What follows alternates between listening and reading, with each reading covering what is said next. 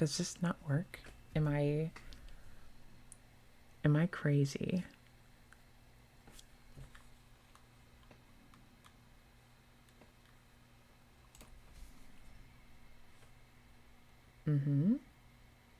Why is this? Uh-oh, did this just start? Oh, here we go. I'm live. I'm live.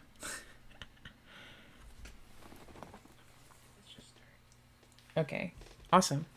Hello, everybody. We have Deck Devastator 7 today with 167 players. Quite a lot. I can't tell if they're... I don't think they started yet. Okay, they have not. But very exciting day for everybody in Edison who's interested in Edison stuff. We have some cool stuff in store for you today. Hopefully you get to see some spicy decks. I know some prominent players have told me personally that they are playing with some interesting stuff today. So yeah. I have some new settings for you in terms of viewing. Should be pretty cool. I tried to make the viewing experience interesting. Let's just look at some Edison stuff that's going on while we wait. Oh, that's interesting. We actually have some wedge counters being used, it looks like.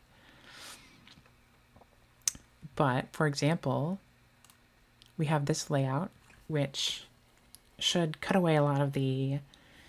a lot of this, like, information overload. So if somebody is not used to seeing Edison or Yu-Gi-Oh! In general online, this should make it very simple to follow what's going on with only the information that you need to see as a viewer. So yeah, that's pretty interesting. I'm just going to check in the Discord to make sure that everything is going properly.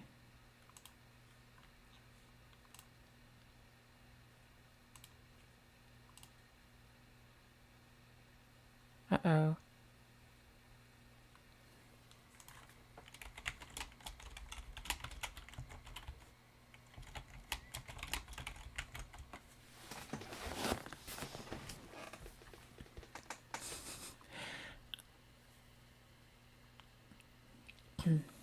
Let's see.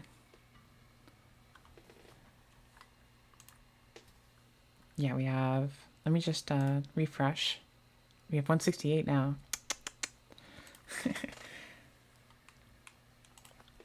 Anybody in chat? Not yet. Oh, that's interesting. Yeah, this is looking rough for House Hans.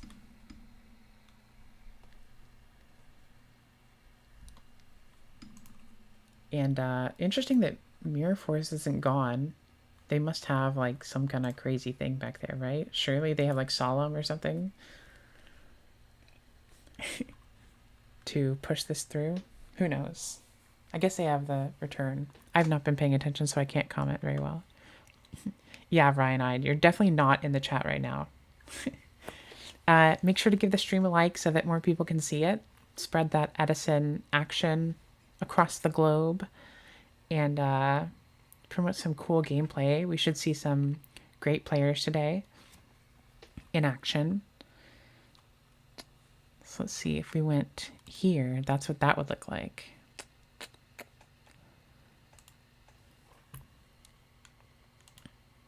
Okay. Let's just watch another one while we wait for the... That's funny. I don't know if you've seen Goat and Edison Replays YouTube on YouTube, but here they are apparently.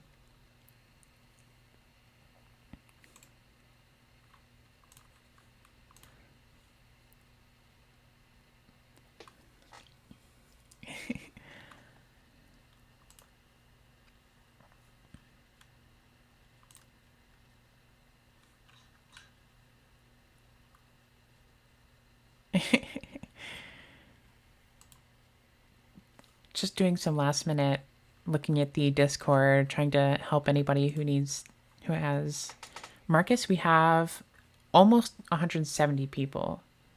We have, let's see, keeps going up, right? Yeah, we have 169 currently. Nice. It's a nice amount of people, I would say. Should be starting any moment now.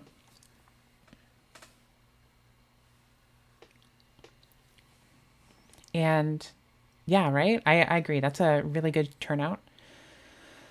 I think the record was around 180 for a deck Devastators. A few replay channels have started doing more active content lately. Interesting, Jenkins. Oh, interdimensional matter transporter on absolute zero. That's funny. That's pretty funny. Yeah, I think the record is about 180, maybe a little bit more, a little bit less. So we're close to the highest turnout for a deck dev that we've had, which is probably very good considering I haven't been doing a lot of content to promote the to promote the tournament lately. I've been kind of slacking on the YouTube. Well, not kind of. I've been absolutely slacking on the YouTube front. But good to see that the hype for Edison is still there.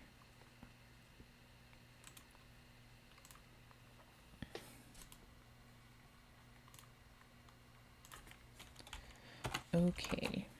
And just at the start of the stream, I want to give a big shout out to Spiral, who has helped with every single one of these Deck Devastators tournaments. They would absolutely not be possible without Spiral. While I'm streaming, he's always handling a lot of the moment-to-moment questions and can you drop me and all this kind of stuff, answering questions. And he also like works with the challenge and all that. So huge thanks to Spiral.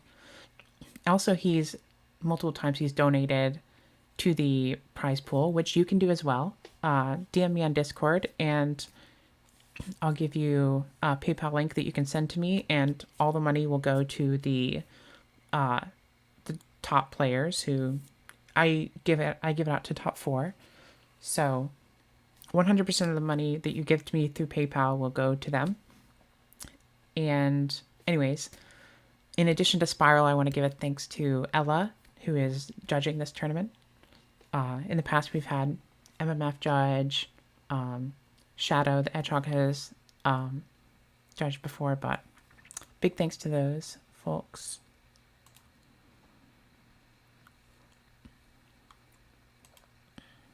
We are about to start.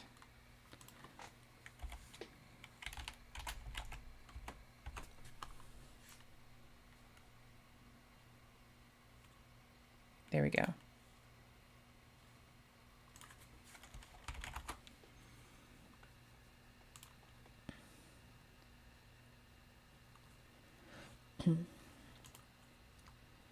Ooh, here we go.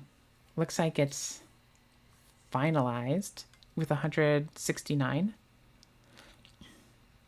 And let's look at some interesting matchups that we could spectate here.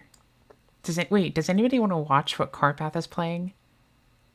I think that sounds like a fun time, but let me know in the chat.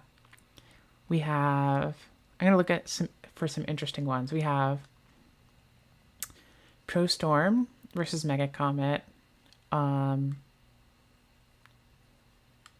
there, Fraser is playing over there of the I Am Nerd channel. We have Samu Pusteno, the reigning champion, by the way. Ronok. Guari's in this one. That's pretty cool. Diego, Masha. Oh my gosh, there's just so many great players. Fraser and James Ark. Are they both in this? There's Carpath right there. Is Fraser playing James? That would be insane. Let me try and find that. No, that's not is Gappy S isn't James, is it?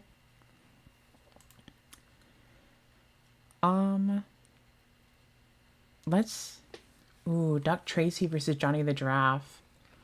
I think that's probably a Blackwing matchup.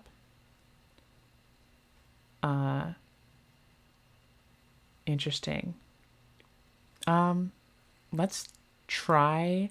So we do have at least 4 actually. I think we have 4 former Deck Devastators champions that are playing in this one at least. Maybe, no, because one of them is commentating today. So let's check here. Let's go watch, username.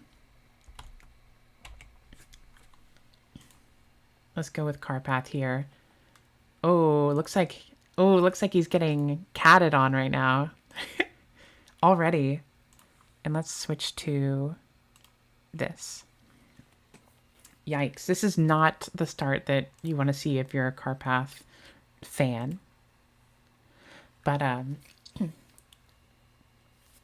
our previous champions are in order. We have, I think Deck Devastators have one of the most illustrious history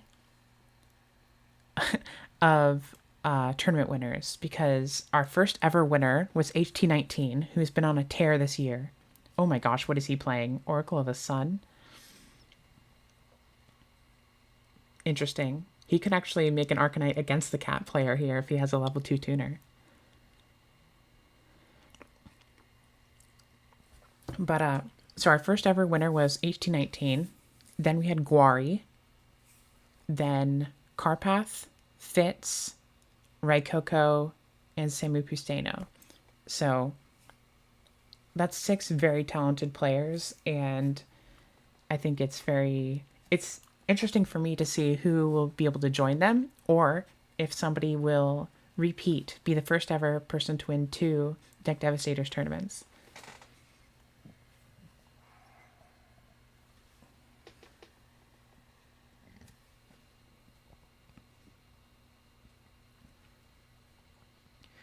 Interesting that it's kind of interesting that Carpath summoned Oracle here.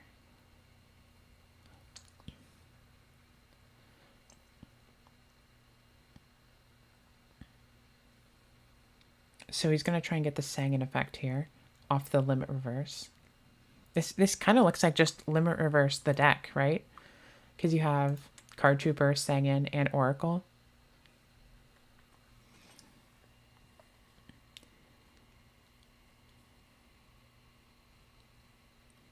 This is quite an interesting deck from Carpath. We'll see how much success he actually has with it. I still haven't figured out what the game plan is.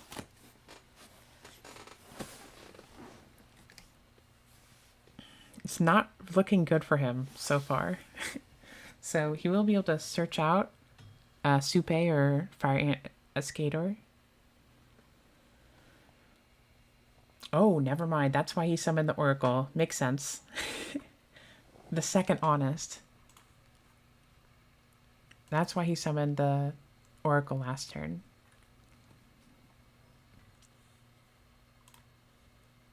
One sec.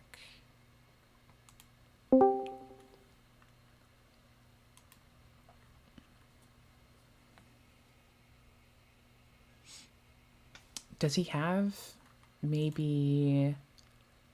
Oh, okay. Does not want to set that card. What could Carpath have here to capitalize on the Oracle? Okay, that's pretty huge, actually. This is huge. So you'll be able to summon another Oracle if he plays a third one? He doesn't? Oh, that's unfortunate that there's one in grave and one on field, and so the Chaos Endmaster wasn't able to summon Oracle of the Sun from the deck.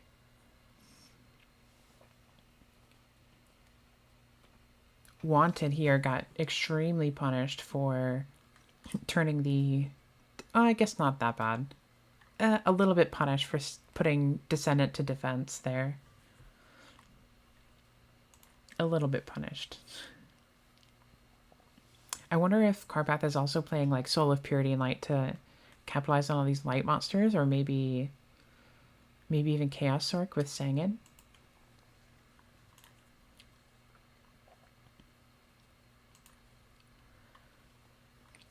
Anyone else check? Oh, yeah. The thing is, with the Discord, I joined that call, so we might be hearing from Fitz later today.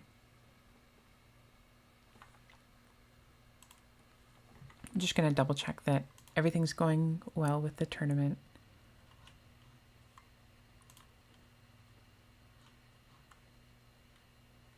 It appears like everything's going well so far.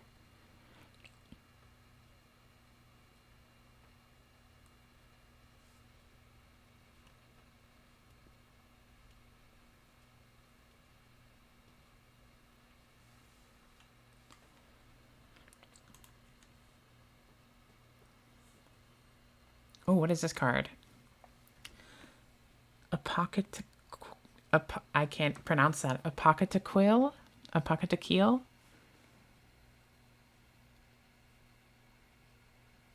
This is a strange card. So,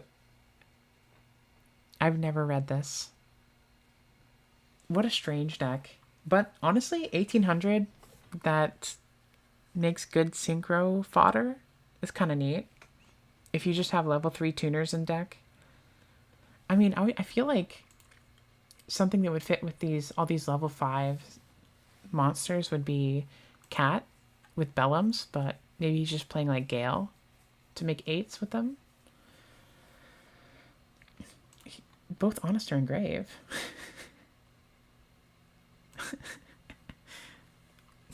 Damage? How are you pulling Honest out of the grave with no back row even? Lewis, Yondaime did enter, actually. Okay, we have Supay. This is a crazy deck. It'd be pretty funny if he was able to win some rounds with this thing. I don't expect that Carpath is planning on winning this whole tournament, but maybe he has lots of faith in these Supay kind of cards. I don't know what to call them altogether. They're kind of Aztec themed.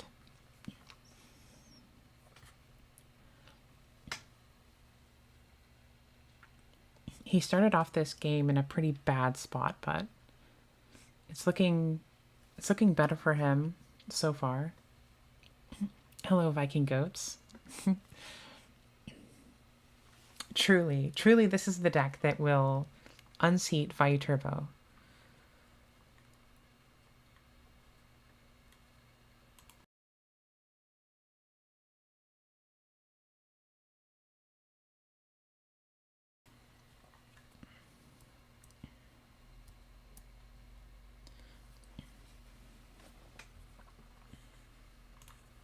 So we did lose our Stardust. I feel like there's no way Carpath has room for like Caius in here, right? Oof, that doesn't feel great. That also doesn't feel great. All 3 Raikos are gone, and 2 Bellum, which means that Cat probably can't do anything. If the opponent has Cat, shouldn't be able to summon anything unless you play an additional Cat target in addition to the 3 Raiko and the 3 Bellum that are probably being played. But Carpath is getting dust shooted here, which is not great. Don't I mean proceed? I have no idea what that means. I think I probably missed the reference. I probably spoke past whatever was happening there.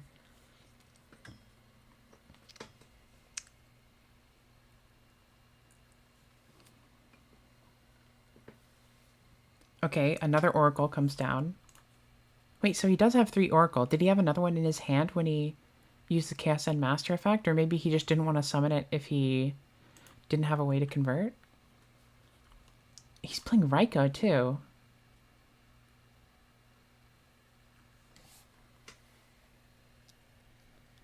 I feel like Carpath's deck has to have some kind of conversion for all this graveyard stuff, right? Why are you playing Lila and Raiko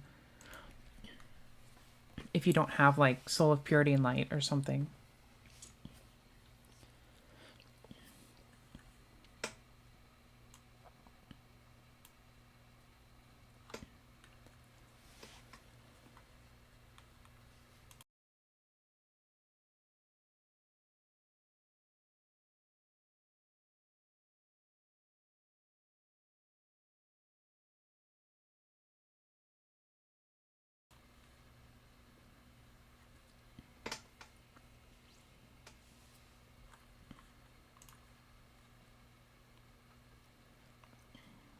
So if the opponent does play Dad, some of the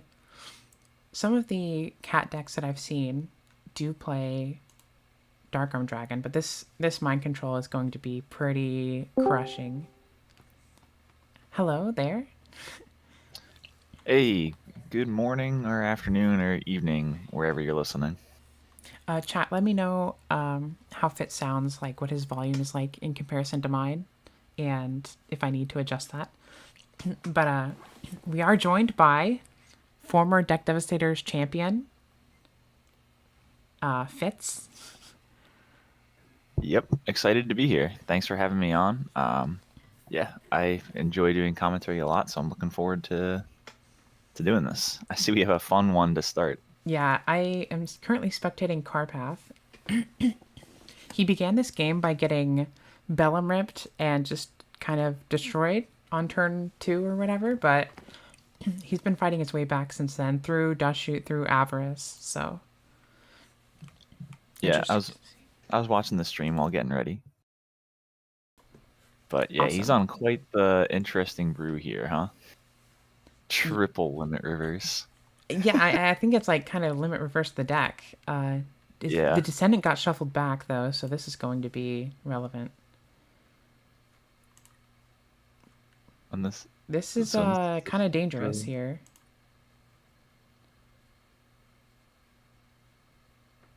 uh, yeah, 27. Okay. he We're kind of needs. No, Gorz is gone. Yeah, and there's no option to Caius for game here with the normal summon of the spy. So, what can Carpath do to crack back here? This is a very crucial turn for Carpath. We know he has Supay in hand, yeah. right? So he can make like an android or a catastor. He also has this. He Oh, can Black Rose the field or make that's Ancient yeah. Fairy. Black Rose is so scary. This is terrifying if he doesn't Yeah. have like a Sopal or oh my. Okay, Oh, maybe he he has has a a back row. yeah. Maybe he can save himself with his back row, even if it's. I guess all the limit reverses are gone, but he probably plays Call the Haunted too, right? Surely. I mean, if you're, yeah, surely you play a Call of the Haunted before the third limit reverse. Right? Okay, so and we know he has at least one Raikou, so that could be the second. This is crazy. We're getting to see both players almost complete decks here Yeah. in game 1. So one Avarice gone for the cat player. So they're likely on at least two. I think so. Um, yeah, they're on 6 darks. Do they have They, cat targets left? oh, I don't think wait. they. What do they have I don't think left? they. I think that's an illegal activation. Yeah, I think he's realizing that too. Because Yep.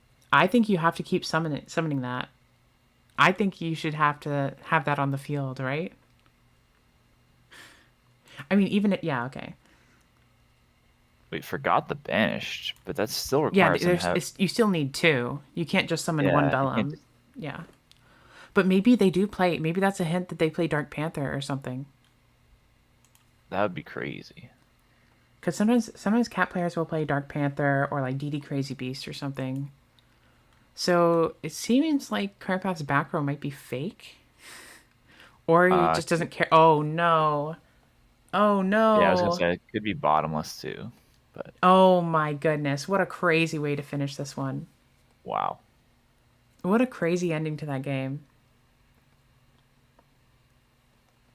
And what's even funnier is that I think if the cat player had been able to actually summon from deck, they would have lost.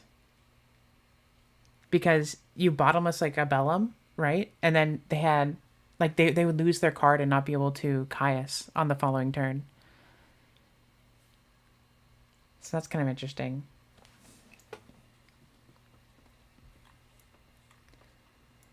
Yeah. Oh, what a good match to join right off the bat here. This is fun. Yeah, as a cat player myself, I've definitely had games where I just summon cat and don't use the effect. You know, when you play enough games, you run up against like every single possible situation.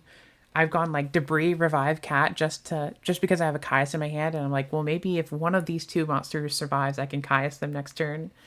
So all kinds of crazy stuff that can happen with cat, but when you don't see the avarice and you've already gone through cat, the monk and the cat can be kind of bricky.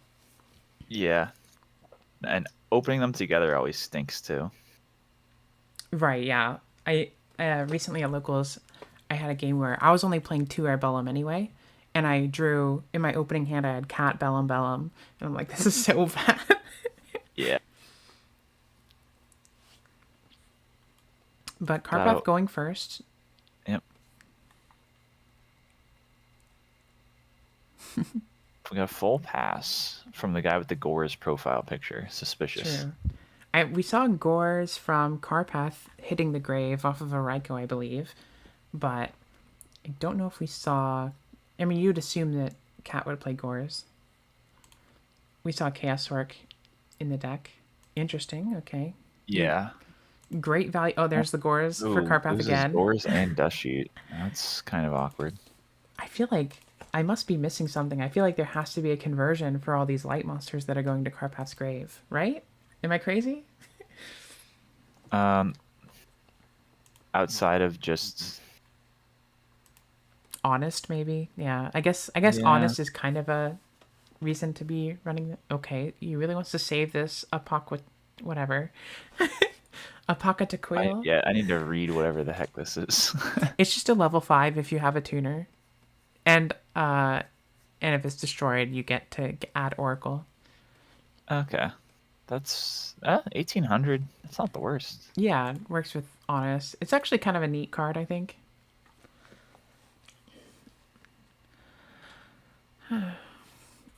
Does it miss timing, though? That's the question. Probably does, but I moved my mouse off of it. Me too, me too. So I can't read it anymore. Read it. Oh, it's back. Okay. Yeah, it's a when you can, so it does miss timing. That's unfortunate. Because I was going to say, like, if you run it into a Raikou, you don't even get the ad. Nope. Or if you synchro with it. Probably more significant there. Yeah. That'd be pretty good if you could synchro with it, revive a Oracle. Be a bit wombo combo-y.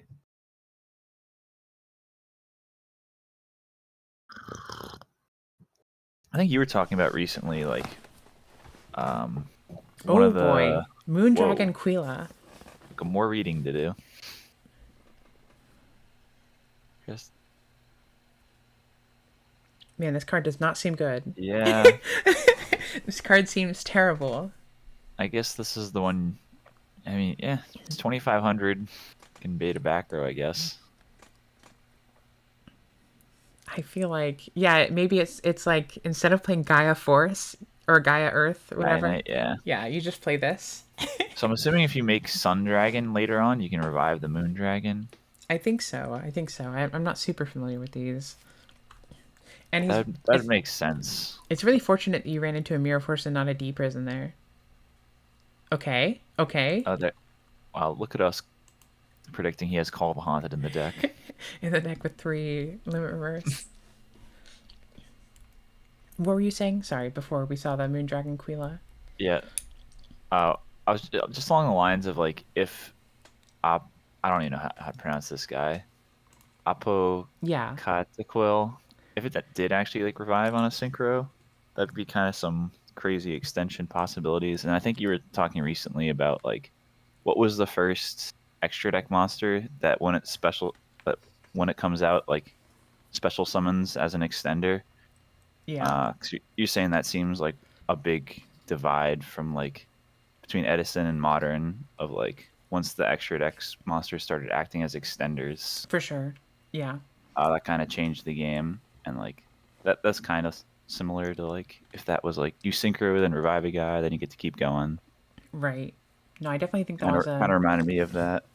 Yeah, I agree. I think we kind of settled on, like, Curry was kind of one of the first archetypes to do it.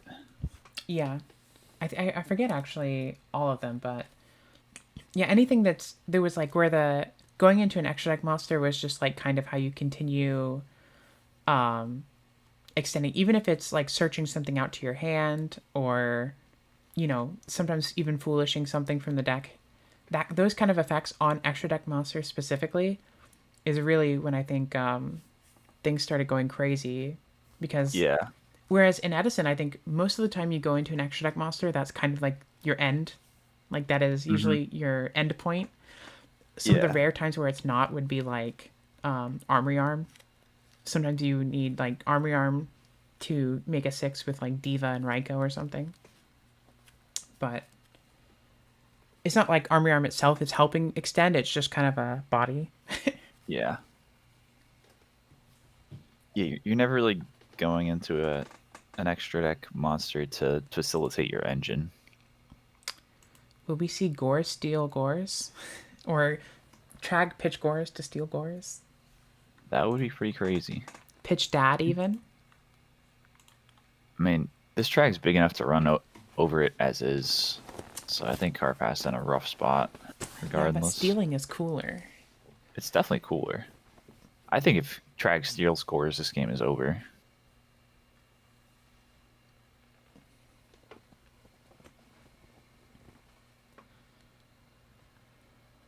This card is sent to the field. You can special summon. So true. How far Legend? Wait, oh yeah, that. Go ahead. So Supay, does that miss timing? Since Oh boy, here's Monk. This is bad. oh, does Raiko pop Limit Reverse make Supay miss timing?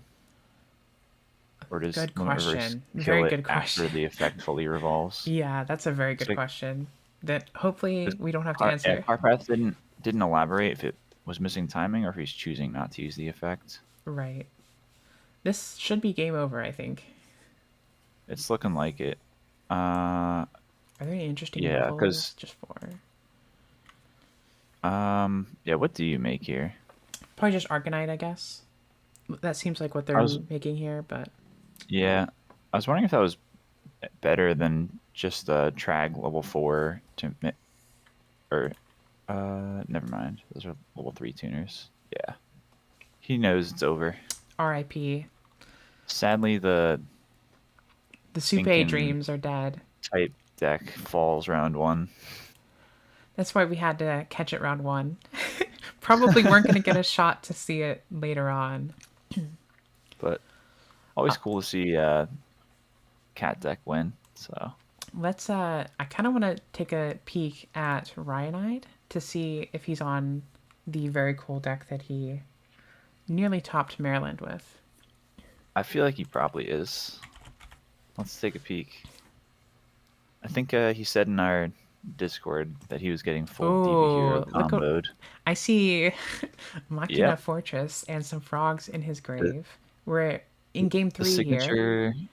signature Machina frog. It is a frog mirror, though. I think that might just be the Treeborn and Diva Hero. He said Oh, really? he said in our Discord chat earlier that he got like Diva Hero Wombo comboed game 1.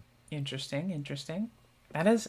I feel like Diva Hero is such an underrated deck in this format. Yeah, I kind of do too. I never know how to rate it because whenever I play it, it feels like For sure. dog water. But I agree. Whenever someone and plays Diva Hero against me, it feels terrible. And then when I play Diva Hero... Or sorry, it feels terrible for me when they play Diva Hero against me. And then when I play with the deck, I'm drawing like 2 Mally Gilman every game, it feels like. yeah, I prefer Zombie if I'm going that style of deck because Zombie has like it can go all in, but I feel like Diva Hero you like need to go all in, whereas Zombie has a little bit more of a grind game to it, which I appreciate. But I mean, yeah, a good Diva Hero pilot when they can take those calculated risks on when to go all in and has like crazy ceiling hands, like definitely a good deck. Interesting. That's a Mally. It's got to be a Yep. Mally. Well, and that's one of the issues with the deck is when you hard draw your future fusion targets and don't have the So, future fusion, it looks a little more tame. looks like we went... I don't know how this all got in the... Like, I feel like 1-for-1 for Fortress is how Fortress got engraved, but I'm not sure how the gear frame got engraved. Well, if you gear frame 1 for 1, that's like this Oh, I guess deck Stratos 1 for 1. So you search the right. fortress, You pitch tribute it, and off. then you It tribute makes for sub. sense. Yeah. Yeah, yeah, it makes sense. You It tribute off seems the gear like frame for the sub. That makes seems sense. like he left a decent chunk of frogs in deck trying to get value off this sub, and or might already have a couple in hand. Ooh, okay. You're pretty You happy with take this. that. Yeah. Yeah, you take this trade if you're Ryan, because this Unifrog was free off the Treeborn, and so you kind of just traded a Treeborn revive for a Mirror Force, and that's why Unifrog is pretty Okay. nuts. Interesting. Banishing the Oh man, Mali. This is pretty huge. yeah, that's a big swing. Will we see Agoras come down on this banish, though? And if he still has a Swap Frog in deck, he can sub tribute itself for swap, bounce the Caius, and this guy's going to be in a Ooh. little bit of trouble. We're thinking on this, I guess. But thinking on Agoras? Thinking on scooping, maybe? I don't know. Or it could just be DB lag as well. It That's could be, always it could a be. Yeah. real possibility. I'm praying today that we get a good DB server day. As well as good internet for me, because my internet's been kinda patchy lately. So Mine has too, so hopefully oh this oh stream oh stays together. maybe did lag here. We got the Yep. banish Mali, take 1,000, but they're back. Okay. I've actually felt this before, the frowny face. Sometimes I'll be playing ladder and somebody will disconnect and I'm like, oh man, I was about to combo. It's like kind of funny. Very, very good spot. Oh, yeah, looks like he's doing the play you mentioned. Sub into swap, bounce Caius probably. Yeah. And get an additional frog normal if he wants one. Oh yeah, if he extra normal a dupe there, that would have been cool.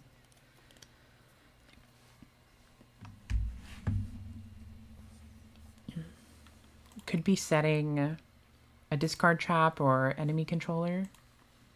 Or Yeah, maybe a dust or a tornado. battle. I mean, or a battle trap to protect the swap frog. I when 10-foot popularized. I think Dimitri had a deep prison to frogs at 1.2. But I think 10-foot was like first one to swear by it. Once they started adding like extra battle traps, like reading the range of frog back row became very annoying. For sure. And even players 'Cause who are known to... Go when it ahead. was like just Mirror Force or discard trap, you're like, all right, I'm not playing around Mirror Force. I'm just going to assume discard trap, put on the pressure. If they have it, so be it. But now it's like got to worry about like a couple D prisons post board. They all main deck torrential now, so it becomes like a lot harder to figure out like what you want to play around when trying to pressure them. For sure. It's pretty tough. Yeah, and even the players who are known for playing a lot of traps, they might just not be on a lot of traps that day or like only discard traps. Yeah, I remember like against 10-foot, we play a lot. Like, and I used to beat him pretty regularly, or not pretty regularly, but I had a good stretch against him where had a good win rate. And that was like when he was just on like discard traps and compulses against me. Right. And when I saw back row, I just wouldn't synchro. I would just summon my Pyramid Turtle and Goblin Zombie and poke, like force the discard traps and compulses on low impact cards. And once he's like, wait, I should be siding D prison against you. And once he kind of like added 2 to 3 D prison, slamming my Goblin into a D prison, I would just like lose on the spot. It became a lot harder. That's interesting. So Diddy's trying to get some damage here. Gale and Diva Hero is kind of crazy. I kind of like that. Yeah, it doesn't really synergize with your levels that much, but I think Gale in general is a crazy card. So playing it in anything is never really a bad idea. Yeah, if you have the Treeborn going, it can probably help the Gale out a lot. Just adding the extra 1 level to like a 4 would help. Yeah. I think very notably in this matchup, Gale is also a Vanities Fiend out, which Diva Hero folds to. So it might True. even be in the side deck. That's a really good point. Is that Diva Hero definitely needs outs to like Vanities and Dyna and stuff. So, and you know that Yeah. frogs are bringing in Vanities against Diva Hero probably. Going into this is a little bit scary when that might be a Wing Blast in the back row. Probably more likely a Raigeki Break, I think, though. If it's going to be one of the discard traps. Yeah, I think Ryan is usually on Regeki breaks. You know, when a Cyber Dragon comes down, you don't really want to be wing blasting that. You want to Right. be Yeah. sending that to the graveyard. That's the thing with the Machina. Yeah. If he hasn't, well, we know he has Caius. So if you just hit the back row, bring out Treeborn, Caius, Android, you are Yeah. looking in a pretty good spot. I think he's definitely doing that. I think he's just thinking on the discard. Yeah. Sub definitely loses value after you've gone through your whole frog stuff. So not super important. Oh. Maybe thinking about more than just the discard. Yeah, he might be going for a game shot here. If he has Fortress, he might be able to. Okay, Vanities. Okay. Oh, Econ Vanities. Yeah. And he's used his Gale, so. Right, and with a known Caius in hand as well. Supposed to not gain 240 but lose 2400.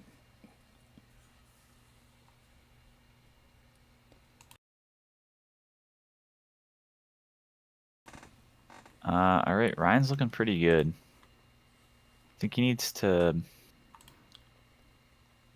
fade like BrainCon Caius is about the worst case scenario I can think of. But he's definitely looking pretty good as it stands.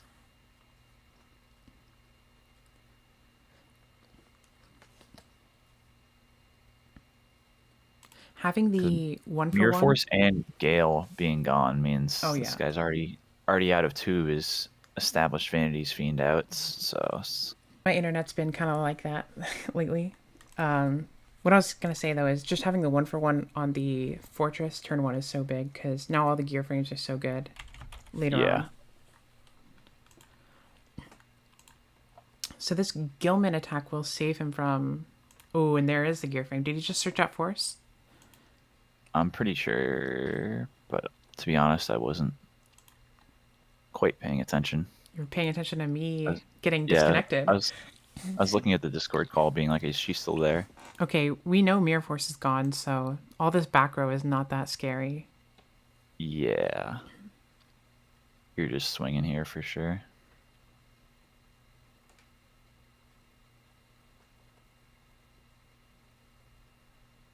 And it's over. There it is. All right. We still have a lot of time left in the round, but let's see who's still playing. Yeah. What's the timer on the rounds? It's like 20 minutes last I checked, which was very recently. Are you doing 45-minute rounds or longer? We're doing 55 just because online things can be slow and the people getting into the actual game can take a while. Are you doing end of phase? Sorry, I didn't review. We're doing 1, 2, 3. 0, 1, 2, 3. Okay, cool. So it is a little bit longer. Let's check on our. I think Raikoko. I think Raikoko is actually our reigning champion. He's already won. So let's check in on Samu if he's still going. Samu is still going. All right. Kevin Cater. Oh, wow. Like Samu just won. Yeah, this is looking over with the BrainCon dad. Up against Skill Drain Blackwing. Yeah, Blackwing bringing versus Skill Drain Vayu. against Vayu. I guess that makes some sense. Everyone in YouTube, let me know if it's working. Don't worry, Viking. Oh. I'm reading. All right. Hey, Viking goats. I see you. Let's see. Who could we can check in on Fraser and see what Spicy's playing. I think it won't be frogs. Oh, yeah, Fraser's playing today. Yeah, I think he said he likes using the online tournaments to Oh, play different decks. he's done. But then, yeah, when he travels, he prefers to play like his best deck, which is We can frogs. check in Yundaime versus Alvarado. That's a pretty... Oh, Yundaime's on frogs and Alvarado's on Blackwing. Blackwing, I think. Yeah. Oh, with With Dark Illusion. Dark Illusion at least in game 3 here. Okay, we have an out for the... Oh, did we Wow. have to hit the rug instead of the whirlwind? That might be correct, actually. Yundaime have a bunch of cards, but Alvarado does have Whirlwind and a Vayu Grave with the Brio on board, so it's not completely over, but That's a big whirlwind summon. yeah. Finds a Does Blackwing. Yundaime have an answer for that? Oh, wow, that's huge. That is absolutely huge. Yeah. Because Do you hit... You probably hit Bora here, right? Because Brio just has to attack the Dupe Frog and you Unifrog the Whirlwind next turn. I agree, for sure. Yeah. This is correct.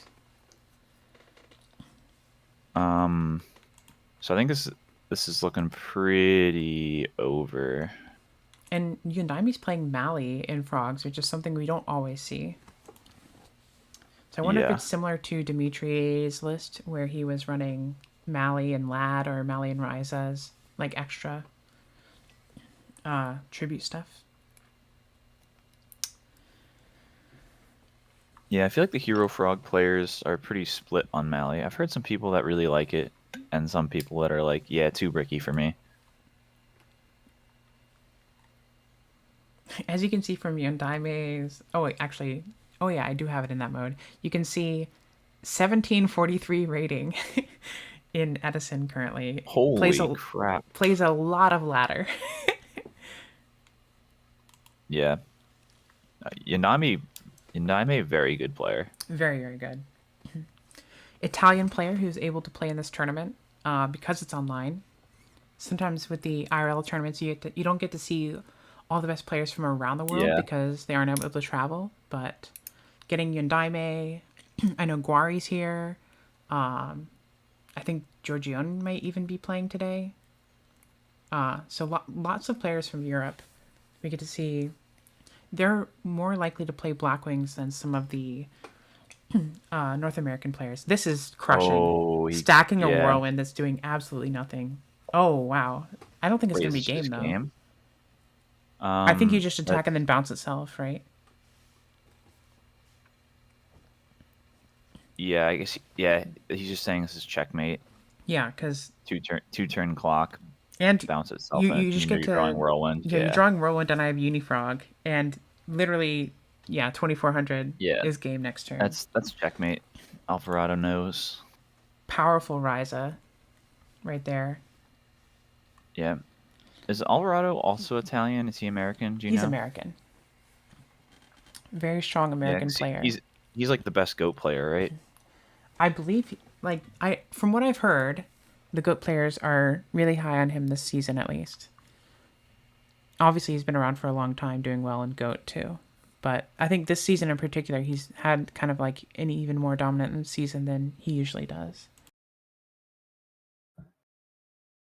Yeah, so that's a battle of some heavyweights early on. So I have Yundaime like very high in my personal ranking of for sure players that I've seen online.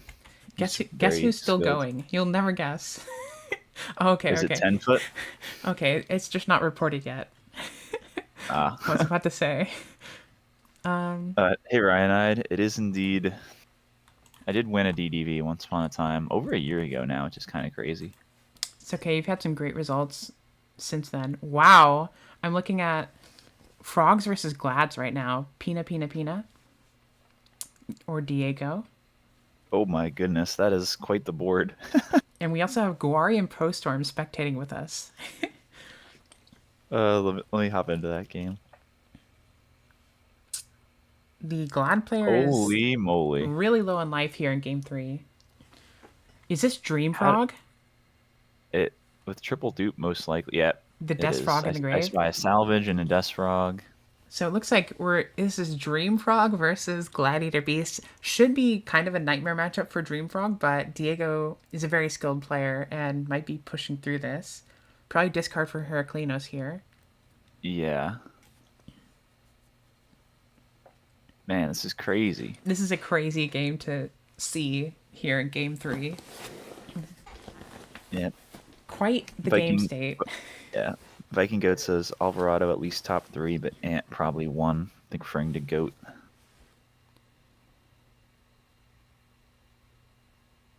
Isn't Ant also Anthony Alvarado? I don't know. NB96 Jenkins is, I believe he's from the UK. Yeah, he is.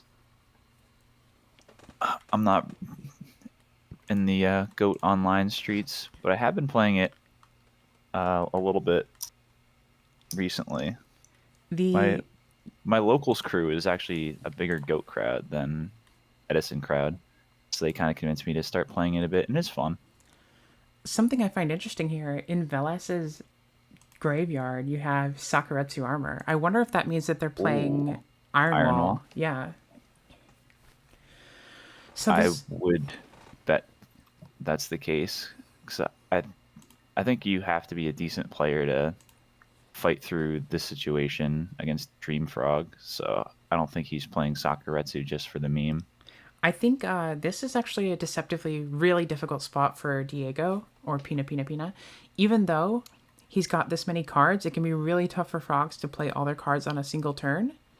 And the Glad player probably has a Chariot set, I want to say.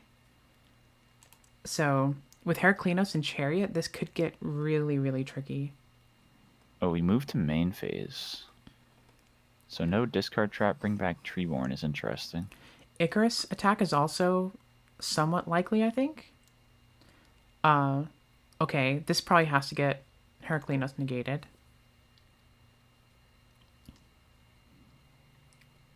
And since Heraclinos will negate the activation, it means that Pino will still be able to conduct his battle phase. Yep. That's a good point. Vale's thinking long and hard about whether he can allow this.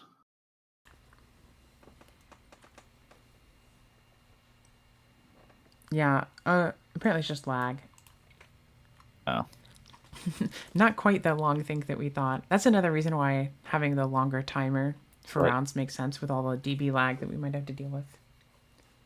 Mask of Restrict. So you allow it, but then flip Mask.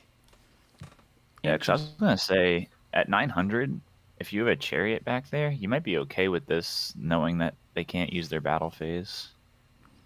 Yeah, the Morphing Jar in attack mode might have been a liability, but not anymore.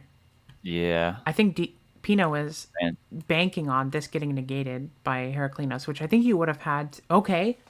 Ooh. Okay, now this might get negated, though. Yeah. Yeah, yep, that's so big. And there is the Iron Wall that we were predicting. This is... Okay. Okay, that's actually enormous.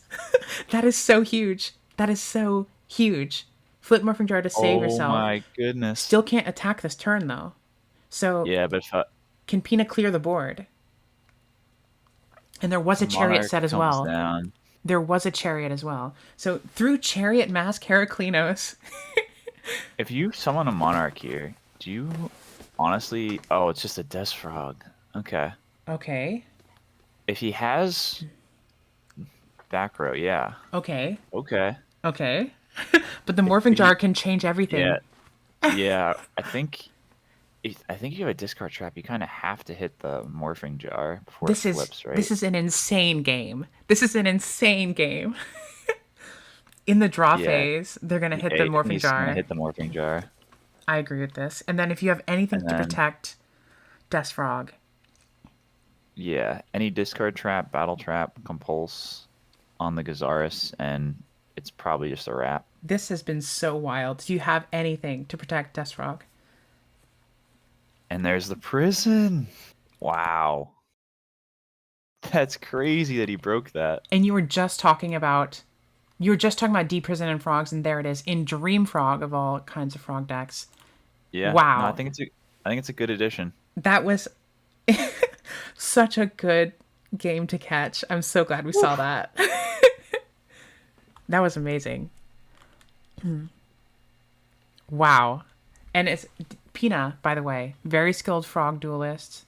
I think Yeah, I think they've topped an EWCQ with frogs in the past, but not dream frogs. So, yeah. He also lost. He was in the finals of an Arbit early this year. The one that OG won, that was against Pina in the finals.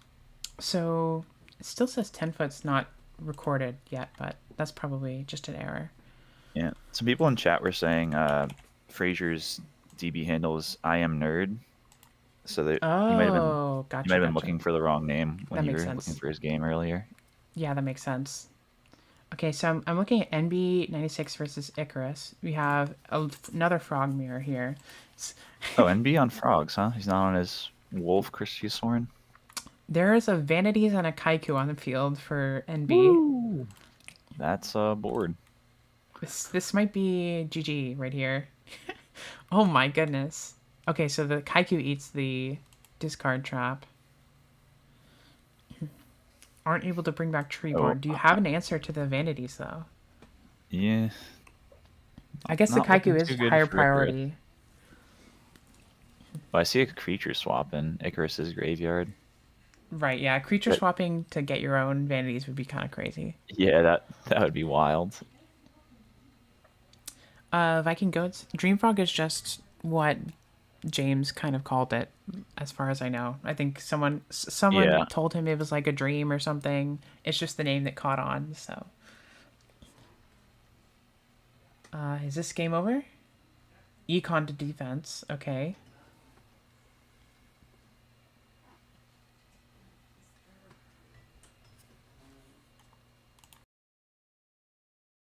Yeah. Someone should come up with a cooler name for Dream Frog. I personally don't mind it. I think it. I don't know. I think it captures the vibe, the general vibe. But Does it? I think so. uh, I don't know. it feels very mystical to me. It doesn't really explain the deck though. It doesn't, but how are you going to explain the deck? Yeah, Avarice Frog doesn't have the same ring to it, I will admit. But I think the main difference is the Avarice side of things. We Use have replace Miracle with Avarice in terms of your advantage generation power spell. yeah. So it looks like that's game over. We have 5 minutes left in the round. I don't think there's that many games still going. So that one just finished. 10 foot, I'm pretty sure finished. This is Benny versus TGU and Papai. And I'm not familiar with many. Oh, I guess Pana's still going? You know, I should probably pull up the bracket myself. That would be a good idea.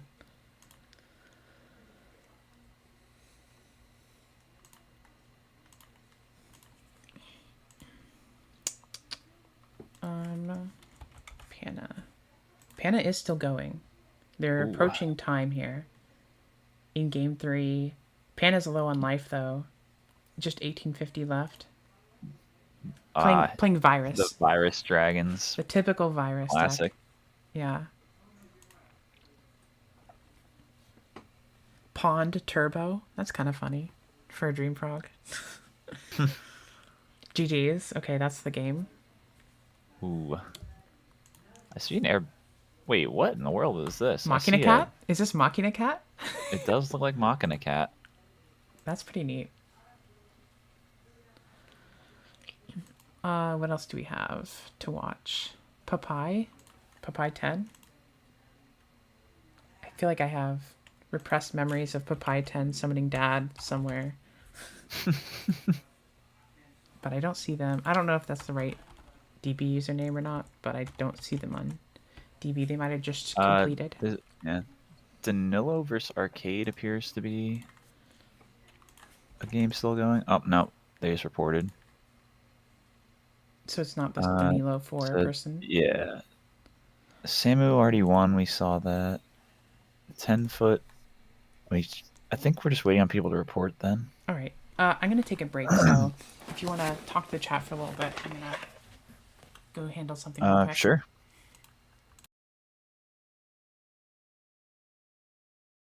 Well, Snack just left, but I did actually just find one last game going on.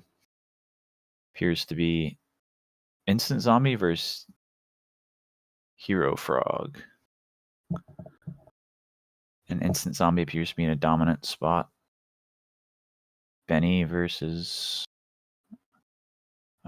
Simon Thurner or something. But I do not have the power to share my screen on the stream. So if anyone's on DB, you can watch the end of that one.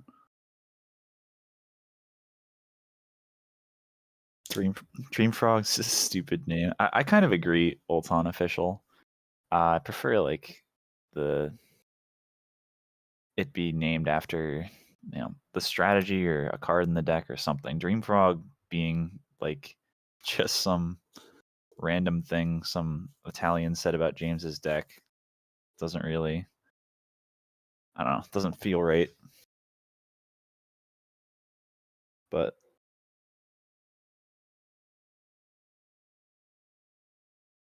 it's neither here nor there. It seems to have stuck until further notice as the name.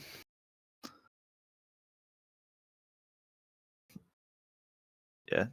I like, Ramen Zombies is cool, Rob, because that's like, it's instant zombies, but you have a funnier name for it. That one makes sense. Disaster Dragon? It like kind of rolls off the tongue, but again, like what is the disaster part of it? It doesn't really make sense.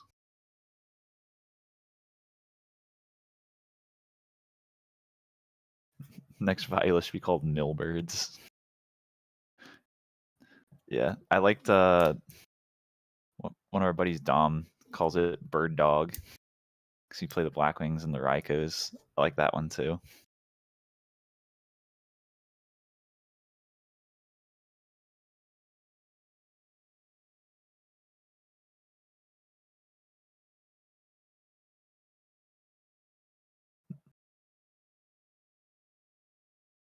Super Duplock.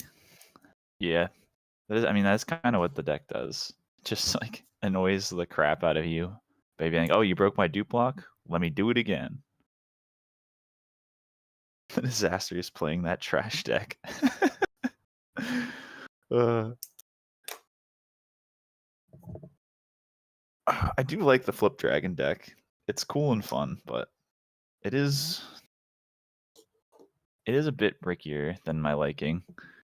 Drawing like debris with no targets in graveyard and drawing wyverns or red MDs you can't get live, like the pieces like don't quite jive as often as I'd like them to.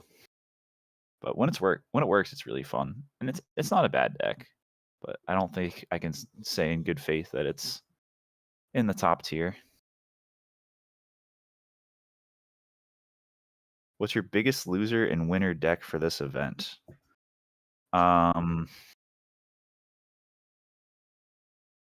So I kind of think I've seen a lot of frogs out there, and I'm a believer in the deck. I think we're gonna see a decent chunk of frogs in the top deck. I think that deck's gonna keep proving that it's here to stay.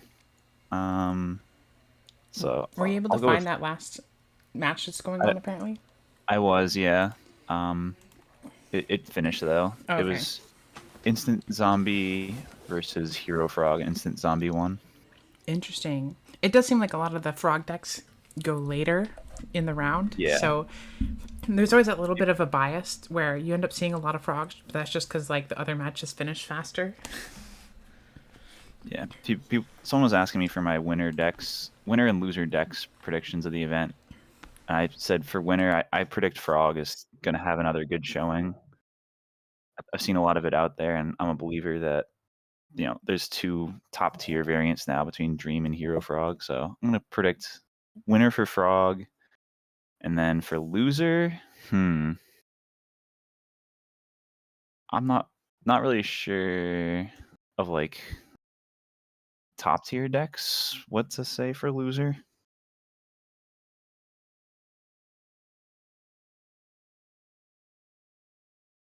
Maybe if I'm predicting frogs, then I'll predict Vayu doesn't have the best showing this event, because that's like kind of a hard matchup for Vayu, but I don't know if I believe that either.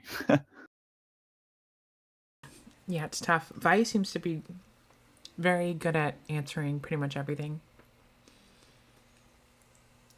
They definitely have bad matchups, but with tools like Oppression and Deck Devastation Virus, it really helps Yeah. them into stuff that isn't No, Blackwing. and I also think like anyone that's a good player is like hip to frogs doing really well lately, and is probably adding some form of extra hate to combat it, whether it be main deck dev, or I've seen some people start playing like Mask of Restrict in Value. I think the good Value players will be ready for just how popular and good frogs have been lately. So I feel like, Value is one of those decks where it's hard to counter it, and it has a lot of tools to counter whatever's the flavor of the month. For So sure. I still think we'll see a couple venture their way into Top Cut realistically. It'll be interesting to see what people choose as their like anti-frog card, because I think Rug is significantly worse against Dream Frog variants than it is against like typical Hero Frog stuff. Um, Worse, yes. I still think it's good, but yeah, Because there like are more ways, because like they're more substitute focused, and it doesn't stop that. So if they do like the special swap salvage back sub, you're not really doing anything. Doesn't help break the dupe locks. they have an easier time getting to Unifrog, and they also like to summon Lad, which Rug does nothing against. That's true. Yeah, they're usually on Lad as well. Yeah, I do think that deck is a bit weaker to Fossil Dyna. Hero Frog has a lot of outs to it with the hero stuff, whereas Dyna can be a bit of a problem both for outing dupe lock if you can protect it while set, as well as like if you summon it, they just inherently have less outs. I think it's a bit worse as well when you can banish both Treeborns, i.e. Soul Release or Kaiku. Kaiku is a bit tough to get the hit through the dupe locks, but if you do connect, that deck loses a lot of its ability to grind. Doesn't have the hero plus miracle stuff to help battle through that situation. So there are ways to attack it. Could this be the one that we're looking for? No. I don't know which one of these if the match is going and it's like visible or not, but Um, I'm not sure what's going on. Why this last one isn't reported yet. Or is it? If it's reported, it should be... Wait, it looks like it is reported. Did I just... yeah, Okay, yeah. The round is starting now. Okay. nice.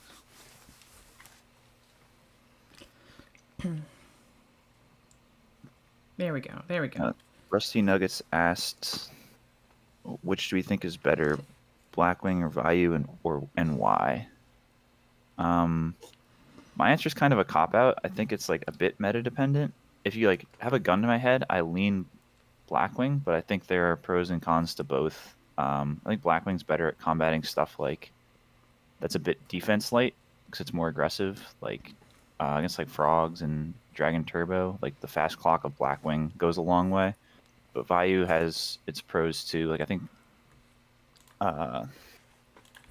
Vayu's, Vayu supporting deck dev easier is very strong.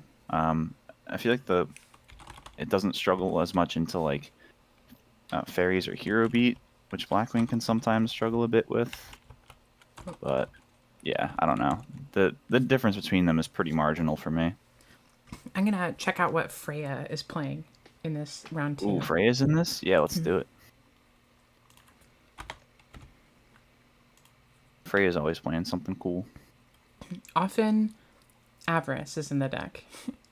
Yeah, I saw she was playing zombies recently too, though. Oh, really? That's Yeah. neat. She posted a replay of her playing like Instant Zombie on ladder recently. I was like, let's go. Love to see it.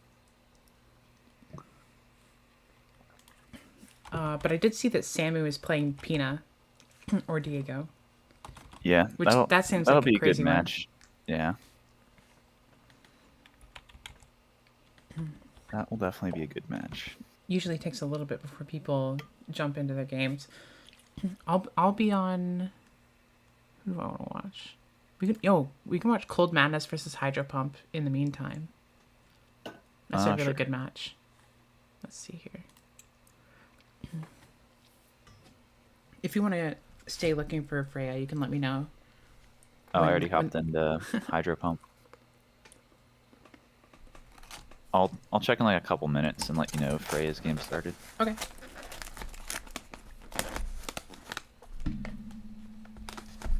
Did we see Hydro Pump round 1? Do you know what he's on? I did not. It looks like his Lightsworn stuff. Lightsworn, yeah. 1 sec. So I'll be back. I think sure. I think he him and ProStorm like playing the build with Wolf and 2 Christia. So I'd probably guess that. Ooh, double recharge start, 5 names. Holy moly. That's about as good as you can ask for. We're gonna see a turn 1 JD.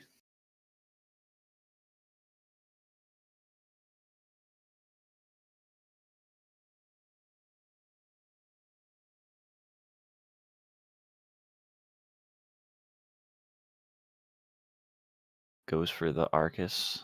That can be nasty into a Raikou, which it is.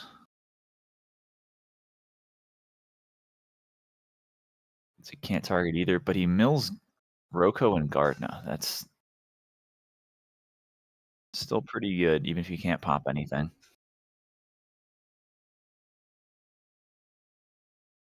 Yeah, we have 5 names on turn 1 That's pretty ridiculous. for Hydro Pump. Yeah, and then we had Lumina Revive Arcus beat over a Raikou, so Raikou couldn't pop anything, but he proceeded to mill Roko and Gardna. So, or maybe you're just. I think I did see some Lightsworn list that was just playing Heralds and no Christia. really, no, I think Hydro Pump and ProStorm have that list where they play like minimal fairy count, but with the 2 Christias while also playing Wolf, so I'm assuming they're still playing that.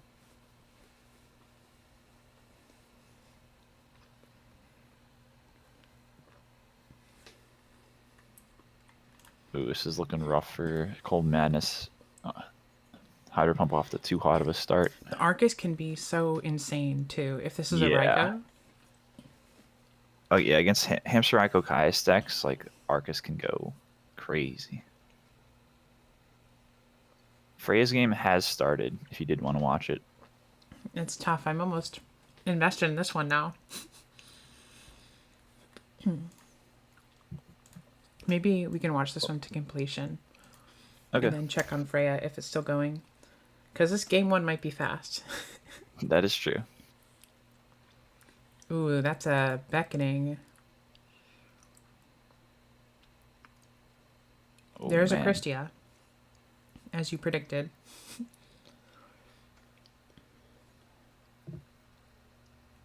That would be a huge Celestia to activate here.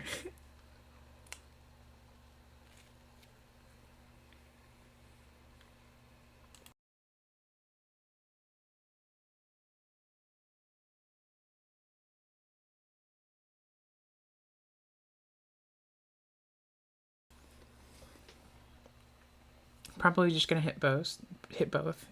Yeah. Oh man. How many fairies is that? 1, It's 2, the 3. 3 fairies now.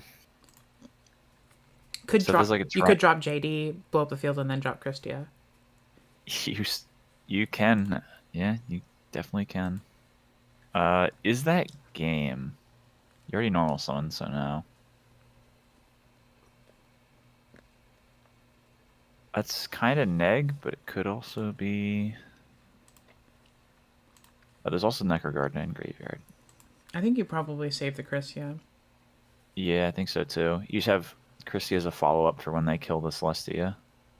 I guess you run the risk of maybe overmilling. The like Lumina hits and another the fairy, and then you kill the Celestia. with the Lumina and the JD, you're probably not gonna have Christia alive next turn. The question is, do you even commit the JD here? I don't know if you do. Yeah, it's interesting. Because Cold Madness does have some crackback plays with the Vayu Sirocco setup. So, Plague Access or Caius, and you lose your JD potentially. I think he's definitely thinking about what he wants to do here. Yeah, he is gonna hold it.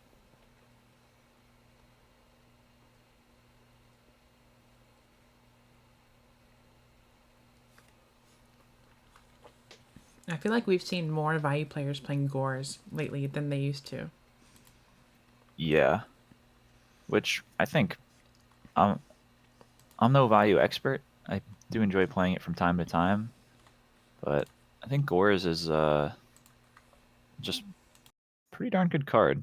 I know, kind of crazy take there, but I think somewhere like I don't even think if you main deck like 1 to 2 oppression, like, I don't even think siding Gores is that crazy when you take out the oppressions because it's like so good in the mirror. Now, part of me wonders if it would have been better to tribute over the Lumina and keep the Arcus. That's a fair point, honestly.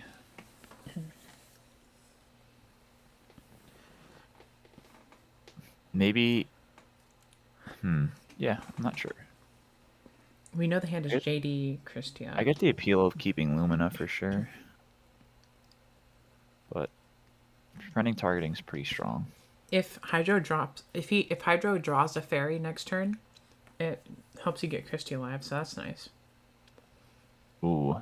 Well, if you have T-Roar, having the Lumina stick around for the threat of reviving Lila to clear back row is pretty nice. Yeah, you probably don't want to make Armed Ring and drop Caius into a known JD like that.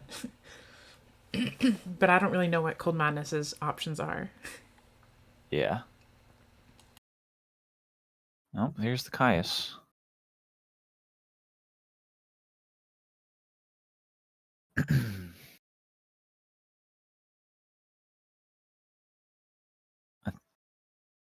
I think Cold Madness needs to have drawn exactly Oppression or Solemn, or this game's a wrap. Oppression would be pretty insane. Oppression's the best yet. Even Solemn lets him buy some time, though. Because I don't think they really play more clean answers to JD than that. Vayu's never on main deck road.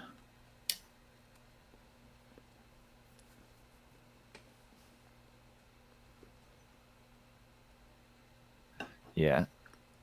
So now you can drop the Christia, that's GG. Yeah, exactly. Chainlink. That's interesting. What? Oh, okay, that's why. Oh, okay, yeah. So we get 2 attack negations to live a turn. Not game yet.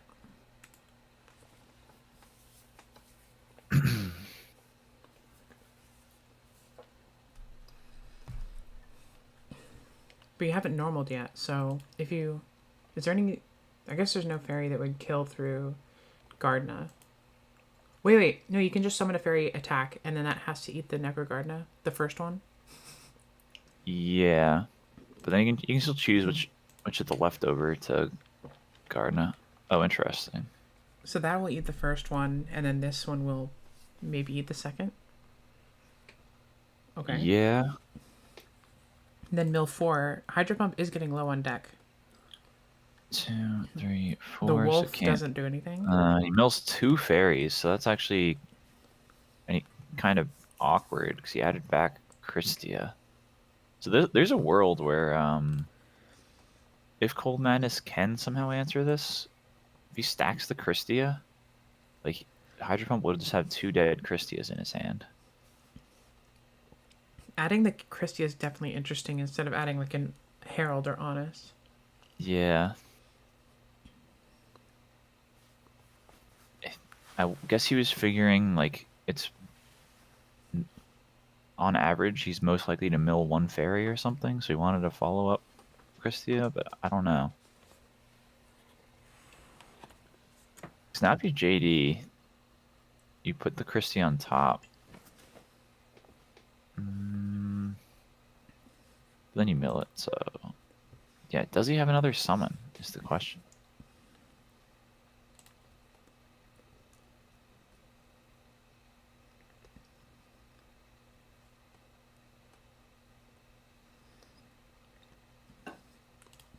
If he has another normal summon, I think he just JDs and summons right away, so... He might not have another body, so... Interesting he's thinking so long about this. Oh. That might be why he didn't add back the Honest. That's kind of wild. You don't JD first here. I think we know Mirror Force is gone, so I might agree with this.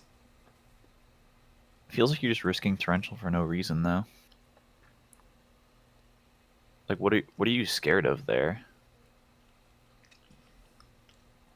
Yeah, I guess it's you put them at 700, maybe BrainCon? No, like I said, 700, so you can't do that either. Yeah, I don't know. Like, I can't think of a back row that would chain to JD effect where it would remove... Because you need to remove both monsters, because whether it's like a Compulse or like Starlight Road are like two of the only ones I can think of where you could respond. You still just normal summon the Honest and game. So, yeah. Bit confusing to me, but he got there. Yeah, it's true. That's interesting. I don't know. I notice chat's been a bit quiet. It has. If you're in chat, say hi to us. We're lonely.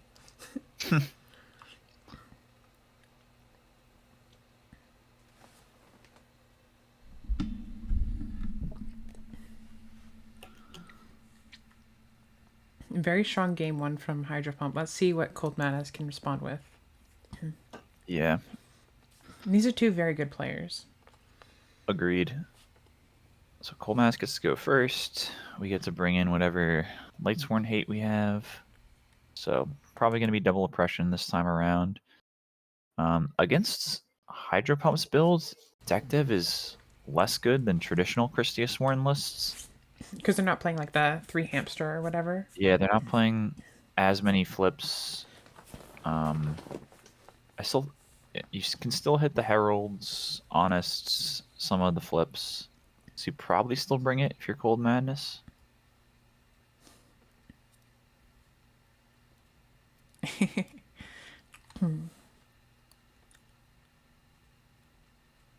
Kind of a slow start for Cold Madness here.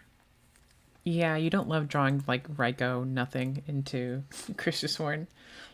Iron Wall. We have Iron Wall sighting. That's pretty interesting. It's a torrential, not a bottomless, so.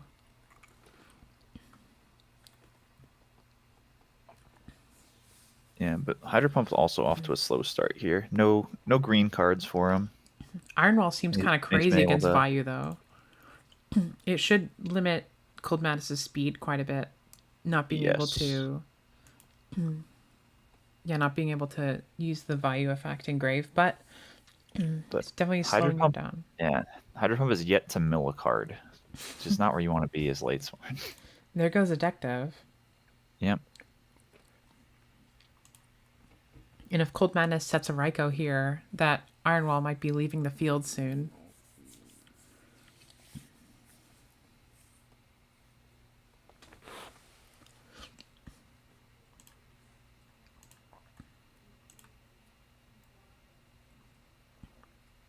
It's already going to be hard for Cold Madness to ever summon Dad this game.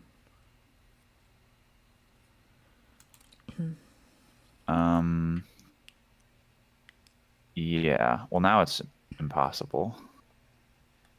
Is this going to be a Swift game too, where Hydra Pump just bricks on Wolves and Christia and stuff? It could be. Trooper Beats is a good strategy.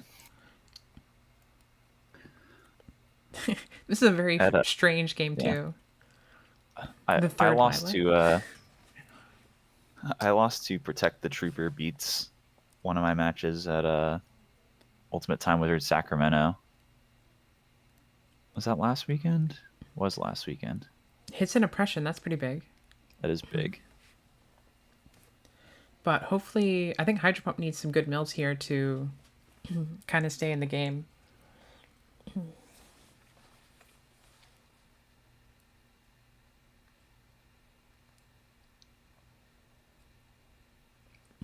That's crazy, Viking Goats. Who could that possibly happen to? Hi there, Frozen Soul. Watch Viking Goats just win the whole event. That'd be pretty funny. Viking Goats, aka Lucas Gustafsson, for everybody wondering. Yeah. Okay. Interesting. This is a game if the Goyo or Brio is able to hit the field and connect. Yeah, you could just bounce the 2 non-Iron Wall. Well, I think if you have value in hand, you probably prio bounce all 3. All 3. Yeah, that's a good point. With a value, this would be pretty huge. Because I don't think Hydra Pump's bringing Crow alongside the Iron Wall, so I think it's most likely game if you use pitch value bounce all 3. Yep. Prio 2. Okay, just targeting 2 here. Iron Wall and that one. Interesting.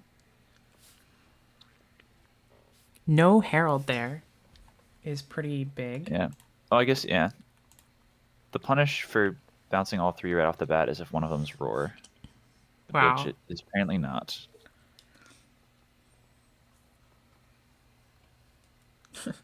So, 2 blowouts, kind of.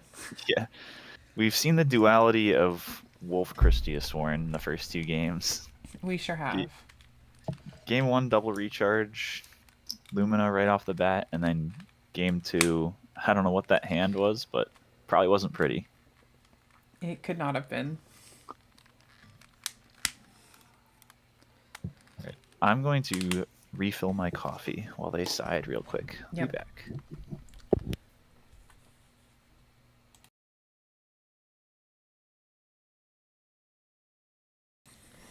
Hey there, Ice Queen. Hey there, Rob the man.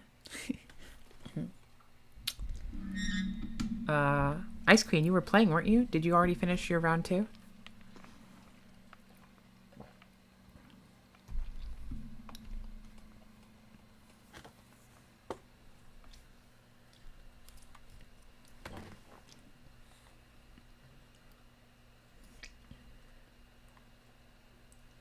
You got a no-show win. We take those. We take those.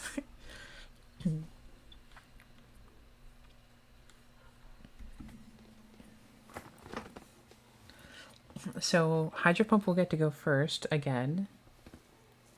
I think he went first in game 1. Anyways, he's going first.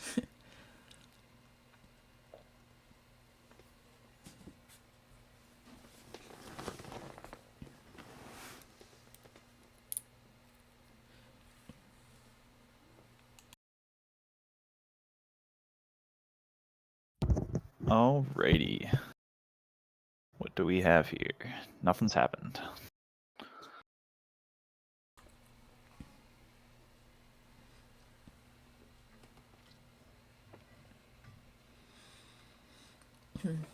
Interesting start. Probably a Raikou. Maybe Raikou beckoning Call the Haunted. Or we could see, we might have an Iron Wall again. Yeah. Or even Decree. Didn't flip the Iron Wall and standby to prevent the Allure. Good thing you didn't chain the Iron Wall to the Allure. Yeah, that is a funny ruling. If you chain Iron Wall to Allure of Darkness, they just reveal the dark that they would banish, but then they keep it in hand, so it turns into a Pot of Greed. Pretty funny interaction. No Iron Wall yet here either, so probably doesn't have it. Or I guess you can chain it to Vise. At this point, you can wait to chain it. It doesn't really make a difference. Yeah, you can chain it to Vise effect, which is better because it's just concealing the info. We're not committing the value, though. We're just swinging. T-Roar. Do we have Celestia? Yeah, Raikou There it Celestia would is. make some sense. There's the Iron Wall. Yeah, Raikou What? Celestia would be pretty good. Do I Yes, still... do I still banish against the card that says neither player can banish? It doesn't banish for cost. If it did, then oppression would be very different. That is exactly right.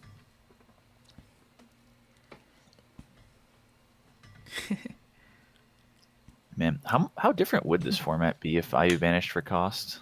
Yeah, it would be pretty insanely different. That'd be a pretty big nerf to the Vayu strat. I feel like Raikou Celestia is... Oh, I guess not. So we're doing Raikou Giraffe, perhaps? It might not even be Raikou. It might be Arcus. Well, why would you do T-Roar if it's Arcus? I don't know. Giraffe just bounces Good point, off of good it. point, good point. Good point. I have no idea what that... Okay, so it is a Raikou. Oh, so you can get the Garroth Mills. Yeah, okay. But we pop Giraffe.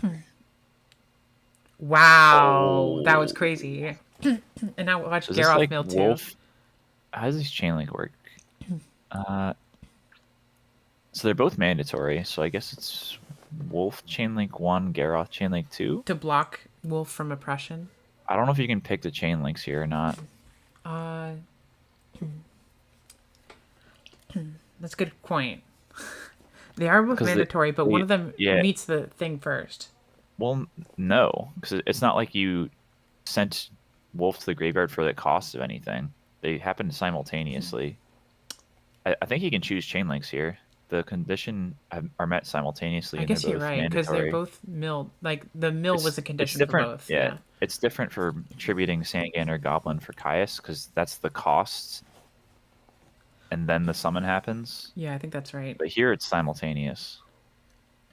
I think you can choose, because the trigger for both is a card being milled off Raikou. Yeah.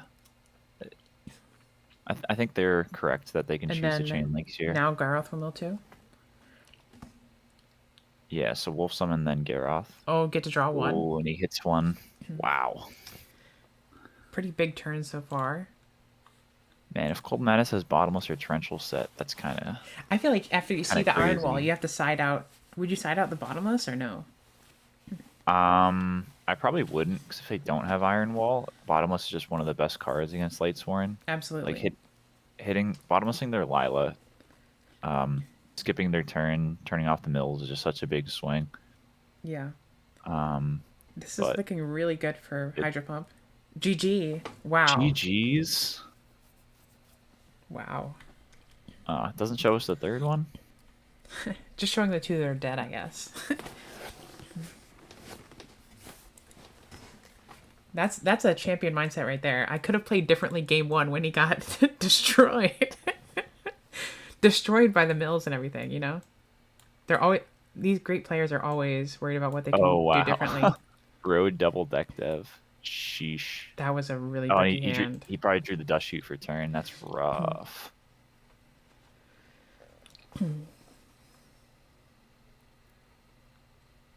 Yeah, I was thinking about Caius maybe banish Celestia instead of banishing the Lumina, because JD would put him at 4 fairy. But it's tricky, because then if you have any fairies in hand, Lumina can just discard them anyway. So either way, you're kind of down bad. Anyway, I'm going to try and see if Freya's still going. Oh, she's up against Mothman. Ooh. Couple of friends in action here. Zombies versus Lightsworn looks like? Yes. Diva I believe Yeah. And we're in game 3. I do know both these players, so I believe Mothman should be playing Christiasworn, and Freya has been playing Instant Zombies recently.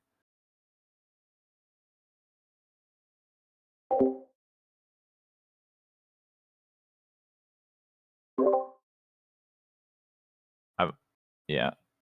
I think from the zombie perspective, Lightsworn's actually one of Zombie's best matchups. Yeah, because you like the goblin zombie like floats into pop effects, or It's so there's that.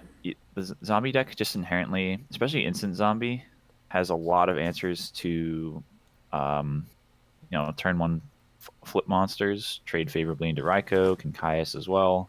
Hades can be absolutely crazy, especially because Lightsworn typically doesn't play a lot of back row.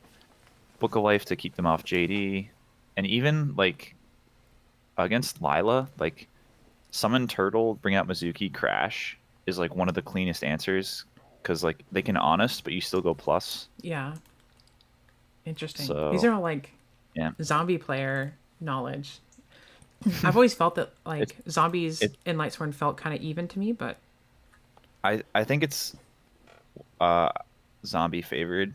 Lightsworn can always sack, but I think there's enough little interactions that go zombie way where uh any deck that doesn't play a ton of back row either, zombie can take advantage of that. But I think like low back row plus like the way the monsters interact, I think zombie for me at least, I typically do well against Lightsworn. yeah. This is looking sort of strong for Freya, but at any moment the Lightsworn deck can do pretty well. It's interesting to see Christiasworn playing Giraffe, I think. I feel like that's usually one of the first names that gets cut for Christiasworn lists. Was Giraffe? Yeah. Um, yeah, maybe he is on pure. I don't know. I know for Arbit Maryland, um, Mothman was staying at my Airbnb and he played Christiasworn for that event. So I just kind of assumed he was doing the same, but maybe he switched it up.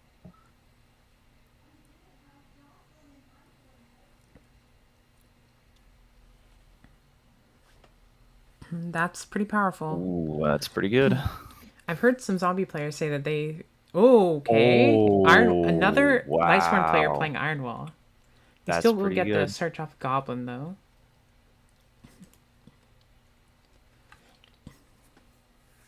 And it'll still require an Honest to not lose the Giraffe. Yeah. Pretty interesting stuff. And one of the Honests is already in the grave as well, so pretty unlikely for them to have the second.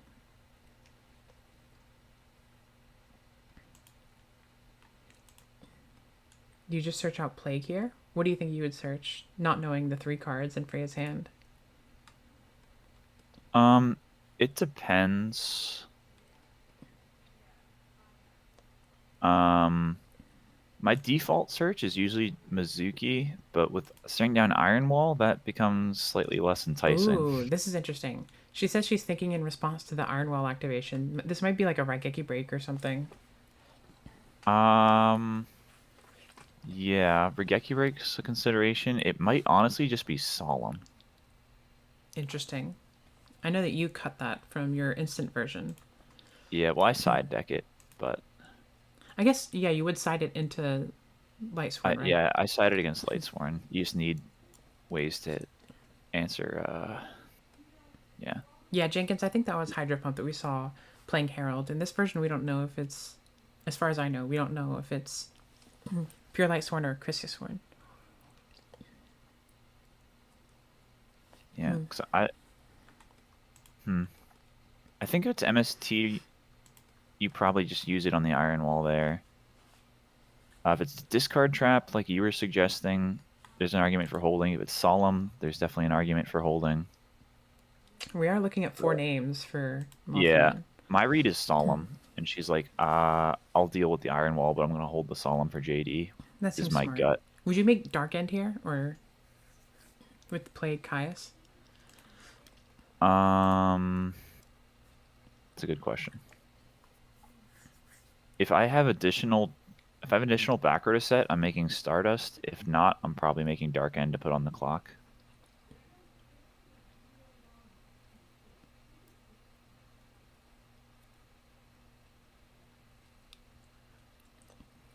And interesting with Iron Wall up, she can just keep Bring it using back, yeah. Plague for an extender to convert cards in hand.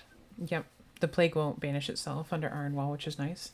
So she does go for Stardust, like you were suggesting. Yeah, I think if you have any additional trap, I'm making Stardust here.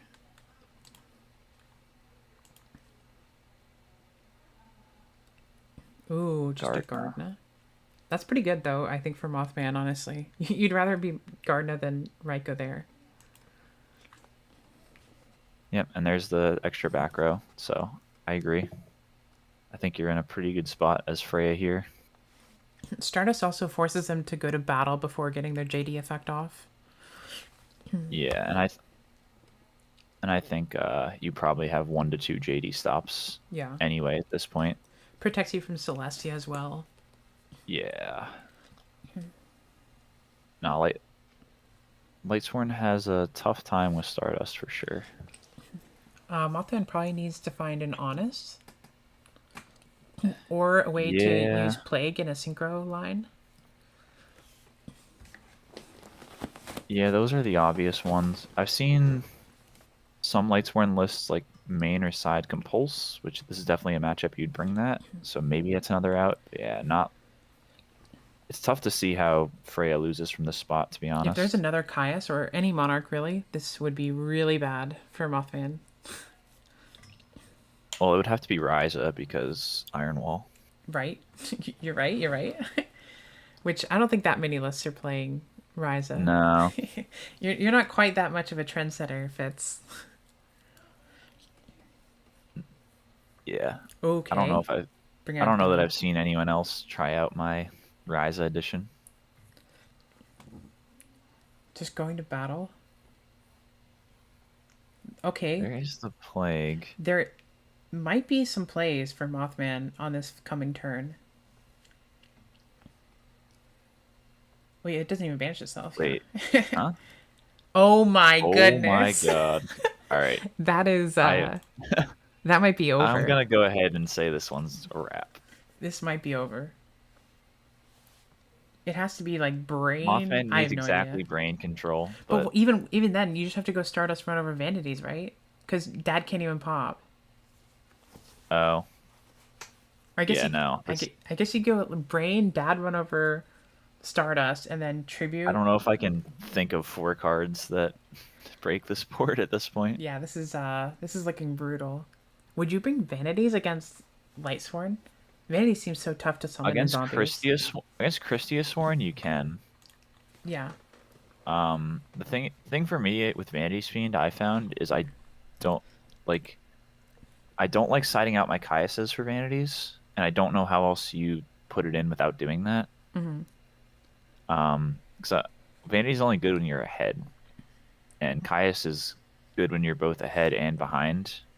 So I feel like in general, like Caius is just better than Vanities overall. Mm-hmm.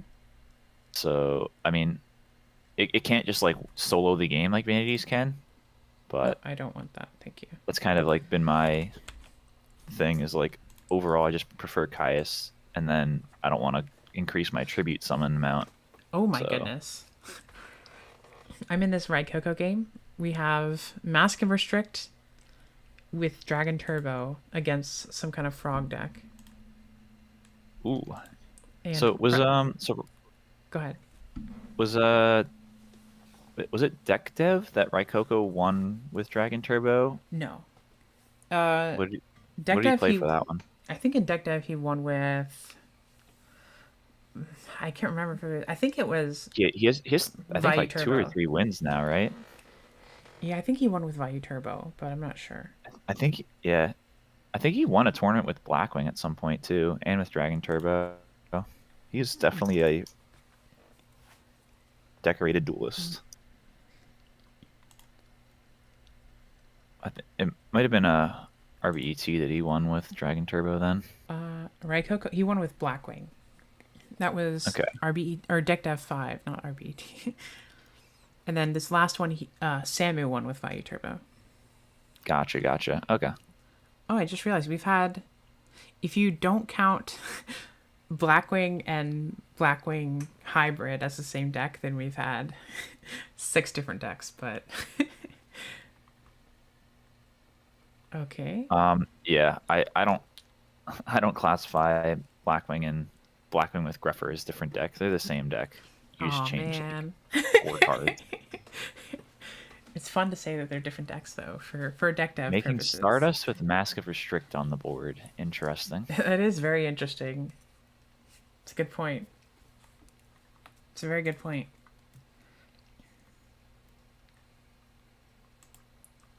Stardust is my favorite card, so I respect the move, but I'm not sure I understand it. Maybe Trunade is in hand.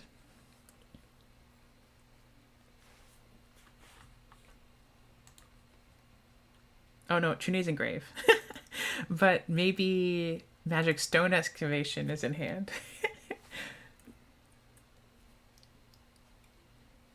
That is a very good point. We would have to correct them if they go for that. But it might also just be they wanted to make a level 8 dragon, you know. Yeah. And extra deck space is pretty tight for Dragon Turbo, so I don't think they're on stuff like RDA RDA. typically. Plus RDA, activating every turn to Oh kill wait, there's a yourself. Did they sync Trooper, Whitestone, and Drago? And you can't even make RDA if that's the case. True. Yes. So So it might have been the only level 8 dragon they yeah, could have made. it's But I don't probably think they even that. play RDA most of the time. No, I don't think so either. Yeah, good point, apropos. So yeah, they might have just wanted a level 8 dragon that they can use to summon with red med, or if it gets killed, bring it back with red med kind of Are thing. all the other 8s dark? That's a good question. Probably. Yeah, Colossal, Thought Ruler, Dark End. Yeah, right? Yeah, that honestly might have been the only synchro they could have made, period, on that board. They could have made Armory Arm, right? That's a light snack. Oh my gosh, I forgot Drago stops Yeah. lights as well. I'm so used to Drago only stopping darks. I think we've solved the mystery. I think that was the only synchro he could have made. Yeah. I think we solved it. This is a funny game state where we're just like Dragon Turbo just like sitting and drawing cards with 4 left in deck.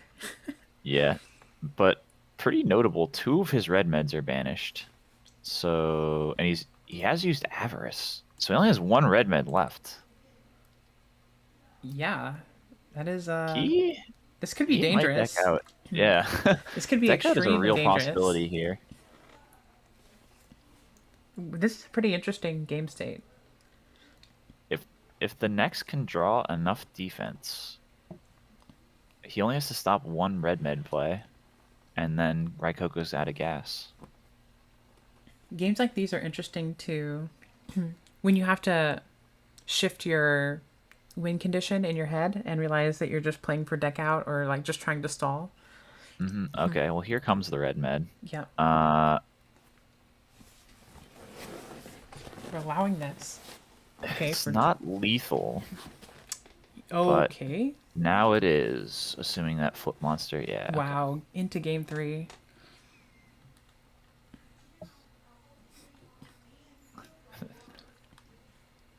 I don't know if I've ever seen Vortex on just a Treeborn before, but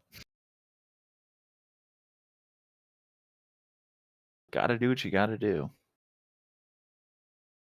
How much time is left? I was just checking that. We have 14 minutes for game 3. Okay. Should be fine for them. Yeah, that seemed like an uncharacteristically long game. Maybe. I don't know that that's true because James Ark played against Dragon Turbo in the top 16 of RBT Maryland, and they went to time as well.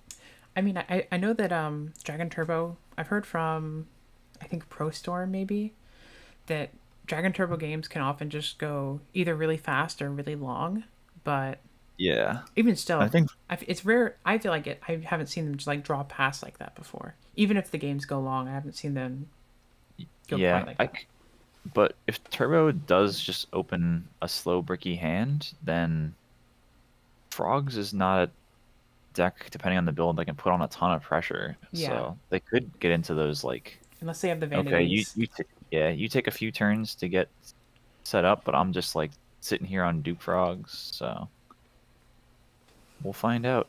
Sometimes Dragon Turbo can deplete all their gas early, and if you can survive that as the opponent, then they kind of just have to start just drawing in their deck and hoping to find some way to maybe find an Avarice or a what's it called, Magic Stone, some kind of way to get their stuff going again.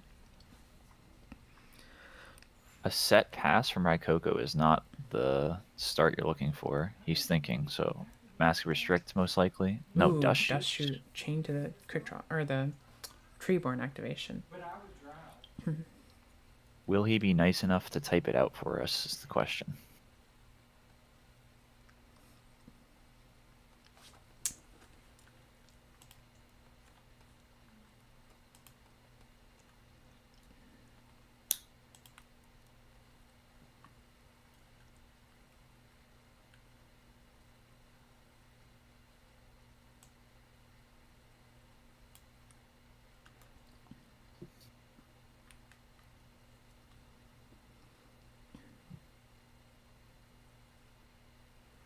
Thanks, Ryanide. That was a long time ago. He sent that message, so he's probably gone. But Yeah, I think he's gone. But we appreciate the love. Okay, what is getting put back here? Light and Dark. Lad. That's a good one to be Yeah, putting back. That is really good against Dragon Turbo. I do feel like the prevalence of Lad has definitely hurt Dragon Turbo quite a bit. It is a good tool against Dragon Turbo as Frog for sure. If you could, like, imagine if you could just, like, special... Oh, my gosh. Oh, he had to choose between Vanity Screen and Lad. That's pretty brutal. This might be a quick game 3. Yeah, rocking a hard place for Raikoko, it appears. And we knew that the next had a swap, so if you Yeah, have a way to I'm special assuming- swap summon Lad, that would be pretty bad, too. I Okay. was going to say, Okay. I'm assuming he has Vortex if he's taking the Lad over Fiend. Okay. He's cooking. Yeah. Does he have the Rejuve is the question.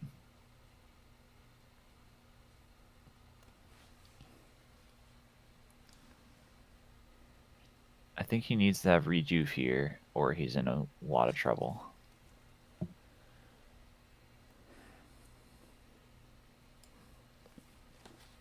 He's counting in the chat, so it makes it seem like there might be a Rejuve on the horizon. Yeah, I've seen them count and not have it before, though. But we shall see. That is your man Fitz on the comms. Spidey Swings is shouting you out, Fitz. Oh yeah, that's my buddy from locals. Although he wasn't going to locals for a while. He's off playing other card games. Oh my but gosh. Can't be doing that. I know, right? But I think he's like gone to the last couple of my locals. He's Okay. showing back up for Ed, but I have not gone. 'Cause like last weekend I was at Sacramento and stuff. But I'll see you soon, Spidey Swings. Don't you worry. Appreciate the love. This could be a big card destruction. Discarding 2 more dragons. Yeah. So now we're Well, at it was 4. 4 out of 29 with 3 rejuves in deck. I don't know what There's the math one. is, but he hit. Magic Stone. Magic Stone, discard 2 more dragons. Casino deck, go, go, go. I mean, that game basically came down to, do you hit one of your 3 rejuves off those 4 draws Do or we hit not? another one? Or no? No Rejuve? Man, the Frog player kept Fader against Dragon Turbo. That's kind of crazy. With the Drago, of course. Yeah. Sometimes they will risk, like sometimes you have to just do like red med, blue eyes for the kill shot, and you don't have the luxury of going for Drago. But that's a pretty edge case. I feel like you want the Fader out for any other form of interruption if you have it. Does Raikoko have the gas to push on this turn? There's a pot. That's pretty big. Hmm. Leave a white stone for debris.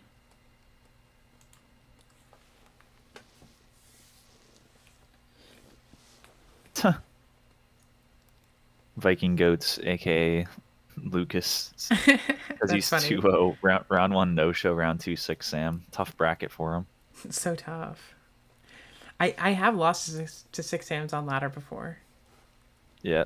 Oh, But I played in a Fraser's. Yeah, I played in a tournament last week, Fraser Smith local, and got 2-0'd by 6 Ams. It was a bloodbath.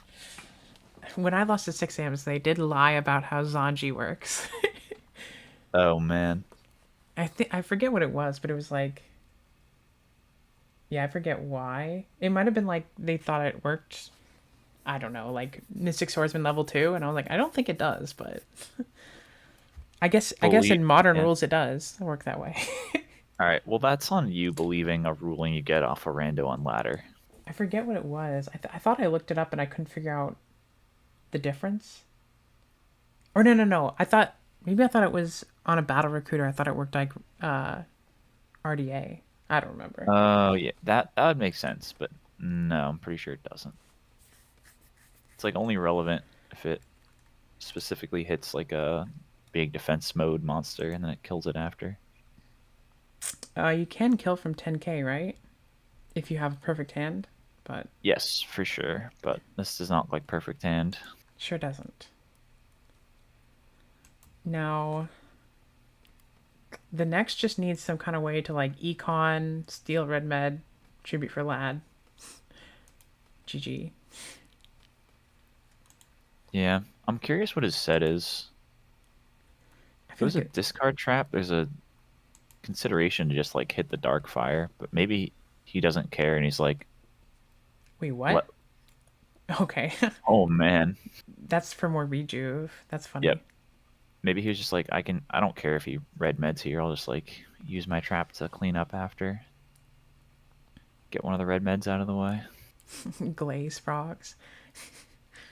Yeah, Ebro works like Mystic Swordsman level 2, but I think I think for some reason my opponent was saying Zanji basically works like RDA against like Shining Angel in defense or whatever, but whatever, I believe it. It's ladder. I don't care to to struggle that much against rulings, but okay. Can you beat Blue Eyes White Dragon? Oh, Okay. that's a pretty big mask. Yeah, that MST is looking a little silly now, I would imagine. Yeah, that's a pretty rough MST there, spending it there. But But you wanted to get the if tree worm yeah, back. Yeah, if you set it, yeah, you're kind of in a tough spot because you can't. kind of just He's just gonna missed. hold the mask. Yeah. You kind of just missed the 50, or I guess it would. Was it Yeah, a 33?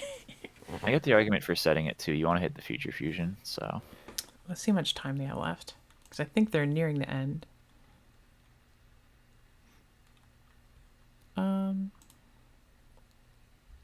4 minutes. Okay, they should have enough time, I think.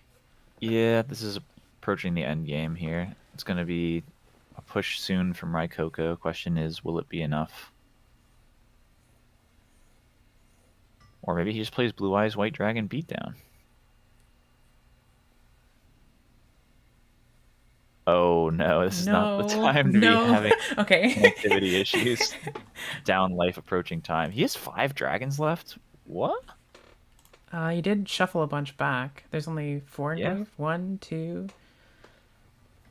How many more? Just weird seeing 12 cards in deck and Future Fusion still being live. But I guess most of it was 4. dragons. 5. There it is.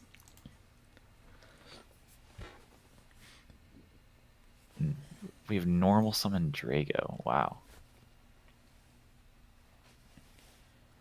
It's so funny when the life points are over 8,000 and they do damage and it looks like it does nothing on the bar. Oh yeah, that is It's like funny. hit for 3,000 and it like barely moves. Okay. Holy crap. This can be a big turn for the next. We have to maybe econ man. take something, normal lad, run over. just summon a Monarch just goes pretty hard here. It does, it does.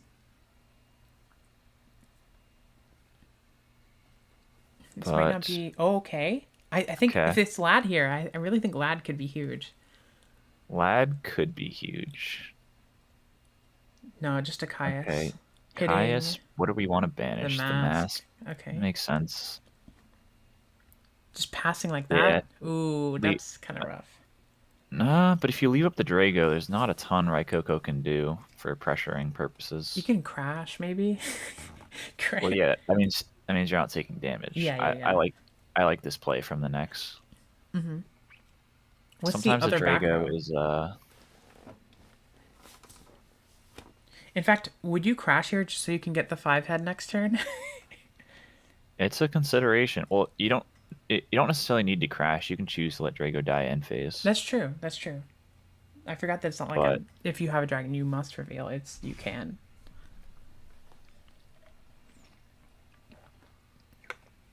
And that's definitely a nice thing about trap stun is you can set that and you can always just activate it whenever you want.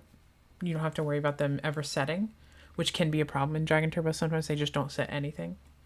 I wonder if Raikoko's on 3 mask. We have 1 graveyard, 1 banished. Yeah, they're just gonna let the Drago die. This is kind of dangerous for Raikoko here, damage wise. He definitely is. Sub? Are you making Unifrog? Could be, yeah, could be a dupe uni play.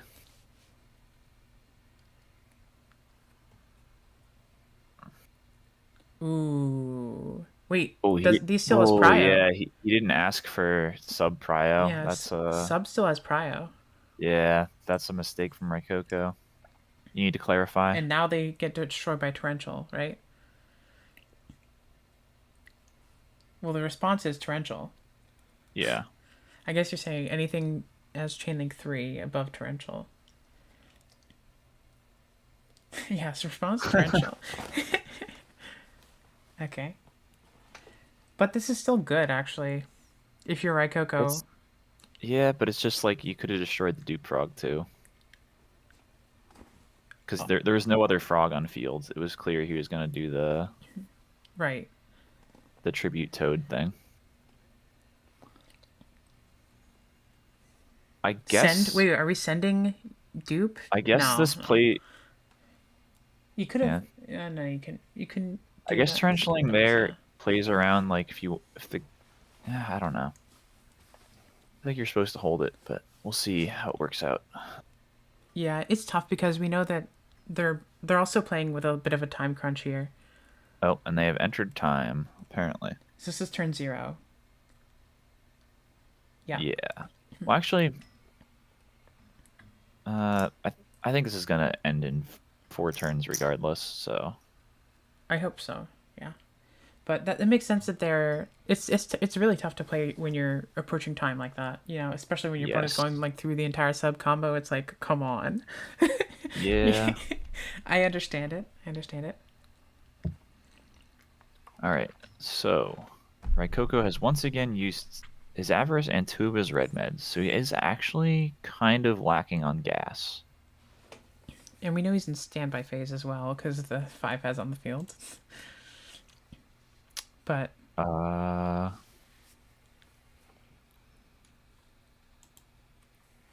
he's used both his instant fusions. is the Vortex is gone, right? That was like one of the first things we saw this game, yeah. Yes, but I think you usually bring 2, And especially against do you frogs. side when out of there's- Magic Stone in case of Crow? That I don't know. Because if I had Magic Stone, I feel like Magic Stone hit for 5,000 is pretty good, but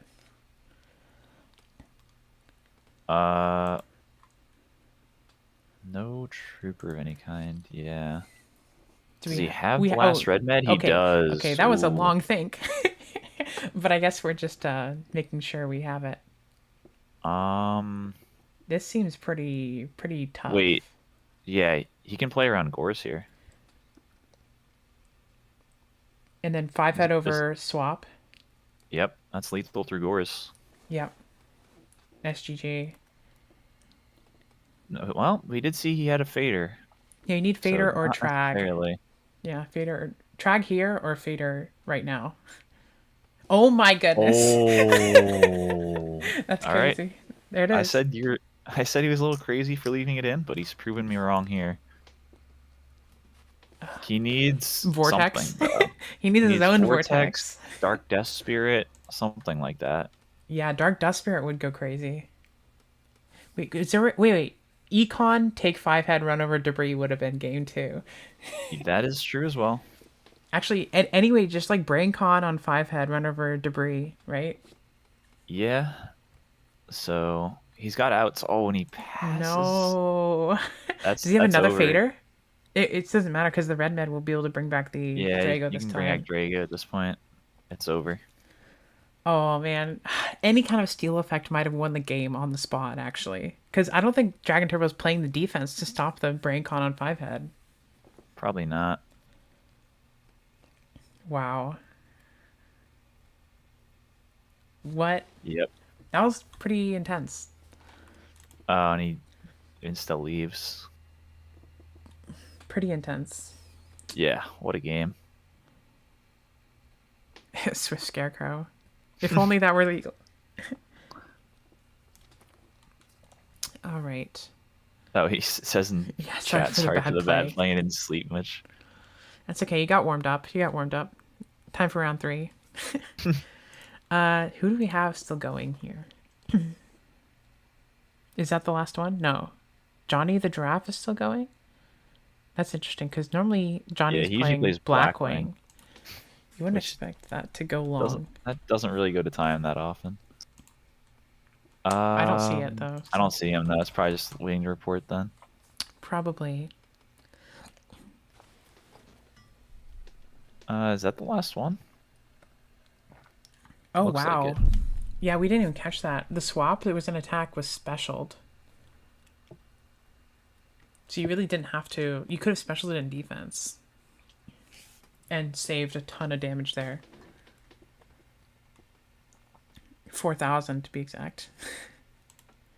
Yeah. That's pretty huge, you know? I know House Hannes was on their... Oh, that's right. I forgot Johnny doesn't have the same name. It is a Blackwing mirror that's somehow, like, in time. There's no way. It is a Blackwing mirror in time. There's no Do they way. know they're in time? I'll check.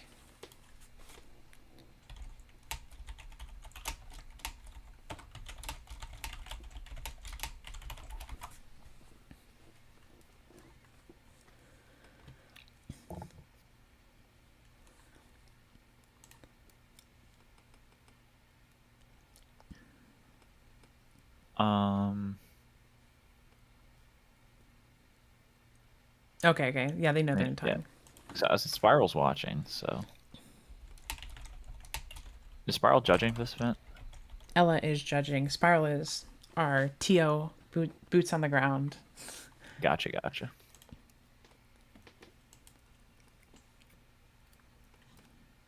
What you finna do on Card Trooper in Blackwing? That's pretty interesting. Yeah. Yeah, apparently they know they're in time. Ella was communicating with them. I was honestly considering Trooper for a period when I was playing Blackwing. Just to make Blizzards live faster? I mean, yeah, the card's just good as a starter. Yeah, and then I guess it's nicer Blizzard... to flips, which you can sometimes be upset by. Yeah, way to chew through Hamster Raikou, can mill Vayu Sirocco pieces or Blizzard targets. This is interesting. I did opt to not risk like milling whirlwinds and just. Does this mean that Johnny won't be? Oh my goodness! Wait, you won't be able to summon though. But does this mean that? Yeah, that's huge. Yeah. I was gonna say if this Sirocco died, it would mean that he wouldn't be able to attack this entire turn, right? Yeah, I don't know. Without Sirocco Pump there. Because I feel like you want to play through Icarus in prison as much as possible. We have the road, right? So If you have road, you don't have to worry about the Icarus. So you can Yeah, go. I think you should have You could have just made just made. Brio main phase 2, bounce the back row, right, and then you win. Yeah. Well, regardless, We got it. congrats to Haas Hanners on the win.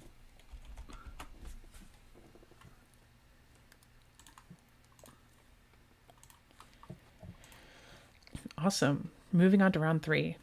I think it's been going pretty smoothly so far. Yep. Right on the hour per round mark, which you're looking for. And they tend to go faster as you go along as well, because people drop and then True. fewer people. It's not always the case, but usually Yeah. I find the fastest round is like round 4 or something like that for whatever reason. And keep in mind, everybody, we'll be back again tomorrow, same time, 12 Eastern, for rounds. Well, the final round of Swiss and top 16. I will step away for like 1 minute while we wait for round 3 to start. I will be right back. All right.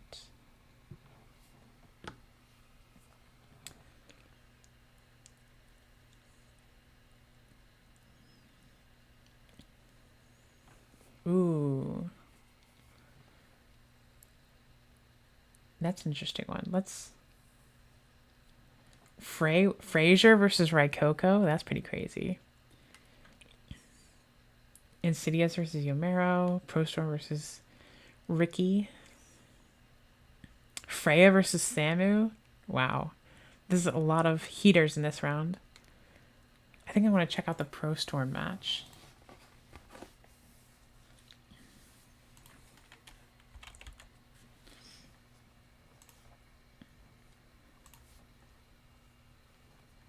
Already starting. We have frogs for Prostorm. Makes sense. I know that Prostorm was doing a lot of like data analysis on frogs. Looks like value for Ricky. But yeah, I know Prostorm was doing a lot of data analysis for frogs to try and calculate the best way to open with an active hand.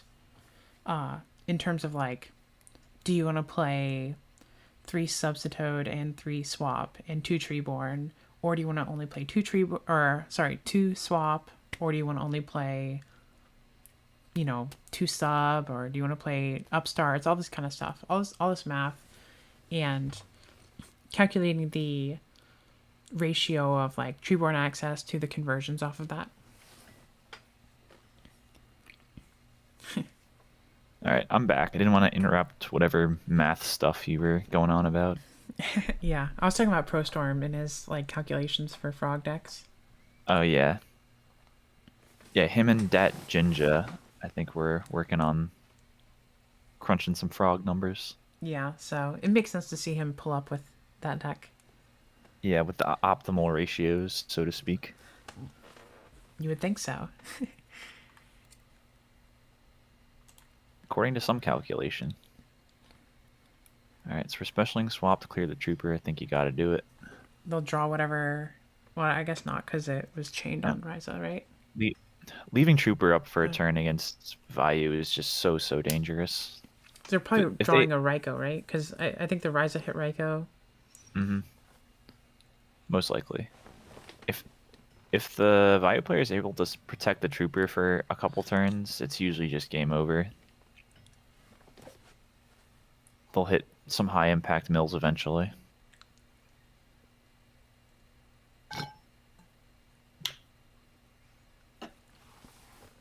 I do wonder what flavor of frogs we're going to see from Prostorm.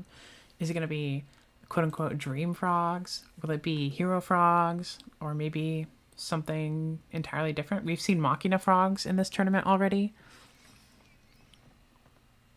For a while there, plant frogs is pretty popular. This is interesting. All right.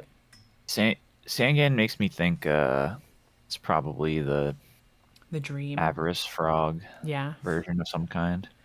But I do think Prostorm was hoping to hit a Raikou instead of a Vayu there. He definitely was. And now he uses torrential and is in a bit of a scary spot, staring down Vayu Sirocco, 3 darks. Yeah, for sure. For sure. Few things that can go wrong here as a Getting frog player. Fader. Yeah, That search makes a lot of Fader. sense. That makes a lot of sense. That is a cool interaction with the Sangan. Yeah. And search Toad, Fader.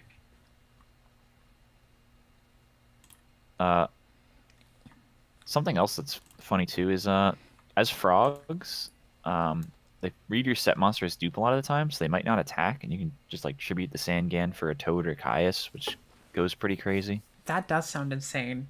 Tribute Sangan for So, Substitute? Yeah. yeah. So I think the Sangan and Frog, it's slow, so you know, frogs oftentimes don't lose because of value; they lose because of slow starts. But I do think the Sangan and Frogs make some sense. It seems decent to me. It's pretty neat. You could like end on like Sangan with sub, end on dupe, swap, bounce swap, and summon the Unifrog that you searched off Sangan or something. Or you could search a junk seems really good. Yeah, you can search what you need. Fader if you need some defense. Junk Synchron for follow up. Pretty good.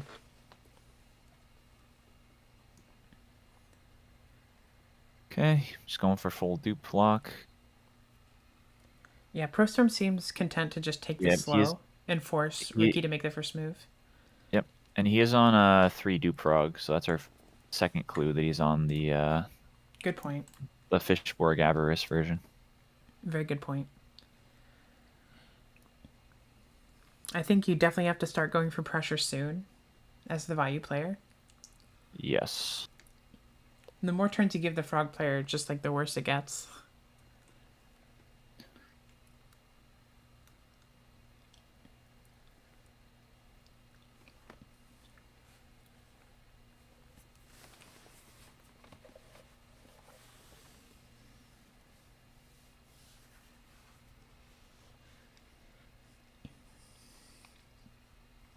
And ooh, dropping a Gores here too. Wow. Dust shoot into the Gores probably. That was a really nasty dust shoot. Yeah. That was a nasty dust shoot. Plague, Gores, Burial, Vayu Sork. That's a crazy hand too. That is a scary hand. So is there a light engrave? No. No. Honestly, both of them seem to kind of have gas right now. Cause with the garden engrave too. Yeah. What do you take here as Pro Storm?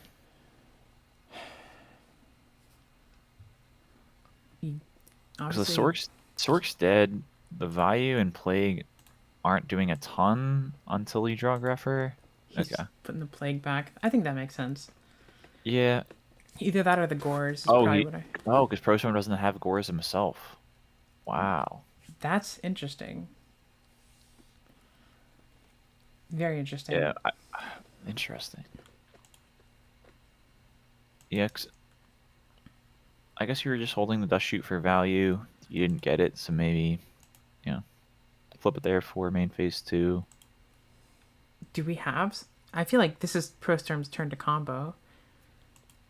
You'd be incorrect. I would. Well, I meant this is a turn where he needs to. It's going to be kind of tough. I guess that's why you put the Plague back. It sure helps here for Ricky to not have any more super gas. But even normal summon Vayu here. Well, now it's banished. But I was going to say, even normal summon Vayu is so much pressure. Okay. Wow. Oh, that's pretty good.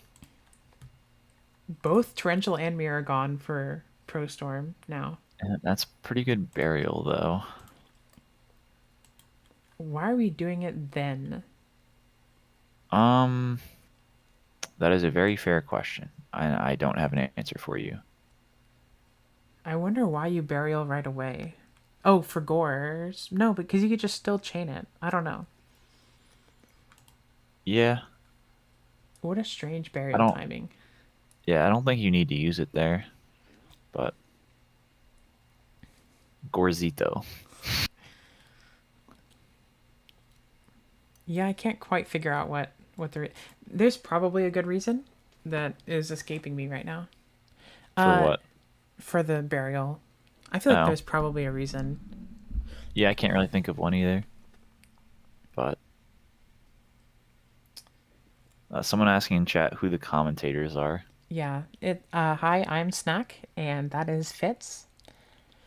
Fitz, the That is me. accomplished Deck Devastators champion. Deck Devastators 4. Something like that. I forget the exact number, I think you were but 4. That's yeah, that's it was. that's crazy to draw gores right after you do the dust shoot play. Yeah, the comedic timing on Gores is. Yeah, true. I feel like gores always shows up on my hand right after I use Call the Haunted and it lingers there. Next turn, I'm drawing Yeah, gores every time. yep. He does seem to show up when you don't want him Or a like my good hand chunk will of be the like time. no normal summons and like solemn and like 4 traps, and I'm like, okay, I'll just set my whole hand. Next turn, I draw gores. I'm like, are you kidding me? Whoa, we have Raikou, Pop, Treeborn. You do have So lots we of are. pressure here in the Yeah. grave. Oh, actually, yeah. We just dust shot and put back Gores, so he's probably dead. No, he starts the Fader actually. Yeah. So, hmm. Still no lights in grave, but we have plague to put this Raikou in Yeah. grave actually. Hmm. I was one. I'm wondering, is there a way you could Interesting. This play through Gores with like an Armory Arm play somehow? I think there's a Caius here.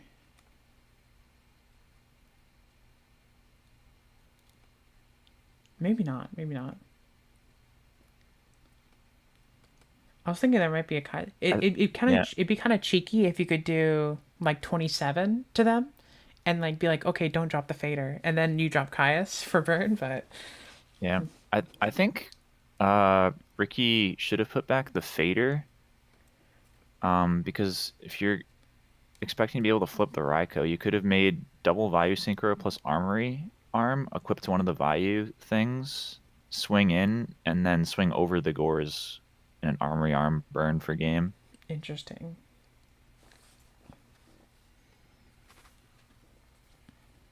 That's assuming you expect your Raikou to live, but Awesome. kind of a tough play to make like a turn ahead of time. But that Yeah, would have been pretty cool.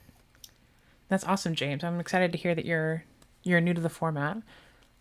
I tried to actually design this stream layout to streamline this as much as I can to eliminate a bunch of unnecessary information and stuff that's on the screen normally when you're watching games. So hopefully this is easy to follow what's going on.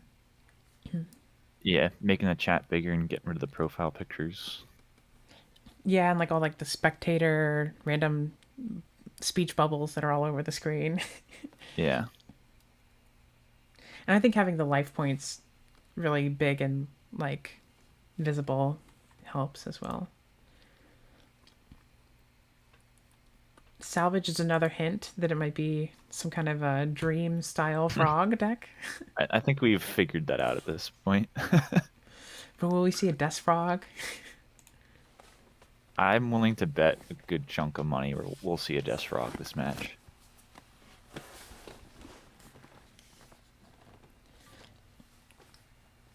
Oh, he typed out the hand for us. Cool, cool. Uni dupe Econ Caius.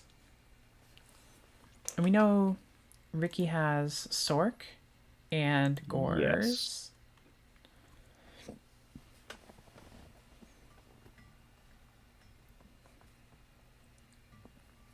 So I don't think we know the set card from Ricky, but we know everything else from both players. Right. Oh, well, now we know. Yep. So Caius dupe in hand versus Sork and Gores with lots of Vayu set up in grave and Plague. Yeah. Yeah, he knows this is game. Yeah. Into Armory Arm, drop Sork.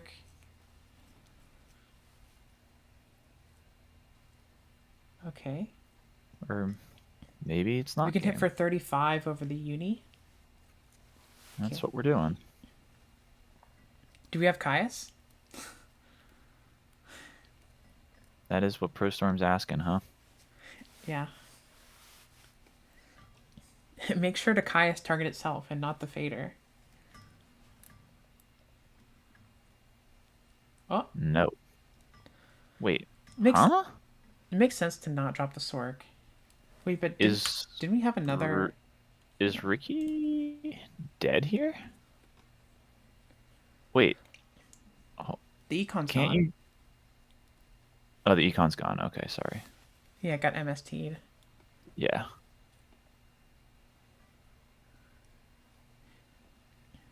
Whoa. Okay. Okay. Interesting. Wait. That's very interesting. Why did we do that? Uh, why did we do that? Oh, so we can't drop Gores? Because if you hit the armor master, Ricky could have dropped Gores, Oh. right? Yeah, And it you would have are been correct. lethal. That's crazy. Yeah. Yeah. Counter burn. That's awesome. Wow. Yeah. I will say, when I'm streaming these games, I'm always like 3 steps behind the players. Hmm. Whereas when I'm actually playing the game, it's so much easier. But for whatever Yeah. reason, while streaming, it's hard to stay like completely. No, it's hard to talk and check chat and like you're not looking at the cards and Yeah. laser focused and everything. But that is very heads up play from Pro Storm, not dying to the Gore's burn for burn effect. So we know Gore's Sork here, and obviously Sork is live with a Caius in Pro Storm's hand. Gonna try and bait out a Caius on a Dark. That's the scary thing is like if you Caius a Dark monster, you just lose the game. Yeah. That's so crazy. Yeah. If Pro Storm That ever is Caius a crazy. Dark monster, he loses. Yeah, what a wild for game one. Yeah, and it's gonna be interesting to see Yeah. what tools get Pro, brought in from the side for both of them. yeah. Pro Storm needs to draw like Junk Synchron, Ryza, Ryza would help. Ryza. Lad would be able to negate the Gores and the Sork. Yeah, I'm wonder if he's on main deck lad. If you negate Sork's banish effect, can it attack? Uh, most likely depends if you're negating the effect or negating the activation, right? It's usually what those things come down to. Yeah, good point. I think it negates the activation, If but that's does the not case, destroy. then yeah, if that's the case, it can probably attack, but I'm no judge. Yeah, I don't know. Maybe it does negate the effect. I don't know. Because it'd be crazy if you could drop Sork and attack, activate the effect of banish, force the negate, and then just crash. Okay. To set the Caius. Wow. What? Setting it. Yeah, Oh, sorry about that. That was really loud. And to bounce it again. That's so funny. that is really funny. Pro Storm is pulling out all the stops right now. Will it matter is the question. Probably not. But are you just going to banish a Treeborn here? Nope. We're going to attack swap for some reason. Surely banishing it's better, but Yeah, you would think with Avarice probably existing. Ricky wanted to attack. Can't blame him. This is such a funny game. Caius? Banish the Fader. Oh my goodness. This is awesome. This is some awesome stuff for sure. Just the fact that Prostorm isn't dead yet. He should have been dead so many turns ago. Yeah. But there Oh, it is. It was a valiant effort. Like like there was almost no shot Prostorm actually wins that, but of course. Yeah. I'm not gonna lose to Gore's burn. Yeah. I saw a really funny tie at Ultimate Time Wizard Sacramento where like time was called in a frog mirror where in main phase and the guy goes summon Caius target self to burn and the other guy gores on the burn to burn him back and then they drew. They drew. So That's it was crazy. end of phase for that tournament. So not first damage. So Caius burn, Gore's burn, enter battle, tie a game. That's really funny. That was a really funny game one from them. I'm glad we got to witness Pro Storm playing around the Goresburn for like 5 turns in a row. Yeah, that was really funny. If only he just needed more defense there. But that brain was pretty Yeah. nasty. Yeah, Ricky kind of just had a lot of gas. Pro Storm felt like he was on the back foot The whole time. most of that whole game. Yeah. With the torrential on Sengen and Vayu, that one kind of hurt. Yes, that was a Especially. big swing too. Do we have Torrential salvage? is like one of your best defensive tools. I wonder why you special there unless you have salvage. He didn't. He shortcut. Instead of normaling sub and using effect, he just put it directly in grave. Gotcha. Okay. Yeah, that makes sense why he has 6 cards then. Yeah, I thought the same thing at first, but I was like, oh wait, no, he's just shortcutting. Thinking long and hard. This is one thing that sucks about frogs, is that I feel like when you're in standby phase, you never want to leave Treeborn on the field unnecessarily. But that forces you to, in standby phase, you have to map out your entire turn and decide everything you're gonna do before you. Wow, that's a big. That's kike. huge. That is huge. You have to map out your entire turn in your standby phase before you even decide whether or not to bring the Treeborn back, which can be frustrating for the opponent and can take you a while. Because you can't you can't just like with some other decks you can go like, well, I know this is the first step, so I'm doing this, and then you like kind of work your way through. But now frogs definitely take some serious brain power to pilot effectively. Yeah, it's always a calculated risk when you're leaving Treeborn on field against a deck that's playing like Sork and Caius. Yeah, or against Blackwing, you're like Bora, Armed Wing, Right. Shura, all punish, leaving it out.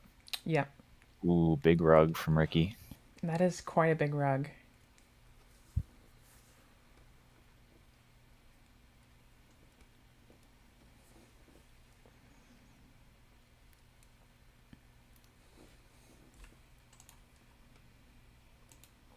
And Pro Storm's like, do I really want to use removal on the scale? Not really. Interesting. Are we synchroing? Oh. Probably. I feel like I would have. Okay. Hitting the Gale. Ooh, okay. So he wants to Caius the Gardener, most likely. He was going Or to have to use that discard trap anyway.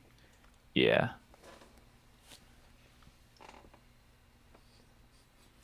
Oh, he wants to rise it. I see. Wow, that's so brutal. Man. That's so brutal. That That is actually seeing pretty both big. rugs and them both getting used on a Monarch is pretty huge.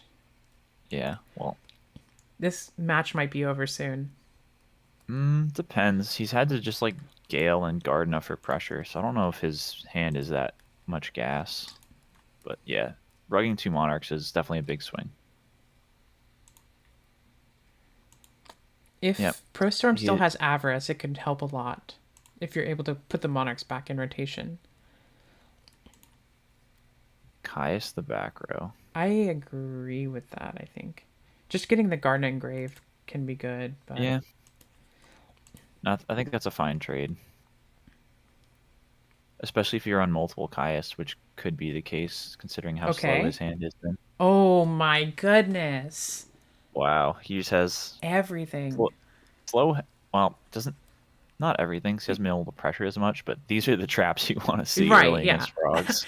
Like Pro Storm hasn't been able to really get going because of all the rug Yeah, oppression. the double rug oppression's pretty good. Definitely pretty good. Wow. Okay, now if you have a third Monarch, it'd be a good time. He does. Wow. That's crazy. That's crazy. That's actually crazy. That is actually crazy. The third Yep. Monarch. Wow. Both Okay. players quote having everything. This is true. Because even Monarch you- Kaiku yeah. Monarch sub was kind of crazy too. You have the perfect answer for 3 of my threats. All right, well here's a 4th threat. Usually the frog decks aren't actually able to have this many Monarch train Yeah, effects. because he's like, Dupe Frog, Fishborg, Death Frog. Nah, I just got Monarchs, baby. Now the question is, okay, bounce Ryza? Effect Descend, okay. Would you bounce the Ryza here? Hmm. And then attack into a potential Raikou? I think that is what he's doing. Now, if it's a hamster, obviously that's pretty bad. Yeah, it's unlikely to see Just a plague. Hamster. Okay. Yeah, Plague with an oppression on the board isn't Yeah, going to be doing a that's whole not lot. threatening at all. Wow. This is really cool.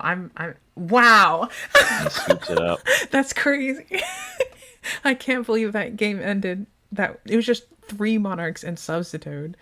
But Yeah. in the first 3 all got answered, and then the 4th Yeah. monarch or the monarch finally comes down, and it's like, well, I don't have the 3rd rug.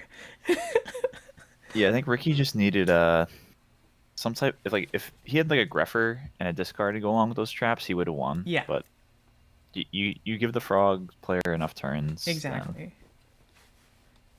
Yeah, you need pressure and then a trap behind it. I wonder how many monarchs Pro Storm is running, because having 4 monarchs like that was crazy. Well, I think it was, Sorry, it was 3 in a three monarchs. sub. Yeah, 3 monarchs Yeah. in sub and Kaiku. Yeah. My guess is triple Caius, double Ryza. I think double Ryza sounds correct. Well, yeah, we saw 2 Ryza, so it has to be at least 2 Ryza, right? Yeah. And I think I agree with him leaving in both Ryzas against Vayu. Uh-huh. It's Monarchs are super strong at answering Vayu's boards. Well, there's Flip one... monsters or like Oh. Greffer plus Armed Wing. Monarchs just clear up a lot of combos of stuff against them. Yeah, that's an interesting build, because it's like, well, on one hand, the rug is gone, but on the other hand, Vayu Sirocco. Yeah. That's you definitely take that mill if you're Ricky. At least he milled Dark Armed if you're And Dinah. rooting for Pro Storm. If you I think it's nice to see the Dinah gone as well. yeah.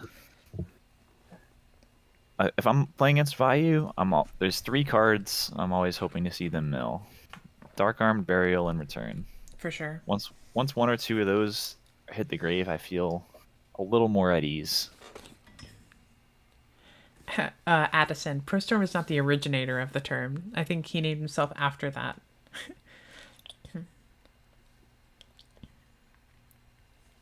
Yeah. What apropos is saying.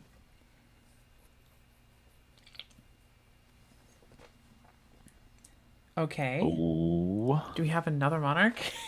How many monarchs are we playing? It could just be... What else could it be?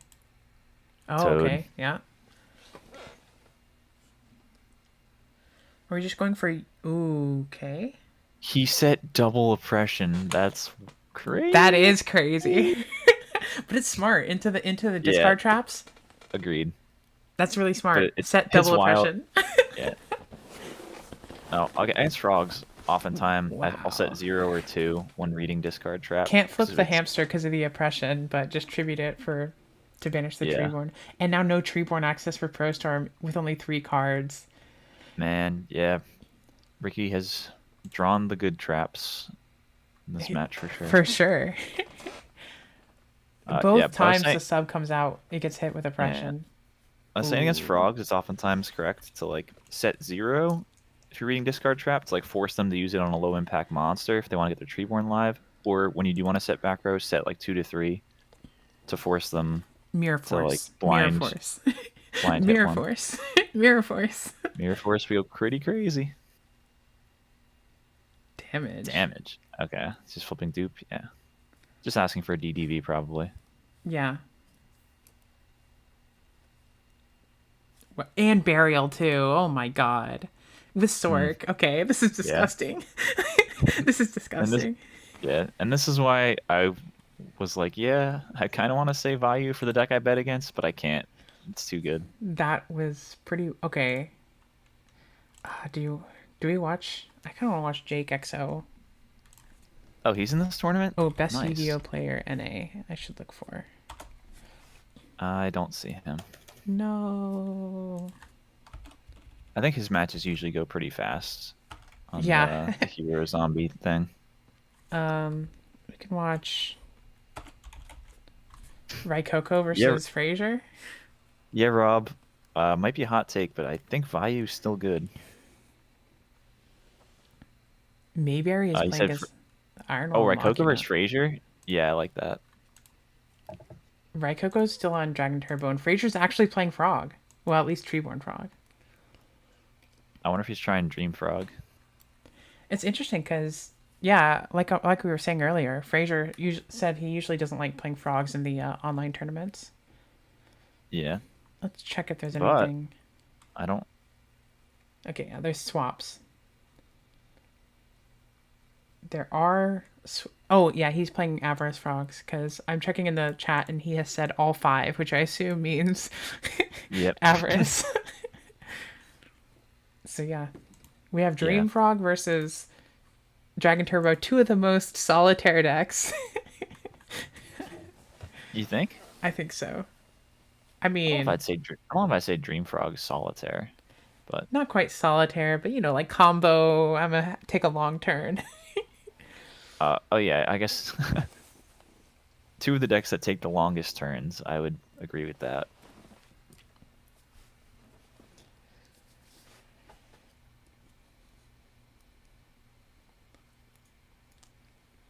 I think. Actually, I'm not sure. With Lad, it might help Frogs here. But I was gonna say, usually Dragon Turbo is a really tough matchup for Frog. Yes. If you're Frog, I don't think you want to ever load up against Dragon Turbo. I think Frog can win for sure. The Vanity's Fiends and Lads can definitely really punish Dragon Turbo, but it, you know, I think Dream Frog can be a little slower at pressuring them. Yeah, So without. give them time to find their vortexes and their combo and all that stuff. Yeah, I feel Maybe it's like a little Ab Zero is one of the best things you can summon against Dragon Turbo. Yeah, I think as well as like, hero version just has a little more speed to it. You can do stuff like Stratos, Search Ocean, Pitch Ocean, Special Swap, Slam Miracle, and just put on a boatload of damage right off the gate where this deck doesn't quite have that same burst. Yeah, I mean, I feel like it's really easy to hit like 4,500 Ab Zero direct. For sure.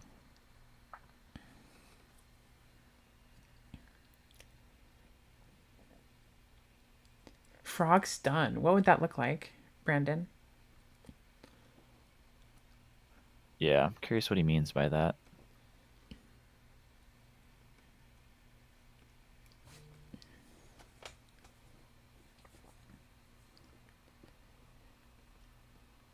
So we have a sub combo over here. Prostorm was never able to get one of these off because of the oppressions.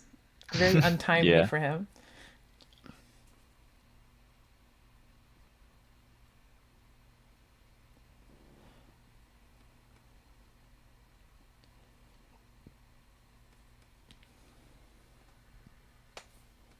Oh, I Alright, need I to feel change an my. I forgot I to feel an change my Avarice thing. coming. This is round 3, right? Yes. I've had it saying round 2 this entire time. Amateur There's the streamer. Avarice. Yeah, this is what I meant. Yeah, the Avarice mid Toad combo. I've been on the other side of it, and it's not a good feeling.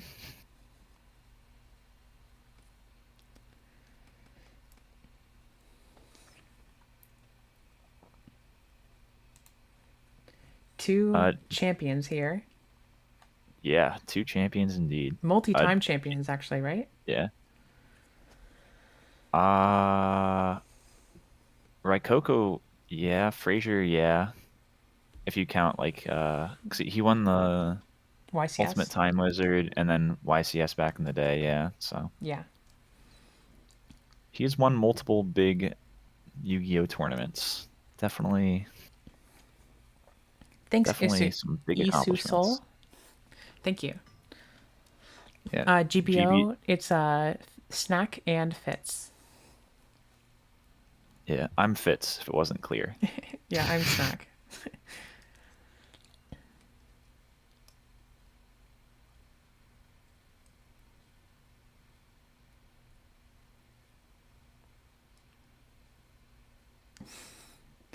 Yeah, Thanatos. I'm personally not a fan of playing against Dragon Turbo either. I know Fitz has had his moments where he's been a big detractor of that deck. Yeah, I'm on team hashtag ban super rejuve. The card's not okay. Let me check how much time is in this round. 20 minutes, so they have ample time for this Yeah, game 3. they're chilling. Frazier's got all the time in the world to do his little frog dance. Oh, he's still going. Got the salvage. The frog song and dance. Yeah.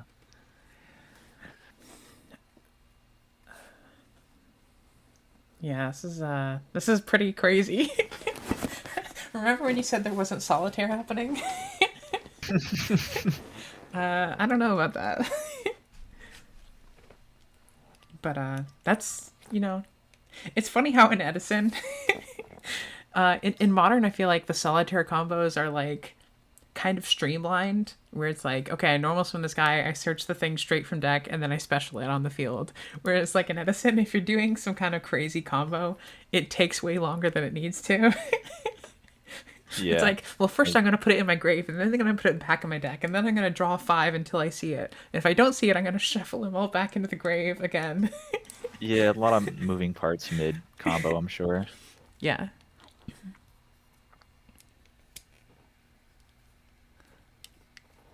Rob, you would only limit Super Rejuve. You would never ban it, right? Hey, Bluff Knock. What's up? Celiabot over here, the Dragon Turbo champion, saying that Dragon Turbo is fun.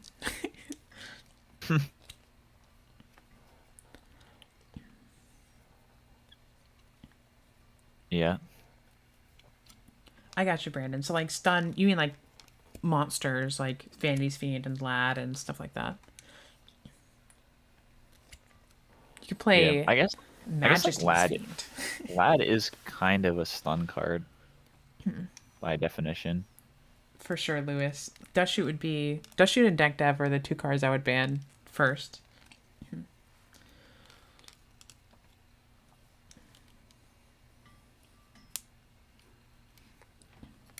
I hate Deck Dev more than Brain Control. I don't know about you, but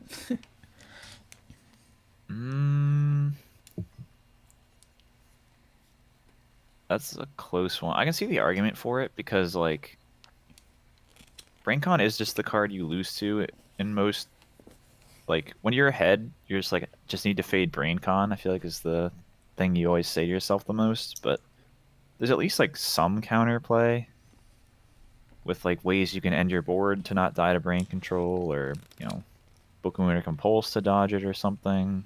But it's super toxic. It's up there for sure. But deck dev is like, oh, you play small monsters in your deck, get owned, and that kind of. What are the odds that this is a Morphing Jar? A good question. I feel like they're not Do you 0. leave? Do you leave in Morphing Jar against frogs though if you have it? Yeah. Why'd you go from 0? Dust Shoot definitely was legal for far too long. I think with it's just like the later you go in Yu-Gi-Oh, the more monster combo the format becomes. So being able to take a monster out of the hand and disrupt the synergy between like 2 cards became so much more impactful than in early Yu-Gi-Oh, where it's like, okay, I take Gemini Elf out of your hand. That doesn't really affect the rest of your hand that much. Mm-hmm. Wow, hitting Torrential there. That was from, a crazy hit. Rager Okay. Okay.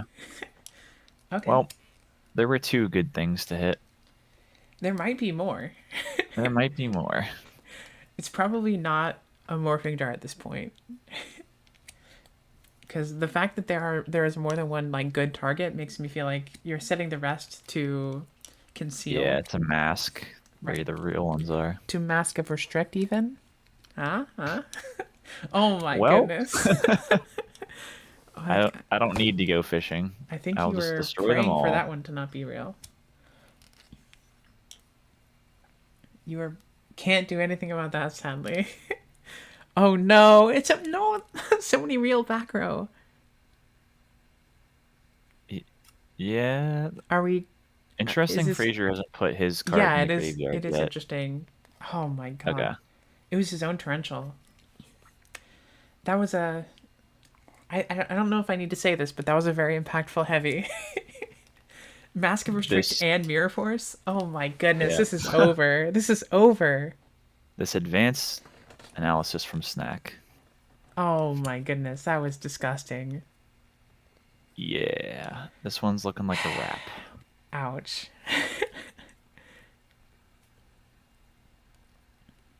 Viking Goats, did you just play Stango? Stango, the Rivals of Aether 2 legend? The what and the what now? I was watching a Melee tournament recently, and they did like a Rivals 2 tournament in the middle. He was in grand finals. Ah, I see. Wait, Lucas beat Stango. Maybe. Eyes? This guy seems good at Yu-Gi-Oh! As he beats him. Damn. Lucas is Lucas out is here savage stunting like on that. people. Yeah. Oh my god. This is disgusting. The Monarch train. We've seen the Monarch train maybe a little bit too much this round. Yeah. Alright. Is there anybody still going? Guari? Is Guari on frogs? Let's hope not. Oh, is he like Tengu format or something on here? Guari? Oh my, what is Guari's thing? I'll just look at the other guy, I guess. Oh, did they just finish? Yeah, they just finished. Never mind.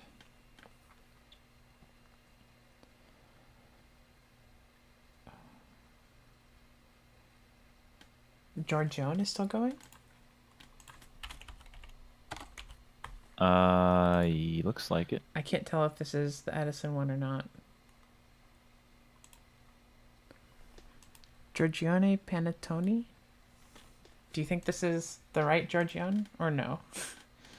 Probably. It says rated? Okay. Did it actually say rated? Am I that? Yeah, you're right. So It did. that's not who. What? Okay, I don't know what any of these people are. Might be Vegas tournament, Vegas format. Nope. You're right though. Let me check something. What if it's? No, I have no idea. Yeah, Gory's username. Well, I can't find this. Wait, did they finish too? Is that why? I think Giorgione already finished. Just now. Okay. Maybe. So there's only a couple matches. There's... We can try and find NC Hammer. I don't see that one either. Me neither. I found Benny vs. Legit. Those are Okay. their actual names. There we That match go. is still going. Oh, and they're just entering game 3. Whoa. Yikes. They have like, what, 15 minutes? 10? I don't know.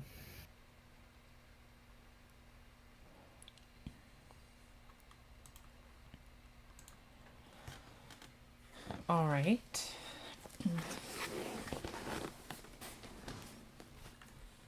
I'm going to look at some challenge data while we look at this, spectate this match, I should say.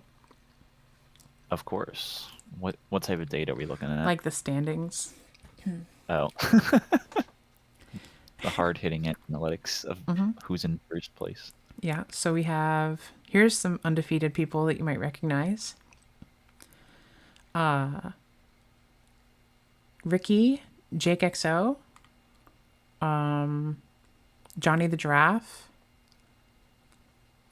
Lucas Gustafsson, Diego, Guari, Insidious, Frazier. Those are some of the people you might recognize. Indeed. Seems like a lot of people, a lot of good players at 2-1, like Samu or Yondaime or Karina. There's a billion 2-1s. Yeah. Apropos, Prostorm, etc., etc. Oregon has a ton of names in there. The list is too long. Mm-hmm. How the Deck Devastators stream going to talk about banning DDV? I might. Yeah, I know. It's very funny because I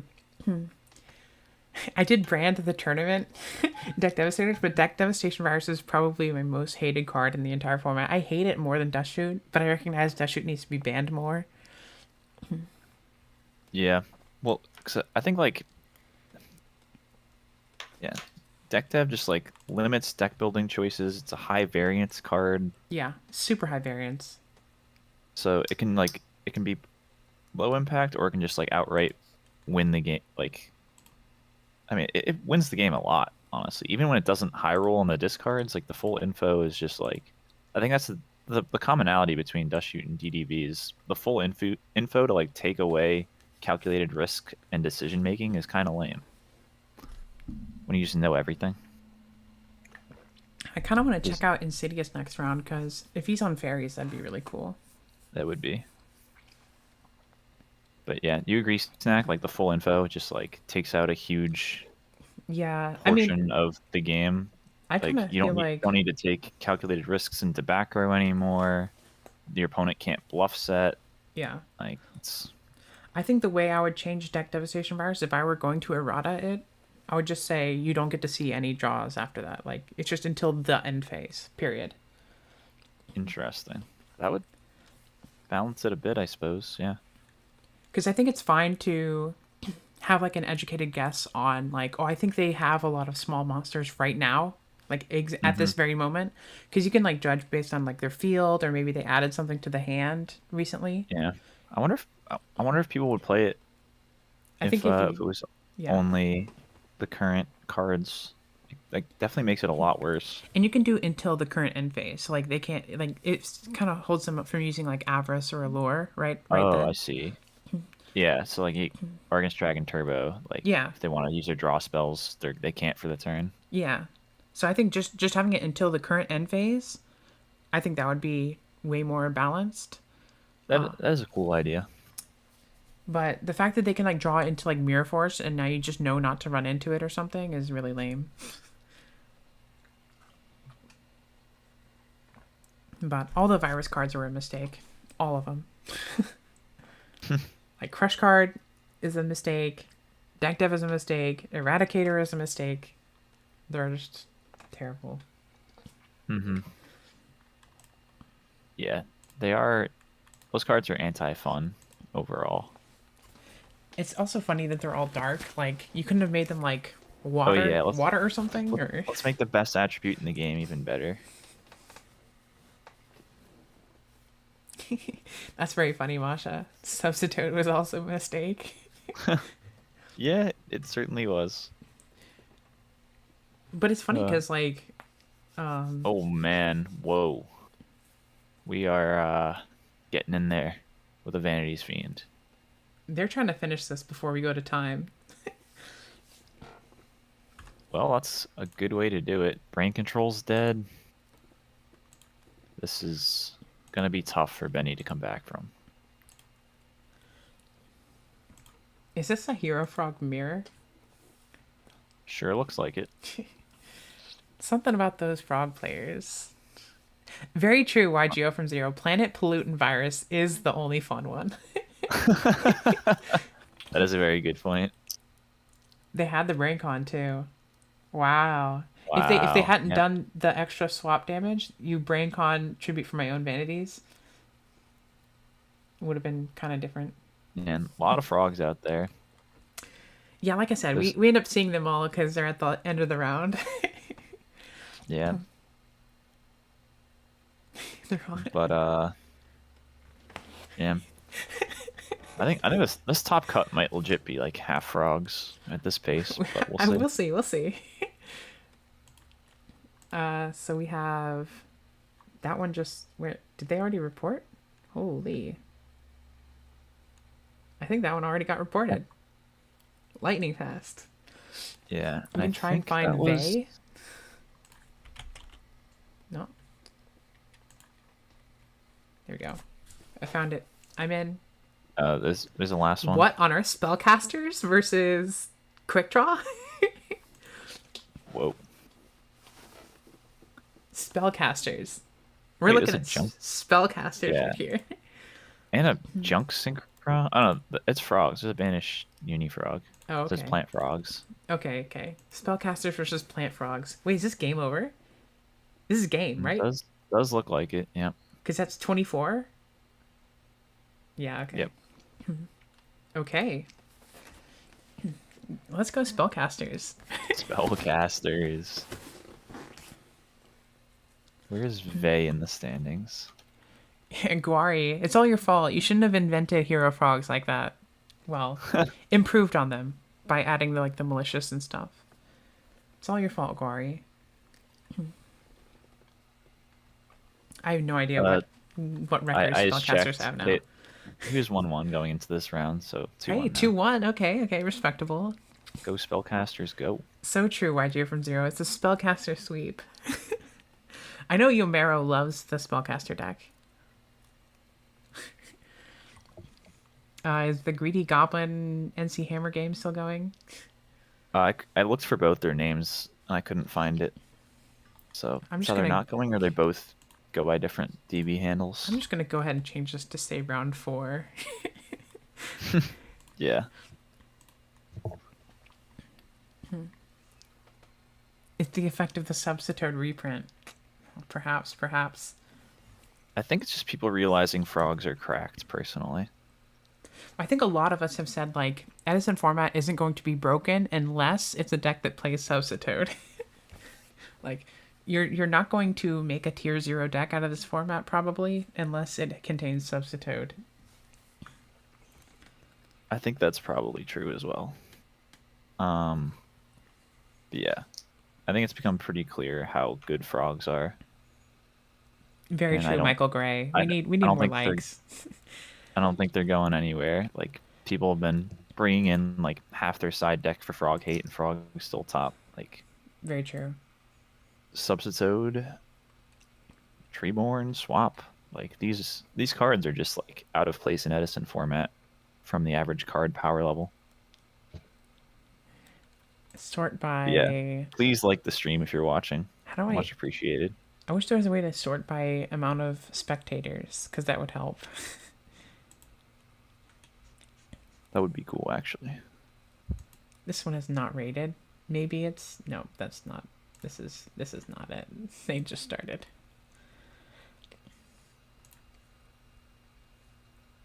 If anyone knows the DB usernames of the people playing, let me know in chat.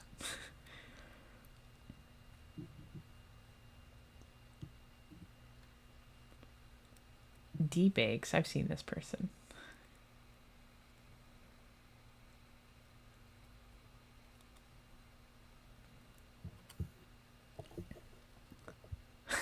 Alrighty. Well, while we wait for next round, I will once again get up for a quick second. Go for it. Chat, what are you thinking? Who do you think's got this tournament? If you look at the standings, actually I could have just scrolled down, but too late now. We got Transom, David, Wibby, Awo. I can't pronounce half these names, but let's see here. Let me know if there's anybody on this list that you think has a shot to take the whole thing down, become our 7th ever champion. All the way to here are undefeated. If you can see that, let me try this. Try one of those.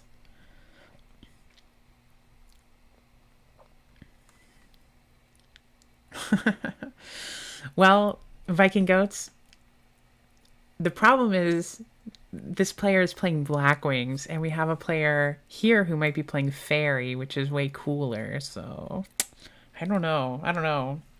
You make a good point, though. You make a good point. I definitely, I think fairies would be interesting to see. I played against he is playing fairy. I think that's gonna have to make it. I think that's gonna have to make it. I played him recently. I think he and I both were like a minute late to register for one of the RBETs recently. And so we were just like, okay, you want to play each other just like as a casual match since we were planning on playing. Yes, viewer interaction bad. All right, I'm back. Wow, 2 undefeated with Fairy? That's actually really based. That's super Wait. based. Really? We have 2 Insidious, undefeated I'm Fairy assuming? players. Insidious and apparently someone else. Michael Gray, which I don't know which one that is, but Yeah, I'm not sure. could be But that's anybody. cool.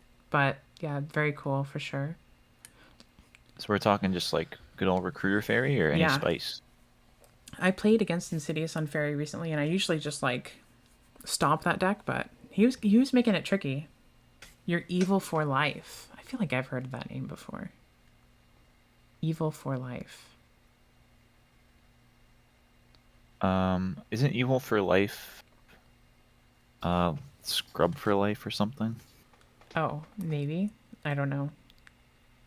Well, anyway, let's go back to the bracket. Has this game concluded? Oh. See, I don't consider Christia Turbo to be fairies. I call that Christia Sworn. Well, I don't know if he's referring to Christia Sworn or not. he's saying he's Christia Turbo could refer to like no, he said with Lightsworn. yeah, but that doesn't necessarily Oh, mean okay. JD. Yeah. There's a Yeah. build Pudding has played with where he Oh. plays like Lightsworns and Recharge, but no JD. Just plays Oh, Christie okay. as his only boss monster. Okay. Yeah, no JD. I kind of want to check out the Insidious one though. I don't know. Kind of want to check out Insidious.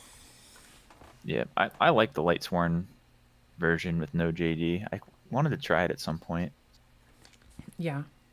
just as a quicker way to fuel Christia. The people do not yearn for birds. I do not know what you're talking about, Corinna.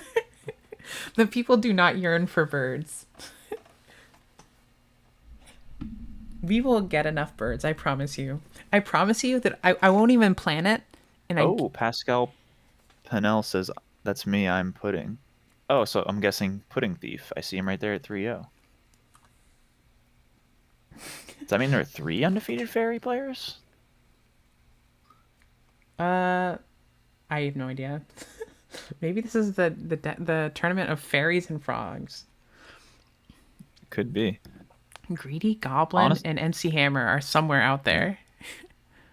Honestly, the like Lightsworn plus fairy stuff is pretty good at combating frogs.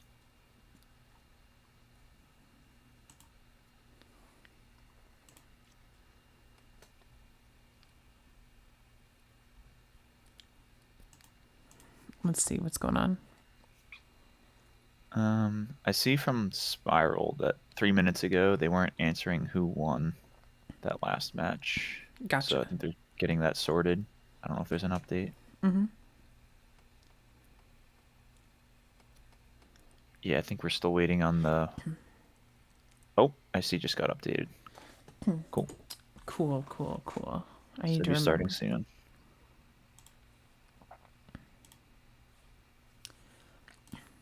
Yeah, Pascal, I really like your deck. I think it makes a lot of sense. If I had infinite time to play Edison, I definitely would have tried out your deck. I like the idea behind it a lot. What happened? You lost your Edison time?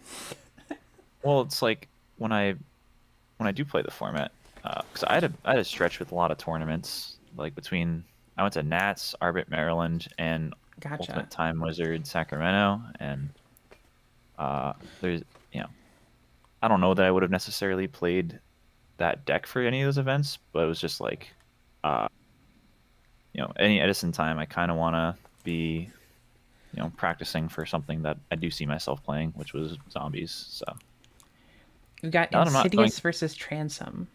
now that I'm not going to tournaments for a long stretch, then I could see myself messing around with some more stuff coming up. Especially if it manages to top this event, might have to hop on the train. True. Yeah, you're too busy playing Edison Plus. Oh yeah, well that too. That's probably gonna continue to eat up my Yu-Gi-Oh time. I just love cooking Let too Pudding much, cook on camera? Might have to let Pudding cook. Pudding Thief versus Jer and Jay? Alright, I'd be down. I'm down too. But I don't know, is Pudding Thief the same on DB? It's just Pudding on DB. I see him hosting.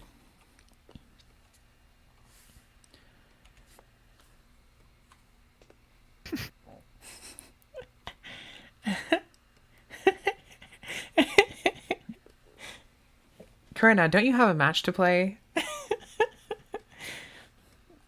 Go ahead and play your match already.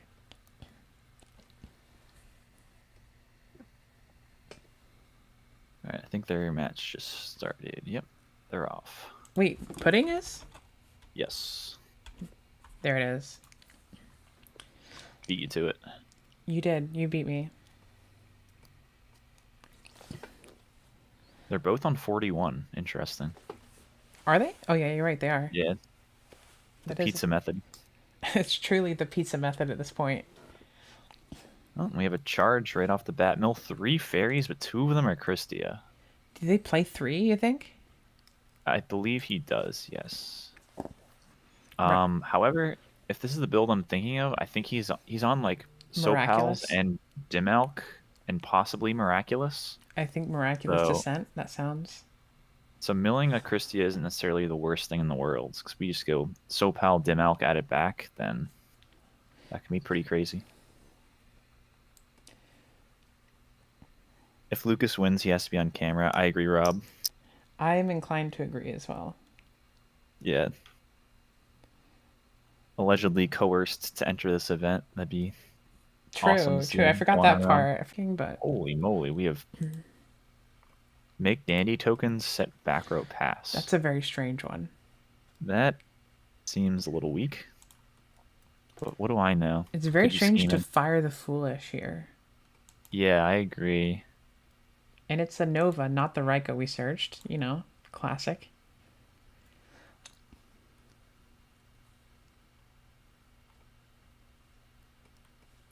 Yep. And now do we set the Raikou, or do we keep the mind games going? Now our Dimalk is live. It is. Do we have a Caius? No. What is this? Okay, that's very strange. Why strange. Why did we Foolish? Do we have Call the Haunted or something back there? We just wanted to get it chainable? I don't know. Strange opening play for sure. Is this Call the Haunted? Draw phase Raikou. True, draw phase Raikou. Okay, Enrise, Chaos Fairy. Slating. Let's go. We have Chaos Fairy over here. Tribute for Caius. Oh my god, I like this. Good. I'm Volcanic. Oh, okay, so it does look like quick draw. I'm liking this a lot. For Sork? No, Sopal. Oh, okay. You're right. I forgot Enrise is a light. Okay. This is pretty sick. This is really sick, actually. See, this is so much cooler than birds. Who wanted birds? What's wrong with you?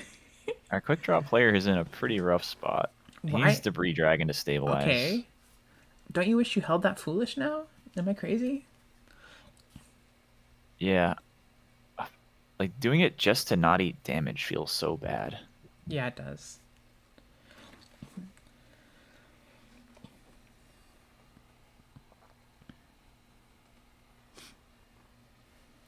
Yeah, we've yet to see an honest milled from Pudding, so that's a consideration. For sure. We've also yet to see a trap from Pudding. Yeah, I think that's normal for this build. I think he's back row late, typically. I fear that the volcanics are kind of underpowered in Edison. Yeah, the you can like generate some advantage off of them, but not being able to attack is a Wow. very, very big drawback. What are we adding? Herald, I would imagine.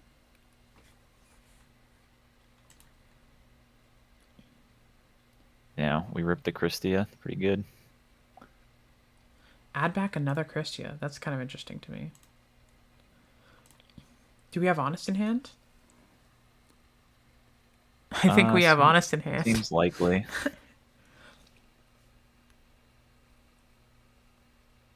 Oof. That's a lot of damage. But now if the yeah, I don't know. Man, this fairy deck is cooking out of the gate. It really is. It's really cooking. Yeah, I don't know if that's going to be enough. I don't know think if that might be a little too late. I'm inclined to agree with that.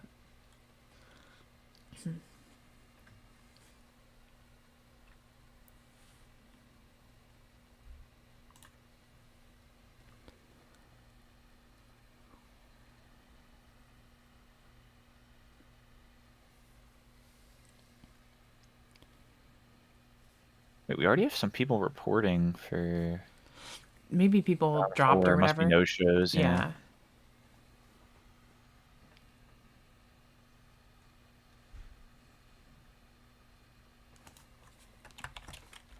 It's a long think on the dust sheet.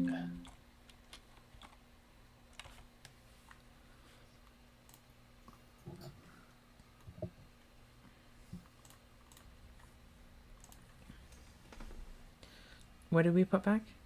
Raiko. That's a pretty funny one to be putting back, I gotta say. The Raiko that we searched turn 1. We have a So- torrential. And then And add that is 6 fairies in grave now. add the Well, we can Endrise. banish 3 of them. That's crazy, right? We have 4 fairies now. and a Christia in hand.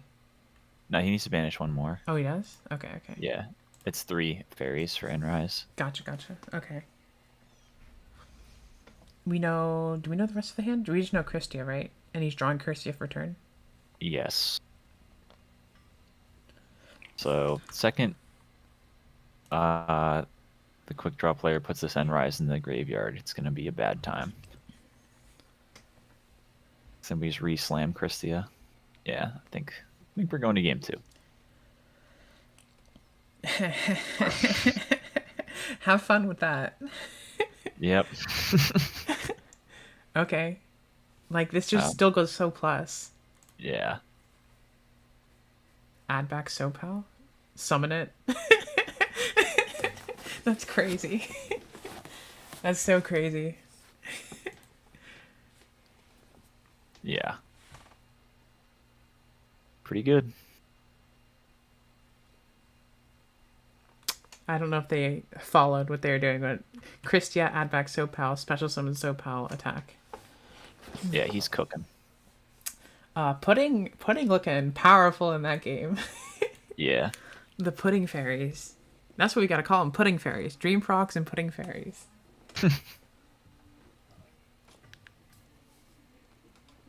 Yeah. I kind of like pudding fairies too, 'cause if you don't know like pudding's Discord handle, you'd be very confused why it's called pudding fairies. You're like, huh? This no. It's very cool. YGO from Yeah. 0. It's like, it's interesting because I know Carpath played Chaos Fairy without the Soul of Purity and Light, but I almost wonder if adding the Soul makes it better? Question mark. Yeah. Well, pudding plays the Lightsworn package to help facilitate soul better. Mm-hmm. But yeah, that's a very, very cool deck. I wonder if he's playing the like Sangan with I feel like you would play Sangan, right? With Endrise?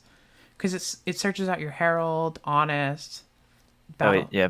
Battle Fader I think if you play it. pudding may have. I think pudding was going to win that game regardless, but he attacked the Endrise into Mirror Force, and then Sopal attacked the same turn. Oh, really? Oh, true. Yeah. That is true. That is true. I did miss I- that. Both players and us somehow missed it. We're just like, yep, this all seems right. You know, yeah. That is definitely a Got thing too that happened. got too excited by the extension power. You know, maybe maybe he was right to sit there and wait a bit. Because I was like, oh, he's just dropping soap out. It's over. Be gentle. That's a very good point. Yeah, the double battle phase.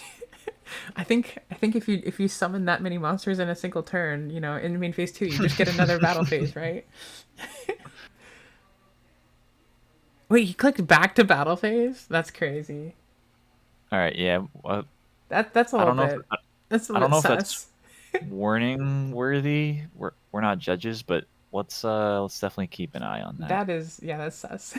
Like, I think it was checkmate regardless. I'm pretty sure, but that is you know, It's true because you can't that do the is battle. You can't attack if you're not in the that is a battle little phase. sus upon further review. Yeah, yeah. That's weird because I didn't even notice it. Yeah. Oh we were my just, like, god, no way. we were- The crow. we were busy talking about how cool this deck was, Yeah, and then that's a crow. missed that.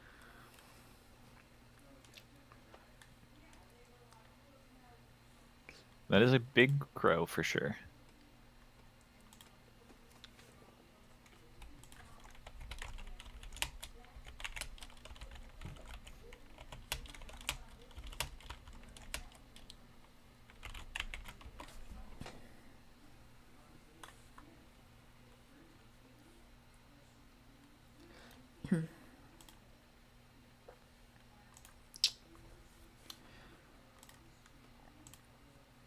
So you have to assume that Sork is being played, I would think. I would also think you usually play Stork before you add Enrise.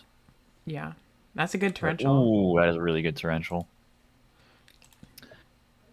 Yeah, a two real cards to summon Caius when it gets met with like torrential trooper, torrential goblin is a big swing for sure. Okay, let's go. Let's go. Oh man, Let's go, Jax. Yeah, Jax is Banish. Would you banish both fairy here? Wow, that's a big trag though. interesting. Do you know if you have to? Yeah, 'cause I think technically it goes. It should be target with Yeah, Kaiku. Kaiku would, Or Kaiku does would target. does it target? And then Yeah, it does. Yeah, it does. Okay, yeah. So you target with Kaiku maybe- and then yeah, Kaiku activates target for cost, and then you chain trag. yeah, So, again, Pudding could have waited for targets first. And now it's my Kaiku, which is pretty bad. Yeah, because we can Banish Trooper, Lone Fire. turn off Debris and Avarice in one fell swoop. Yep. Yep. But we're committing Trooper as well. Make it a nice 1200 trag. Yeah, he did his job though. 3 fairies. So yeah, you just turn off the debris by banishing these two. Oh, I think you Kaiku Yeah. first. I was gonna say the same thing. I think Kaiku first because you can't beat over Gores regardless. So, yeah, Kaiku first is actually correct on a couple levels. One, to guarantee the banish, and two, you can't beat over Gores, but you can beat over the token with Trooper regardless. So Right. So you just it's like when I play Cat and I'm attacking with Arbellum, I always go Arbellum first. yeah, it's easy to autopilot and just go smallest first. But Yeah. here's an instance of where you do need to think a little bit more about attack order. There's some interesting stuff with Goyo too, where it's like sometimes you with Goyo you don't always want to go exactly smallest to highest. Yeah.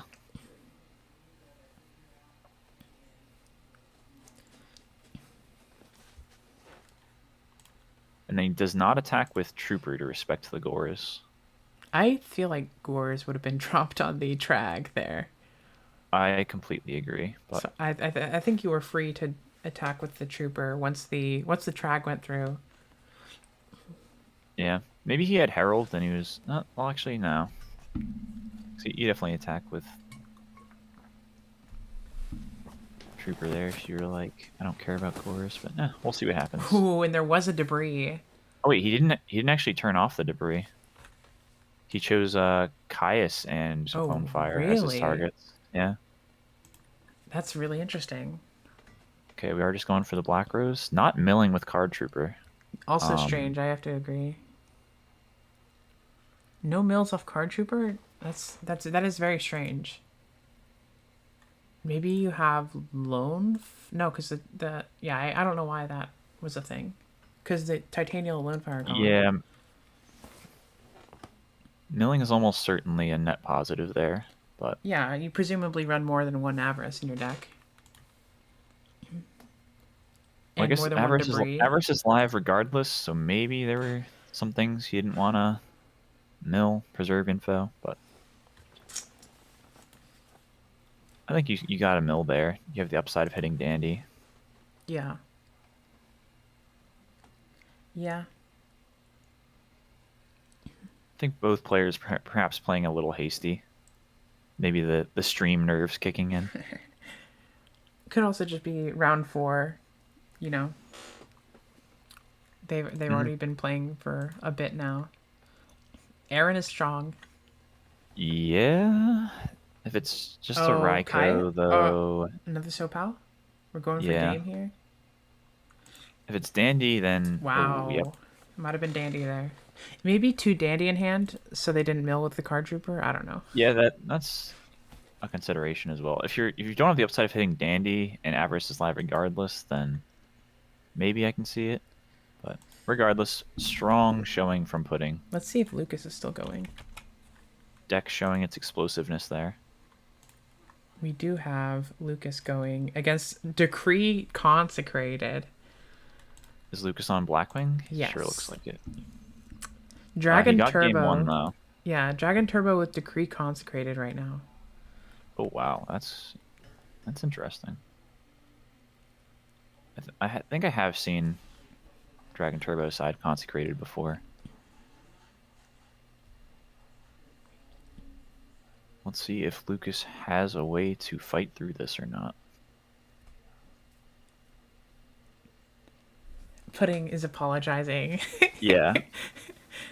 I've made some really weird mistakes too, so it's possible. I didn't think it was malicious, and I think he was in a winning spot regardless, so I don't think it really mattered. But yeah, just be a bit more cautious moving forward. Okay, Mr. Pudding, this sir. could be pretty significant here. Yeah. Lucas might be sealing this up, going to 4-0. You had the MST. This is big.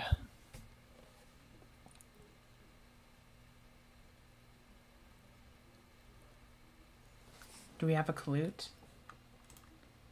Oh, interesting play here. Yeah. Hits a trag if there's a trag. Oh. Getting max info to avoid running into trag. I wonder if he is dark armed. Magic Stone, Excavation. For Avarice? That could do something. Yep. Oh, okay. There it is. Yep. So I felt that one coming. It's going to be Magic Stone for Avarice, and then let's see what happens after that, I guess. Why is that GG? Maybe this card is known. Oh, Trade-in's a good draw, too. Yeah, he will get to see every draw from here on out. Yeah. This is what we were talking about. This is the unerrated deck devastation virus. True. I wish there was a button to just like automatically show hand. Trunade and Rejuve. Okay. Yeah.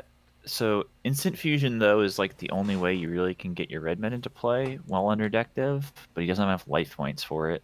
Target one Dark Master. This is going to be pretty tough. What stinks is deck dev doesn't even discard those cards. It destroys them out of the hand. So it doesn't even count for the Rejuve, yeah. Not that you're making it to the end phase without having defense or something, but... Yeah. Uh-huh. So I'm not sure how we get out of this exactly. Yeah, I mean, has to be instant. Yeah, you're right. Instant fusion, you don't have the life for. He needs to draw into like Vortex to clear the Dark Armed, and then Lucas to have no follow up. I think is his only win con. Asking for targets. Do you have a solemn? Yeah, asking for targets is a bit strange because Solemn is just you know the hand, right? So you know it's game over regardless. So I don't The know why hand you. is Trunade and what's the other card? Rejuve? Yes. Resolves. Okay. Yeah, I guess you want to put back everything that doesn't die to deck dev. But I don't know. Yeah, like you said, there's not really. Okay, there's one.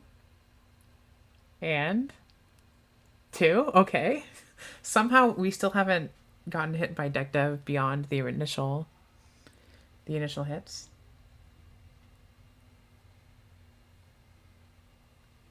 Giant Trunade, Super Rejuve. Could be playing the Trap Disappear. Yeah. you got me there. What's that card do? I've never heard of that card. It's DD Crow, but in trap form. Oh. I mean, it could be Transmigration Prophecy, right? Ooh, Yeah. that's game over. Lucas 4-0. Yeah. With the 2-0 over Dragon Turbo. Pretty good matchup for Blackwing, I would say. Yeah. I think that's about Dragon Turbo's worst matchup is Blackwing. Maybe Glad's. One of those two. True, yeah. Glads can be brutal. You can see some more fairy dueling with Forbidden Chalice. Yeah. Should Here we in check game out 3. Insidious? Yeah, I'm watching it. Okay. Beat me to it. Vayu versus Fairy. Yeah, I've seen a few players play the Chalice. I know BS45 likes it in his fairy deck. One player that goes to my local, Brett, he likes Chalice in his fairy deck. Yeah, I think the fairy player that we have versus Jorge, he's at least played it a bit. Yeah, so in the fairy circles, they seem to all agree that Chalice is a good card. I wonder why. I wonder why Chalice over anything else. Well, I think so. I've heard. Well, one, choose through Raikou. Two, you can use it as defense alongside Decree, which I think is a big plus. And three, they said like boosting your own monster like Angel to 1800 to crash against stuff like Stratos and Shura comes up. Interesting. So I think it's just like a versatility thing. But yeah, it seems like decent, but I am intrigued why so many fairy players all seem to like it. Like, I mean, those are the reasons I've gotten. But it does seem like, despite all that, there might be better cards. I'm not sure. Mr. Sultai says Fairy Copium. Oh my gosh, this might be Fairy over out of the tournament. My goodness. This is a lot of damage. This is 39. It's not lethal on board yet. But it is a lot of damage. Oh, he can switch the hamster. So that's 39. It's still not lethal. 73. Enough to put him out of BrainCon? I think. Yeah. Not that... I feel like BrainCon's not that crazy. Okay, Gorz is really huge here. That is a very big Gorz. 23 by 23. I was going to Who needs the say... zeros? Yeah. I was going to say... BrainCon isn't that big in fairies, but I will say with Cyber Valley, which they often play, and I guess Herald. Okay, so BrainCon is a thing that you have to fear in fairy. Yeah, no, I think most of them do play it. Because you have Herald, you have Tribute Summon Christia in a pinch. Which would work here. With the Gorz tokens. Okay, so Insidious stays alive. How big of a crackback does he have? The opponent used quite a bit of their gas here. Okay, we are risking the Mirror Force. I think crashing into Armageddon here? Yeah, most likely.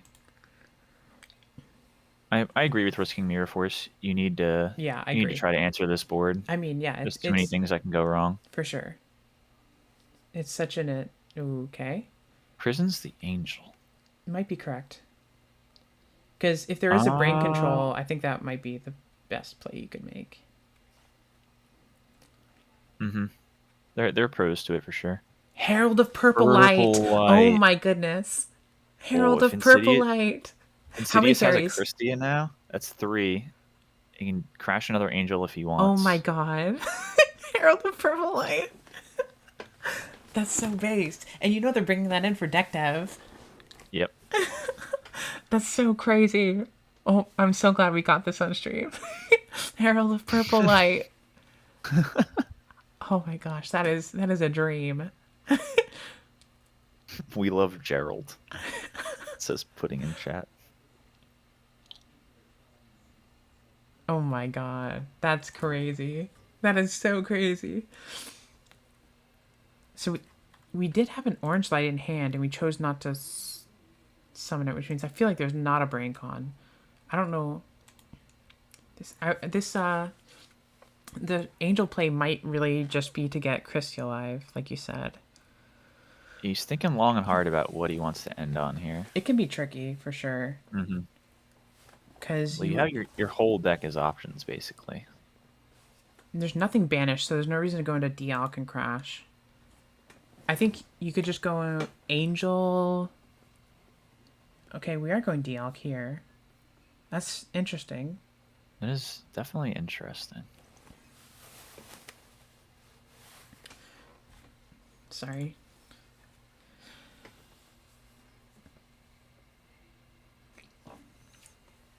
This is a very interesting game 3.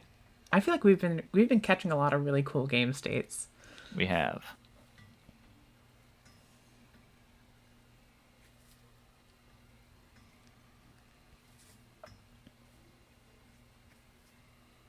Yeah, I am curious why he went for Dim Elk.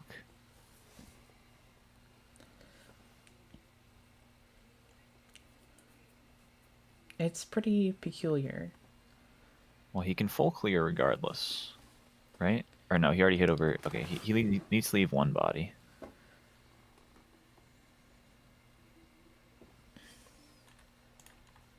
And he's considering which one is the one he wants to leave.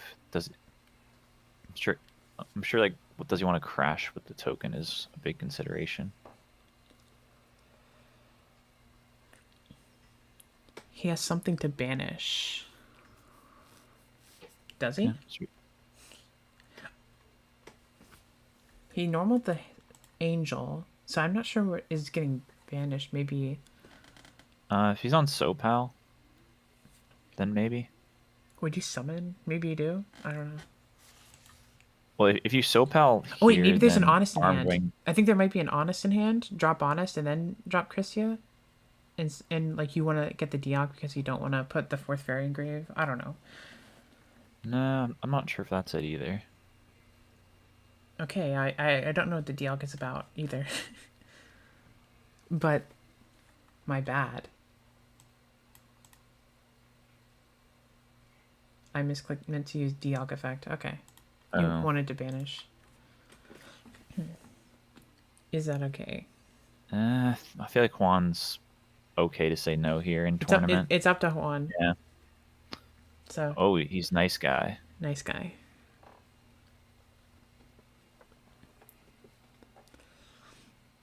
Just wanted the Dialk active. Kind of interesting. I'm not entirely sure. Yeah. Why, but I don't play fairies, so. Me neither.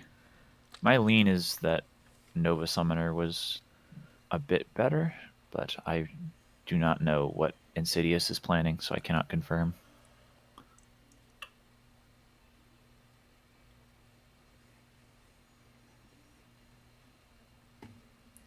What are we using the Gale effect on? Probably the Gores, I would say. Yeah. Can't really think of a reason to not do the Gores. I really feel like there's an honest in hand. But yeah, Could be. But maybe it is a Christia. I don't know. Maybe it's a Christia. I think if it was Christia, you definitely just do Right? You the crash. Angel into the Armed Wing. Yeah. You go down to 15 and drop Christia. Yeah. Yeah, makes sense. Makes sense. So we're hitting the token here to take it to... We're going to have to add an extra digit to this token stats. Both these players should be 3-0 Ice Queen. Oh, Yeah. what's up, Ernie? I didn't know your handle was Trap Monies. Wow. The legend, Trap Monies. Yeah. Ernie's such a nice guy and great player. We're thinking long and hard on this one. Before we change the attack of the token? Or am I lagging or something? No, I'm... Okay. Yeah, there was. He was He's lagging. the one lagging. Okay. That makes sense.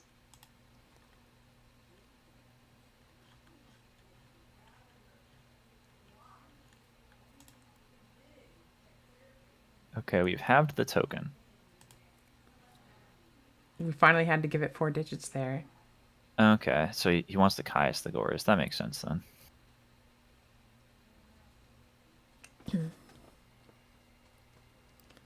And it does resolve. Okay, well now...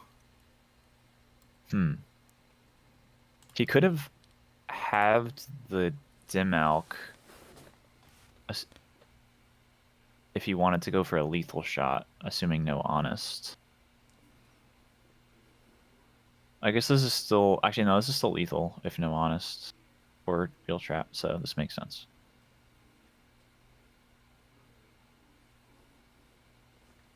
I guess if you have the Dimalk, then it would be lethal through like one Calc? form of interrupt. Calc? Nothing? Honest? Let's find out. Oh, No. nothing. Add back what, Gore? No, you have to add back the other Dialc, I guess. Is this Does real? he have a stop for this? This is not... Oh, it's book. Oh, yep. Yeah, see, that's the reason you could have gone for the have Dimalk, because that way both... Now imagine he draws Christia right now. Yeah. So we know... Swing over we know Dimalk Dialc. twice would have been lethal, but yeah. We know Let's Dialc, see and what that's happens. it. Dialc and something that's been in his all hand now. this whole time. It could just be another normal summon. Yeah. But now it's tough. You want to run over the Caius, but leaving something in attack is With a bit of 1150? an issue here at 600 life points. There's nothing really big enough he can summon to run over the Caius that also isn't just lethal with Armed Wing over it, so tricky spot for sure. Yeah, this is a really tough spot for Insidious.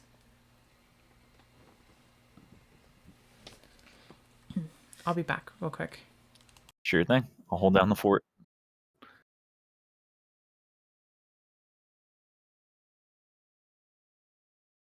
You run 3 Caiuses, he says. I'm not sure what he means by that. There's only one. There's only 2 in rotation.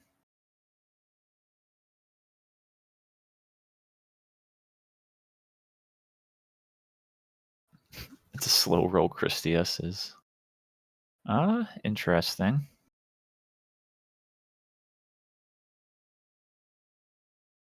Okay.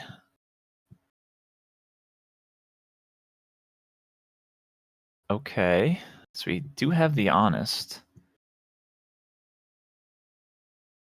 We're asking about 3 Caius for I'm not sure what reason. I guess for Caius burn self for game, but how do you tribute for it? Well, let's find out.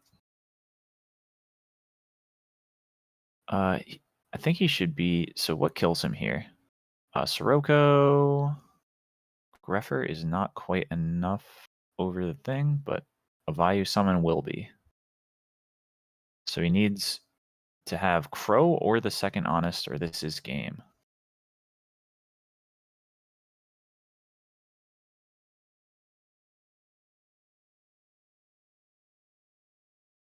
Oh wait, it is Alk in hand. Yeah, this is game. Good point. Yu-Gi-Oh from 0. Yeah, so that should just be it. So Insidious takes his first loss. That was a cool game.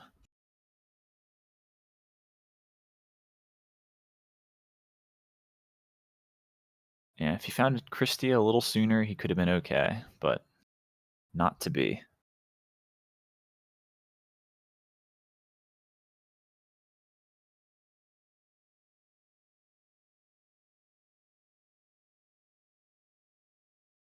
Insidious saying he threw game 1.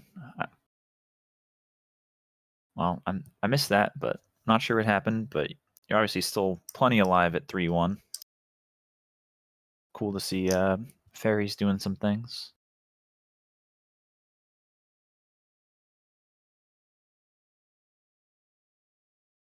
Alright, so we'll have to wait for Snack to come back to hop into another game, but let's take a quick peek at the standings. Let's see. So, who's undefeated still? Shabam, Duck Murderer, Haviology, Lucas undefeated, Ricky undefeated, Pudding undefeated, Diego aka Pina Pina Pina undefeated, Nicholas and Dad for Game all sitting at 4-0. And then yeah, still too many X1s to run through them all, but a lot of high profile names in the 3-1 camp as well. All right, we can watch interesting handicap cripping or JXO. We could. JXO is undefeated. Still says he's 3-0, so I'm not sure if his match is still going.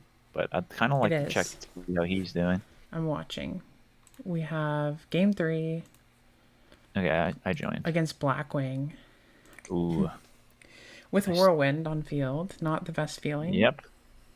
Definitely not the best feeling. And we do see Decree in Graveyard from Best Yu-Gi-Oh! Player NA, so he's presumably on less traps that can actually interrupt this if he's bringing in Decree, so this is scary. Oh! Torrential? On which? On the Blizzard or on the... Because I guess there's no effect on the... He didn't trigger Whirlwind, so... Okay. Needs to dodge Dark Armed. Yeah. Okay. We have a pass. Do we have Miracle in hand?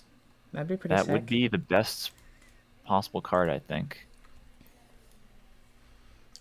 And there it is. We have the Miracle. Man. Does he have the Crow is the question. Doesn't look like it. Now, does he have a normal summon for game? Bluff Knock, I think it's your Wi-Fi. Wow, that's it. Right? That's 30. Yeah, that's it. That's it.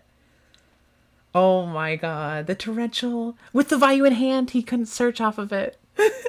I guess it doesn't really matter though, right? Yeah. It matters because I don't think it mattered.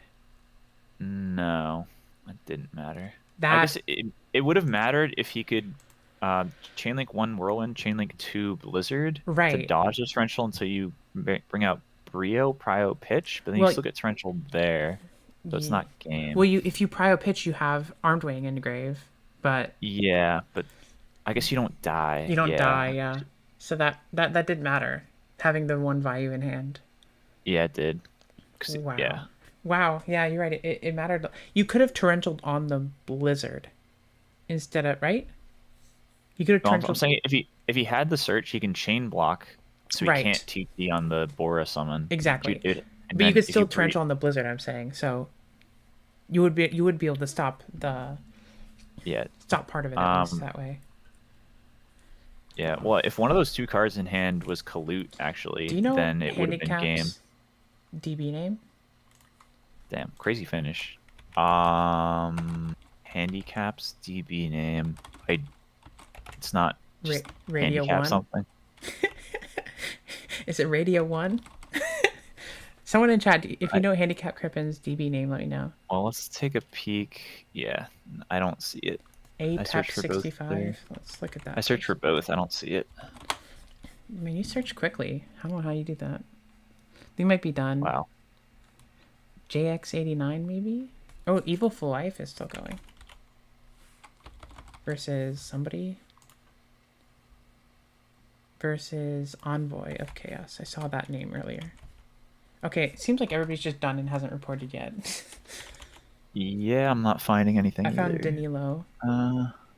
What's at the well, JX89 is still going. I found that one. Okay, let's get out of the frog match and into this JX89, hopefully. I'm not sure how either of these players are doing, but it is a game in the tournament. Okay, Cat. We have Synchro Cat. Field Spell Cat, actually. Another fairy sighting. Field Spell Cat versus some kind of fairies. Holy moly, this is crazy. Gear Town, Mausoleum, Cat. Yeah, versus fairies. The field spells are nice because you can go Black Garden with Armageddon Knight into full cat combo. Right. And then I have seen that before. That's cool. And then you have these. It's cool having the Mausoleum and Lad in this kind of a build. Wow. Wow, ripping Christia. Oh, and he discards the Christia with 4 fairies engraved. No That's way. insane. That's insane. Oh my god. Okay. Yeah. Just admitting right there. Wow. Wow. Okay. That was only game 2. Wow. Yeah. 2-0 for the cat player. What's his Field record? Spell Cat. He was sadly X2 going into this game, so now he goes up to 2-2. So probably not making it, but cool deck and good showing. Technically still alive. Yeah, technically. All right, who else is? So that one wrapped up. The Danilo one was still going. I'm watching Quick Draw versus Vayu right now. Is it, you said it's Danilo? Oh no, the one I'm watching is Egara. This is also tournament? Yeah. I'm coming. Pretty low on resources, both of them. They're in game 3 here. Well, it looks like Pro Storm lost this round. Huh? We have 11 minutes. So is Pro Storm 2-2?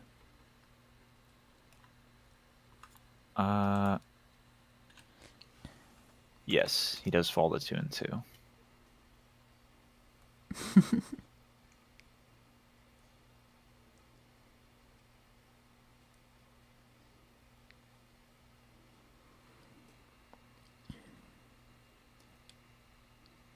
Thank you, Austin. Looks like Quick Draw player basically just needs to dodge Dark Armed, and he's chilling. Normal summon Fossil Dyna? Well, that's... I guess that is an issue as well. My turn, normal summon Fossil Dyna, run over your token, GG. Yeah, that would be pretty bad too. Okay. There's a few things he needs to dodge. Thank you, Trap. That's always... Man, leaving in the Quick Draw engine against Vayu games 2 and 3 is so scary. Yeah, so you have oppression that's true. Even Dyna, realistically. Even just like set oppression is probably GG. And I most Vayu players are siding Fossil Dyna just for like Amaryllis and stuff and frogs. Yeah, they're usually on like some combo of between Dyna and Vanity's Fiend. They're usually on 2 stun monsters for most builds, but he doesn't have it here. Does not. Oh, I just noticed a Stratos in his graveyard. I did too, just now. Volcanic Hero Quick Draw. That's ambitious. Yeah. Are we searching out Plasma now? Yeah, it's my guess is it's like Stratos, Plasma, Future Fusion to send Dandy, something along those lines. Yeah. It's kind of like that one Amaryllis deck that was only playing Dasher. Yeah. I'd imagine it's a small package. But I get the appeal. Future Fusion is a good card.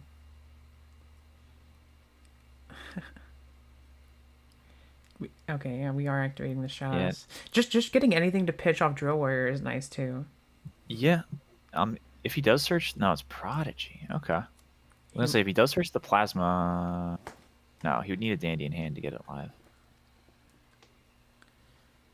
This is a lot of damage. It's quite a clock. It is. We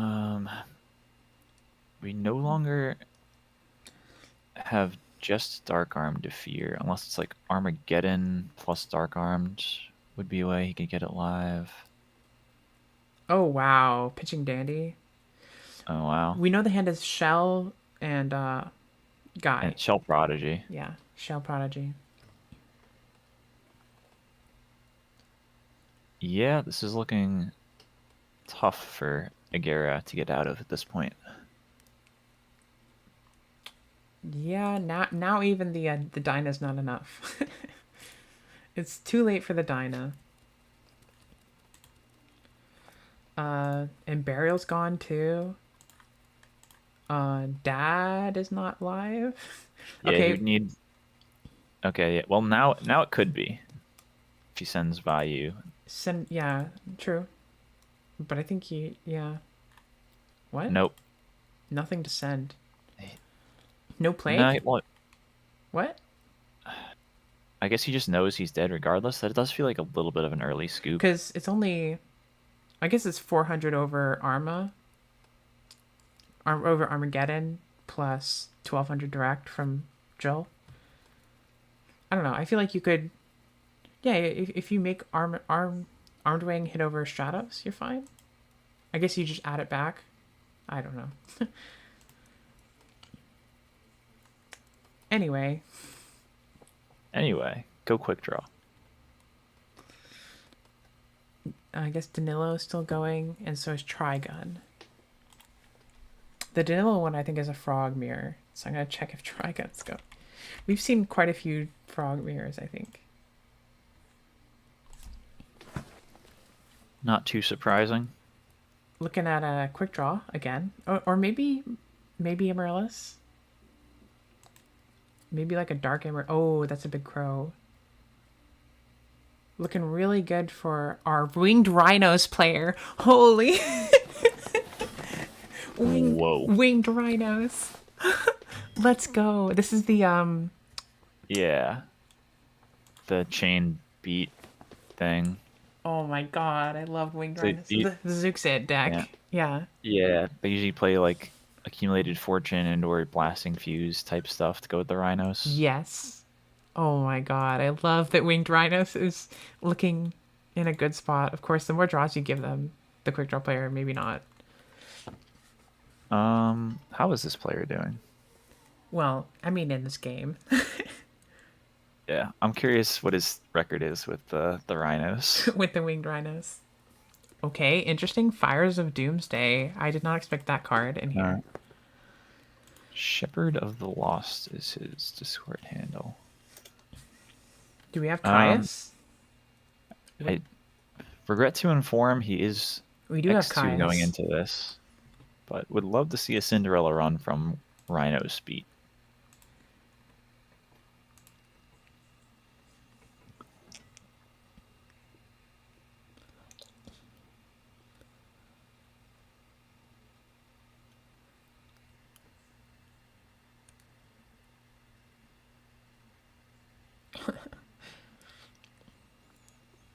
This is looking pretty good. Oh my, that Kaiku's crazy too. Kaiku just always feels crazy to me. Yeah, Kaiku has been stonks up lately. Okay, there's the Gores. We drop it on the Kaiku. Okay.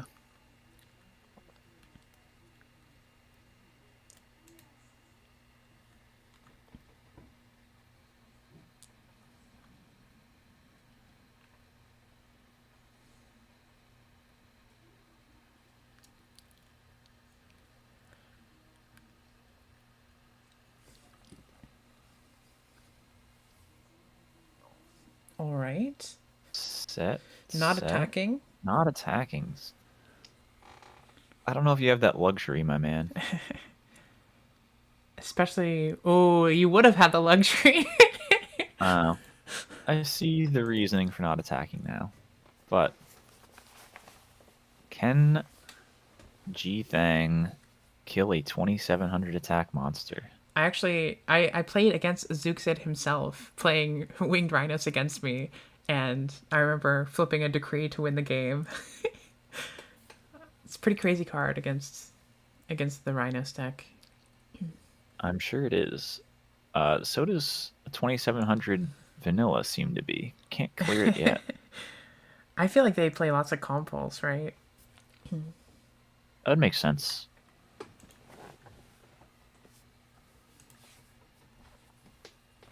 I feel like they also just played like random D-prisons and stuff. There is a compulse in the graveyard for our Rhino's hero. Rhino's hero. There's a Oh, Mirror Force. that is one way to get rid of a Gores. Sure is.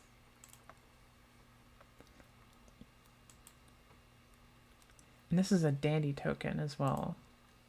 Uh-huh. So I think next you Kaiku banish dandy. Okay, they're just not gonna. Yeah. they're not gonna prolong the issue. It is over.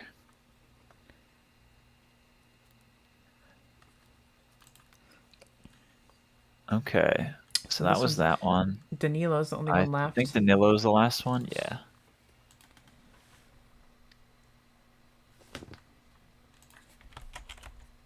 Danilo versus Diddy. Still going here in game 3. Neither player has too many life points. 2 miracles gone for Diddy. Okay, so this is Diddy's playing Diva Hero against Hero Frog. Or actually, no, this is Avarice Frog. There's a Plague in the grave for Diddy as well.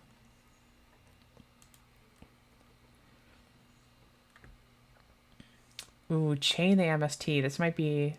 If this is Vanities, it would be enormous. Don't you think? Yes. Hitting a Mirror Force, too. Vanities would be pretty lights out, most likely. Next scariest probably just jump, but he doesn't have either. That's an interesting MST. It is. I wonder why that happened.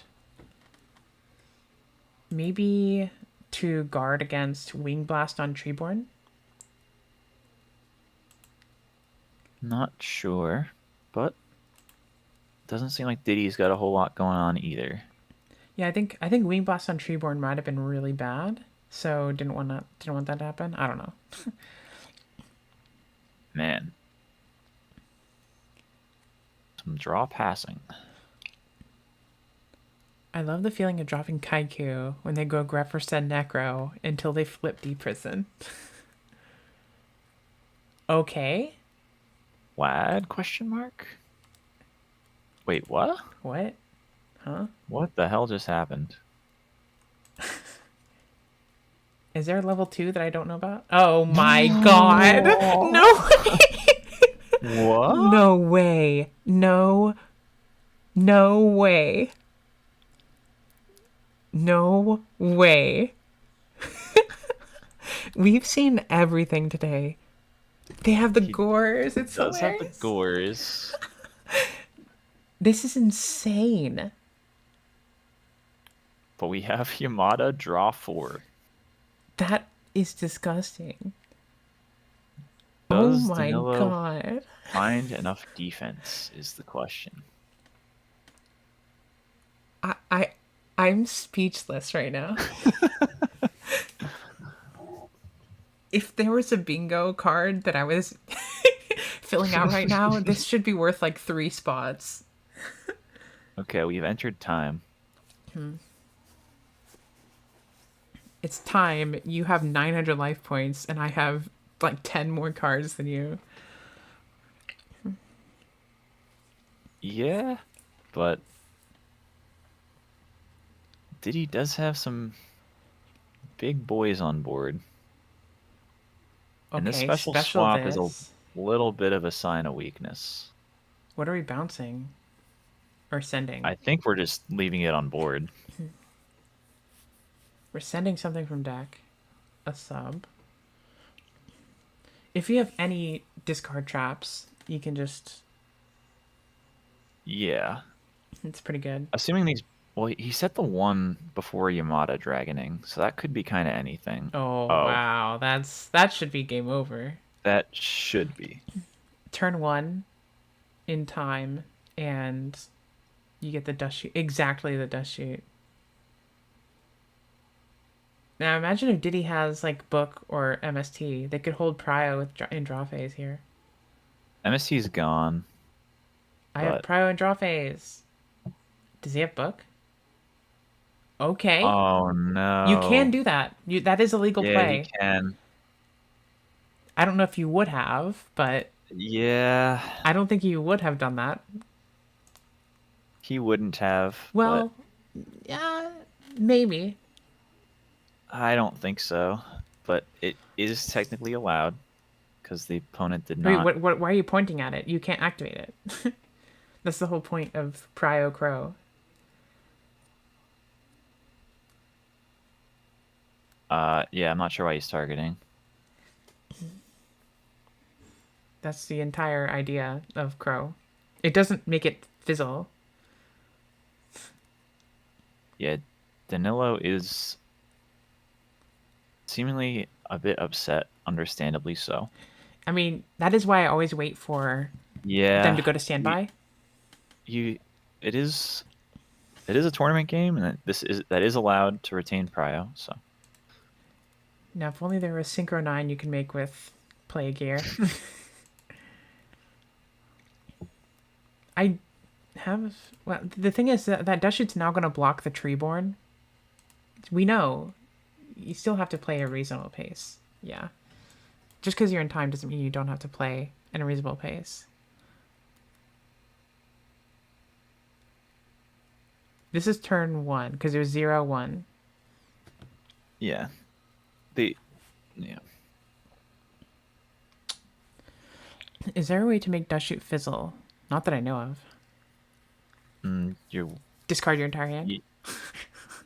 yeah. Even if you don't. I mean, Yeah, like, once if you have 4 it's discard flipped- traps set, you can make it fizzle. Yeah.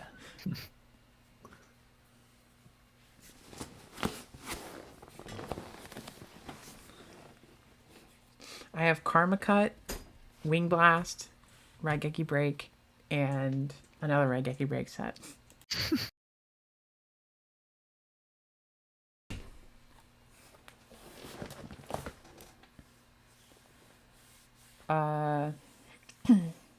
Plaques play. Don't get on my nerves. I think that's too late. I think Yeah. you're already on each other's nerves. Yeah. I sense some tension here. You can't stall. Stall for what?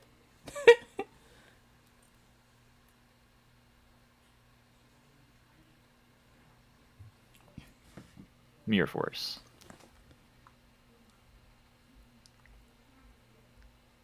Okay. Dupe effect.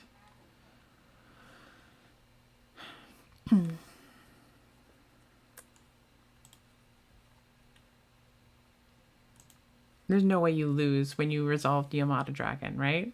Play. Oh my god. No, this is turn 2. All right. Let's relax, people. Brain. Okay, that's got to be game over, right? Surely. He would have had the. It's interesting that he set this. Well, he set it for an extra Yamada draw. Right. So I'm just saying it means he was not counting on getting the Treeborn back anyway. Okay, this is game over. Surely. Yeah. Surely. Because do we know if he has swap in hand? Like, okay, yeah, that's game over. Unless honest.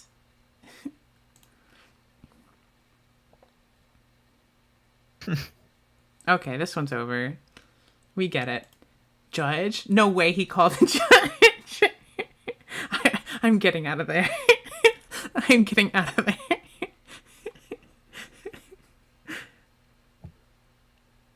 There's no way. There was some saltiness over there. Yeah. Fitz is co-commentating BS45. I had to get out of there. I'm sorry. I had to get out of there. I'm still watching the salt unfold. One of them needs to report already, and let's get moving. Let's go to round 5. You know. Yeah. Oh my god, he's actually waiting for the judge to come. Oh my god.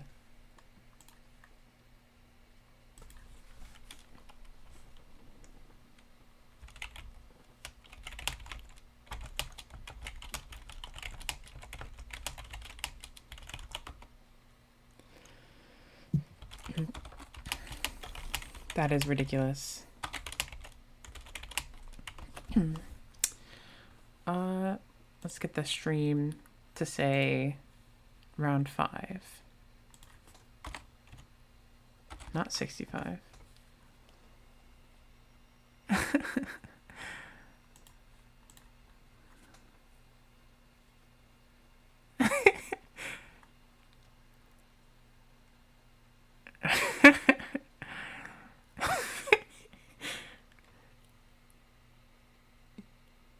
He wants the opponent to get the warning. I mean... For what? For being rude? I honestly, I do think they're both being a little bit rude. I think they could definitely get some, I don't know what the judge term is, but sportsmanship warning. Yeah. Would probably be warranted here. Right. Because really they are both, you know... If one of them had a problem with the pace of play, you tell a judge or a TO and say, "Okay, can you please come watch my match? My opponent is playing slowly," or whatever. Yeah. You don't just yell at them over and over.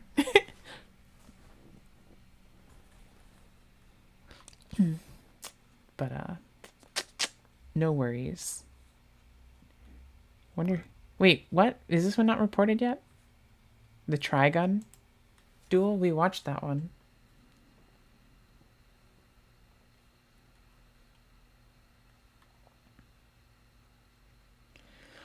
So we should have 3 more rounds today on stream.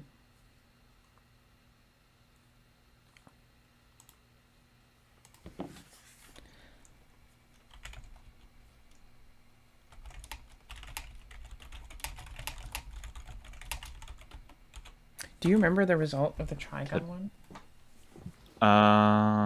Who were they? That was Quick Draw versus something. Shepherd of the Rhino. Lost was the Rhino beat, and he won. Okay. Okay, so Shepherd and Danilo won, right? Yes, but this Diddy guy refuses to admit Are they still in game? Yes. Oh my goodness. Who do they want to come? I swear. Oh my gosh, are we really... This is unfortunate. That is very unfortunate. Well, somebody admitted defeat, so we're good there. Yeah. These two guys need to leave this lobby. Oh. What happened? Good thing you're not on stream. Oh, was there a language? Yes. I thought there might be something like a risk of that. Yeah. They're just yelling at each other now.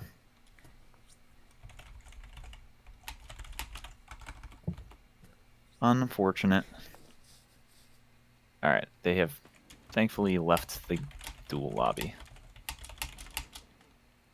but not before exchanging some colorful words.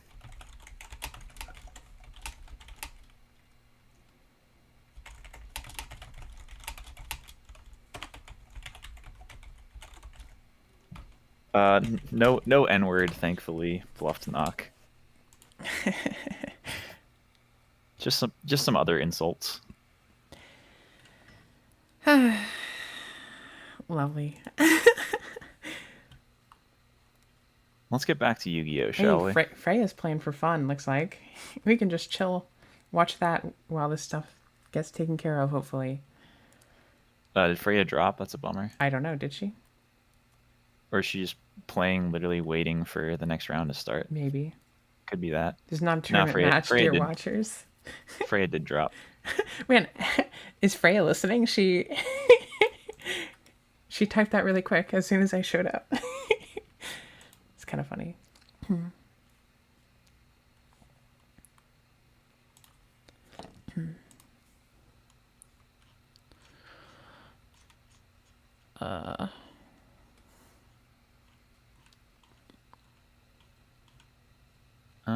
Oh, we have round 5. Nice. We have pairings are up, yes. We can do Pudding versus So Pina. yeah, we Jake did just X. watch Pudding, but that would be a good one. Yeah, we watched Um, Lucas. We watched Pudding. We watched Ricky already. what are the other? Watched Jake Who's XO versus Dad for Game. could I want to watch that one. who's okay? I'm cool with that. I don't think we've seen Shabam, who's 4-0. I don't know who he's playing. Keep my Oh, he's playing against Lucas. eye We on saw them. Lucas. Oh, Yeah, because we only saw the very end of Jake's game, right? right, with the let's watch him. miracle turtle.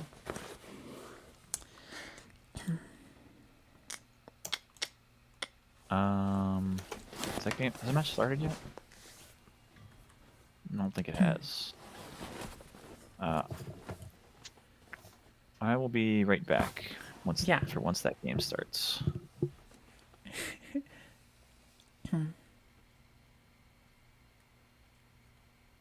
Nido King.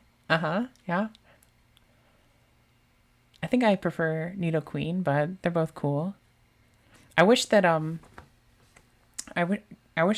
because in Pokemon games, can you breed like a Ditto with a Nido King and get both Nidoran boy and Nidoran girl offspring, or no? Someone who knows Pokemon, let me know.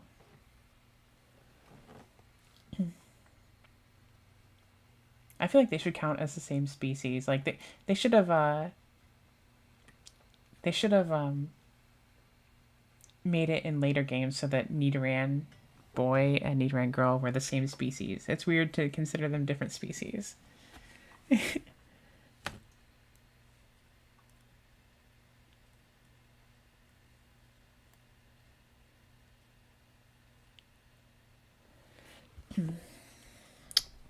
Where is the guy? There we go. All right, we rolling. I missed a whirlwind eating Shura bottomless. Reaper. Okay. Ooh. Reaper. Let's rip some cards. Let's go ripping.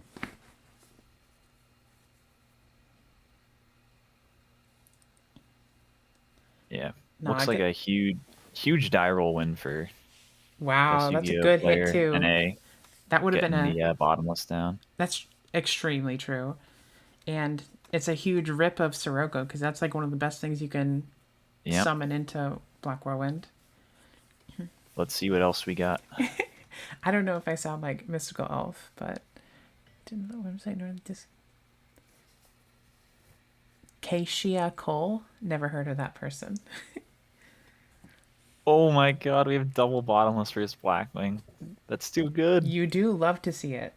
Okay. That is too good. All right. Okay. Just to save your last cards. Is that a Blizzard right there? I love when my Reaper rips a card and forces a brain con. Yeah, that's such a good boy. Oh my gosh, it's not over. It's not over.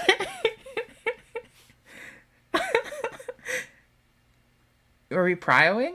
Oh, we're prioing. He didn't even wait for the okay, well, it gets banished. But yeah, it gets the Malian Grave. Didn't even ask for the prio. Good. Okay, another set for Jake. We know it's not a bottomless. We do know this one is not a bottomless, but maybe it's a torrential. Oh, so Dad for Game had a card in hand and then passes. So something tells me that might be Dad. Trying to save the Dad with the brain con? It's possible. Yeah. I don't know what else you hold here. Maybe another whirlwind, maybe. Oh, another whirlwind. Man. Blizzard for nothing. Blizzard for Vayu. Yeah. Go for it, buddy. There might be a Kalut in hand, I guess, but like, do you care? This is so sad. Two Vayu. Okay, it's not a Kalut in hand. Yeah. This is not over. If the Blackwing player can survive, he does have Sirocco in graveyard to go with the Vayus. Jake is very close to having Dad live here. Icarus? No? No Icarus? Just 2 value in hand? Mm-hmm. With probably bottomless set? No, Jar agreed. Okay. Agreed. I was wrong there. Value, and 2 unknown. Yeah. This is getting bad.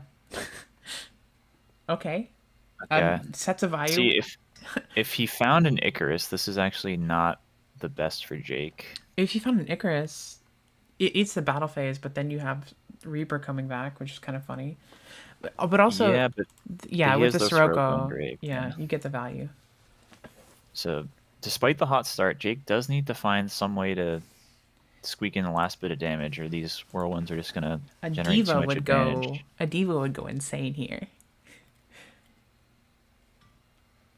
I think he needs Caius. I think would be his best card, because that way, if there's Icarus, you can force it out, and then, well, you can only Mizuki back the Reaper. Actually, that wouldn't even be Isn't? that crazy. Am I crazy or is I guess diva they you Icarus and no diva seems really insane. Am I crazy? With Mally and Grave and Mizuki on field? Fluffnock said I have the voice of a Scyther. Of a Scyther, the Pokemon. Interesting. And then retracted it once he found out it was me. Said, "Oh, wait, never mind. Fitz cool. My bad, bro." Wait, is Scyther not a good voice? I don't know. I always loved Scyther as a kid. I think he was chirping me.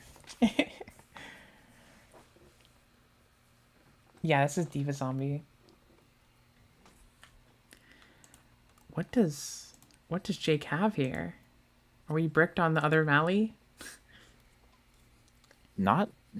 Yeah, I guess not swing with Mizuki makes sense because it's like, ooh, this is scary. That doesn't feel great. It was a trench. It was the torrential when I first called it. Yep. That's crazy. Allure away the value. Jake has been holding cards though, so Gores? he could have. There's stuff like Gore's, BrainCon, Dad, where he might still be able to squeak in this last bit of damage, but It's crazy that after the it is. start. Yeah, it's still a bit scary for him. Ooh, that's Oh, really see, this bad. That's really big bad. reason why. Yeah. No way. Come on. Is this enough damage? For lethal? Well, because we have the Vayu Sirocco Engrave, so that's 41, and we have 2 searches.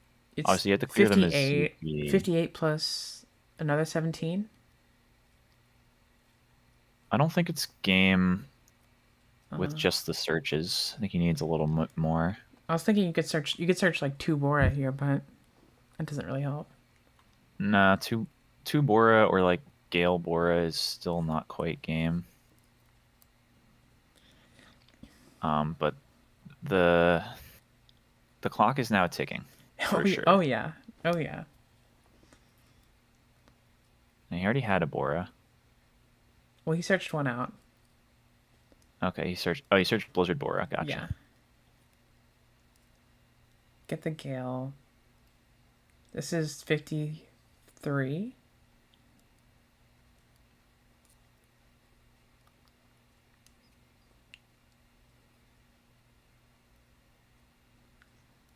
No Gores? Oh, he does have the Gores. Okay. Does have the Gores. Does he have another Icarus? Okay, we're just gonna make Armor Master. That's pretty good defense, honestly. So we know Blizzard and Vayu. Did he war away the Vayu? He did. Never mind. Okay, So I think we only know Blizzard then. Here we go. Caius Tribute, Gores, hit Armor Master, drop Dad. Drop Dad. Yeah. I knew where you were going with that.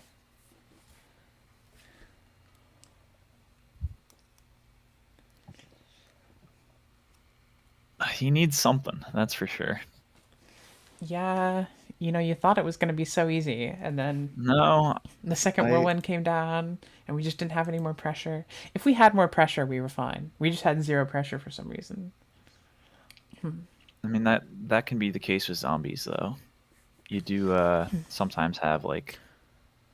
So we can do 4 over Armed Wing and 5 over Shura.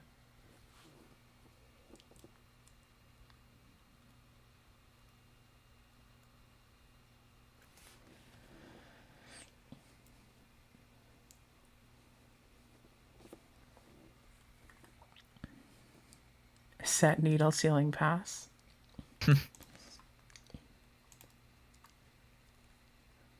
We know Blizzard in hand as well, which means that we, like, it's really, you have to pretty much win this turn. Bringing out Mally for some reason. Are we going to Miracle? No. We're going to Mind Control. He's This just is going game. for the Yeah, this game is shot. game, yeah. If this back row's fake, He it's game. He knows he has to. Yeah. With the Blizzard follow-up. Yep.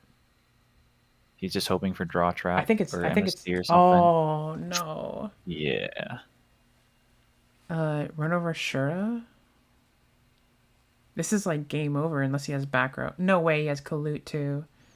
Oh no. This feels bad. So that's 900. Uh-oh. Uh-oh. No. Come on. Nah, I think those are bluff sets. You don't do that mind con play if you have real back row. I agree. Do you even bother bringing out the Reaper here or no? Because the problem is with Blizzard, they can just kind of disregard the Reaper, but I think I would bring out Reaper in defense anyway, maybe? Yeah, maybe. Armor Master over Malicious is already enough. Wow, you're right. It's exact. Oh, man. Why did it have to be a real back row? Okay. I guess he's going for the Shura over it for lethal instead. Okay. Okay. Wow. We were both wrong. Okay. We were both so wrong. Interesting. We were both very, very wrong. Maybe he just didn't have an out to the Armor Master and was just like, oh, let's go for... Oh my gosh, this hurts. Now yeah, I guess the Blizzard still hasn't committed the Blizzard, which is interesting. Mm-hmm.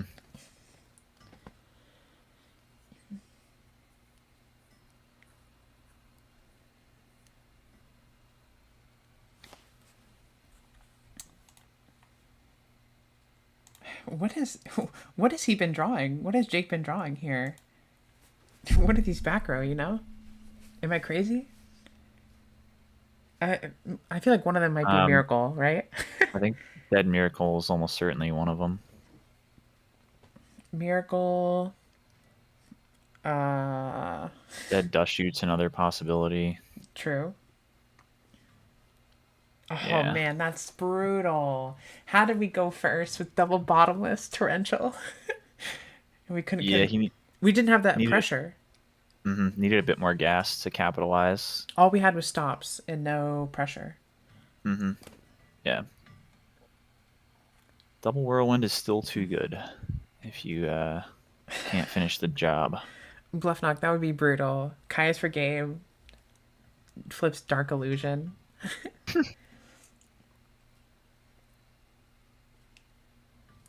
Oh man, that was painful. That was so painful. Yeah, I know. That felt like one Jake needed to win. Yeah, it's such a tough matchup. It only gets harder post board with this matchup once you know that they're gonna bring in double oppression and deck dev to worry about. But we'll see if Jake has what it takes.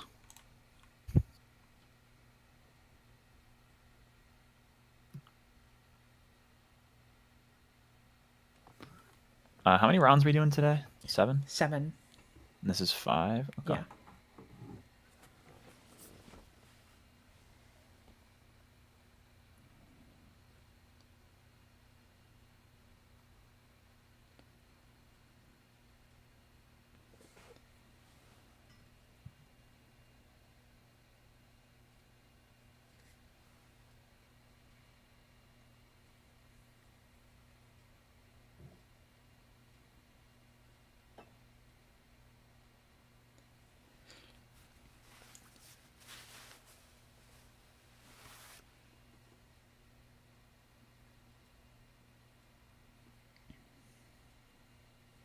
Alrighty.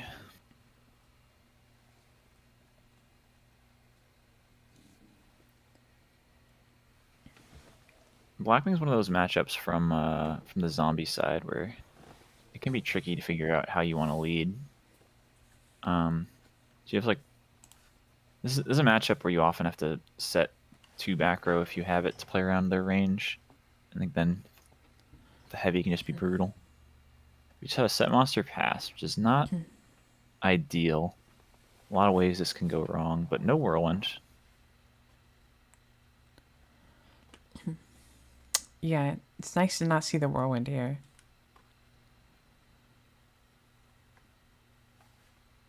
Okay.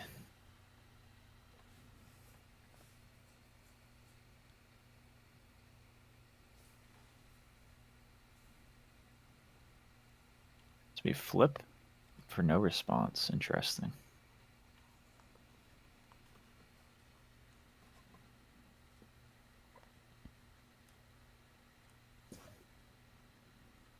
We are just swinging.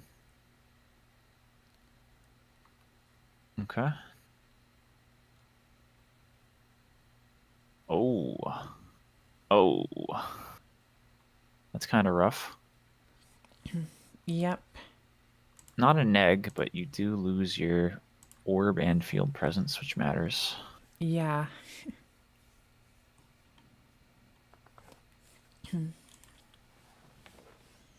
What did we search off of that? Plague. Plague. But Dad for Game does not have any way to pressure initially.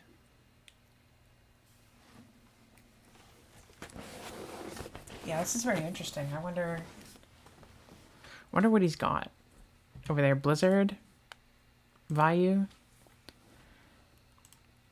think if you have value, you probably just poke with it, because why not? But we'll see. It can always just be a bunch of traps that you don't want to risk all of them into Heavy Storm.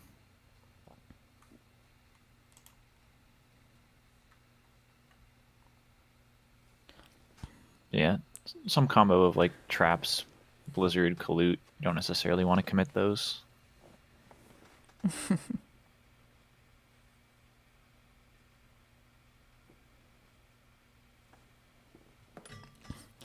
Are we bringing back the goblin here?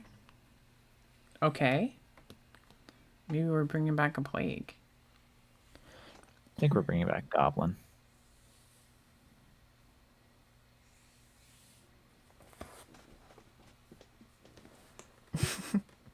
Texas definitely changes people. We are bringing back the plague. Okay. Bring back the Plague. Okay. What are we making? Is this for Dark Armed, perhaps? Yeah, maybe we go Brio. I don't know. Hades, okay. Bottomless. He's Now drop bottomless. Dark Armed. Now drop Dark Armed. Pop back row. There it is.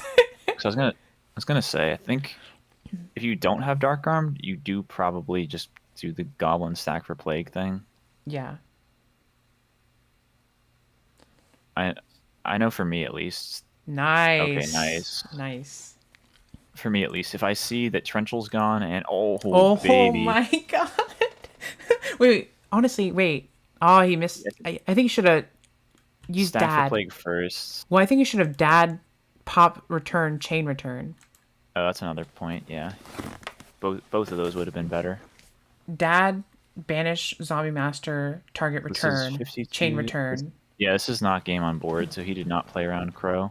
Yep, that's a big punish. Oh no. Yeah, you need to stack for Plague first, and or dad pop return. Oh no. Why do we do all this in this sequencing? He got a little too excited, I think. Damn. We still haven't normaled, have we? Or no, we normaled the zombie. did. We normaled zombie master. This needs to be special Greffer. Can he special it?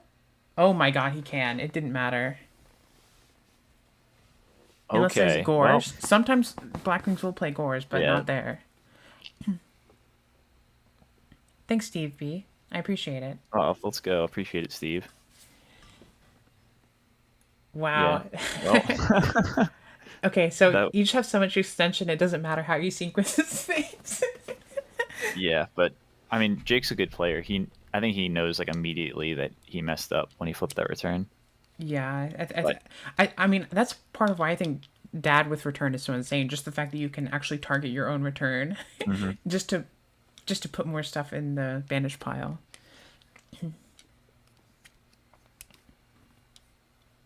but you do need to get away with a misplayer too for a long tournament run Absolutely, absolutely. to be able to make it. You're never going to play perfect for this many rounds in a tournament setting. So Right. he got away with one there, and let's see if he can take game 3. Going second against Blackwing post board is not where you want to be as a zombie player, but let's see what happens. Yeah, I think I know that when I won the HRC tournament, I was definitely with Vayu, I was just overcommitting quite a bit, but I feel like those are the best kind of misplays you can make, are just kind of saying you don't have it, overcommitting, and hoping there's no crazy crackback, and sometimes you get away with them. Mm-hmm. I don't know if that's universally true, but for me, it feels like the best way to misplay is by getting too aggressive rather than too conservative. Yeah, I think that's a bit of a. There are extremes to both. For sure. Where At least for me, because I think my normal way to misplay is by being too conservative. So yeah, that's fair. Because I think there are ways to throw, uh, like, there when you get yourself to like a super dominant position and then you overextend, that's a pretty bad one. But if you're just like like if you're like a bit fearful about committing, but then like commit anyway, that's an then interesting Gold Sark target. yeah. Wow. Yeah, I'm surprised he leaves in Gold Sark going second against Blackwing actually, but It seems kind of nice here. I can't lie. This seems kind of nice. yeah, until he goes set Sirocco flip deck dev, but Yeah. Yeah. Just simply no, don't have it. or Okay, or that. tribute for the Sirocco here. Yeah, that's not the worst. You get the brain con out of the way, but you'd rather them not out it, of course. At least they didn't slam down Whirlwind before shooting for Yeah. Sirocco. Now I think if Jake just like sets a monster here Like and Turtle? passes, yeah, I think he's actually looking okay. Does he play that many turtles or tomatoes? Yeah, I did see he's on Gardna for this event, which is a change. He wasn't playing that in the past. With the Greffer? So yeah, well he's been playing the Greffer, Right, I'm but just saying. I know his old build was on triple turtle. Interesting. Yeah, I feel like with the Greffer Mally, like just being able to send having more things to pitch off of the Greffer might be nice. Like Gardna. Yeah, I've honestly thought about finding some way to add Gardna to my zombie build as well. I don't think it's possible, but Gardna's pretty cracked, and if you ever can like pitch it for Zombie Master or Brio, like you're feeling really really good. Gardna feels like it really, at least as a value player, Gardna feels like it really improves the Blackwing matchup. Yes, Gardna is so strong against Blackwing. Especially if You they can do stop. these. Yeah, go ahead. Yeah. Well, it's just like interaction they can't like uh, hit with Icarus, and it stops the Sirocco pumps. It stops like Shura from getting value at key times. Definitely a very strong tool against them.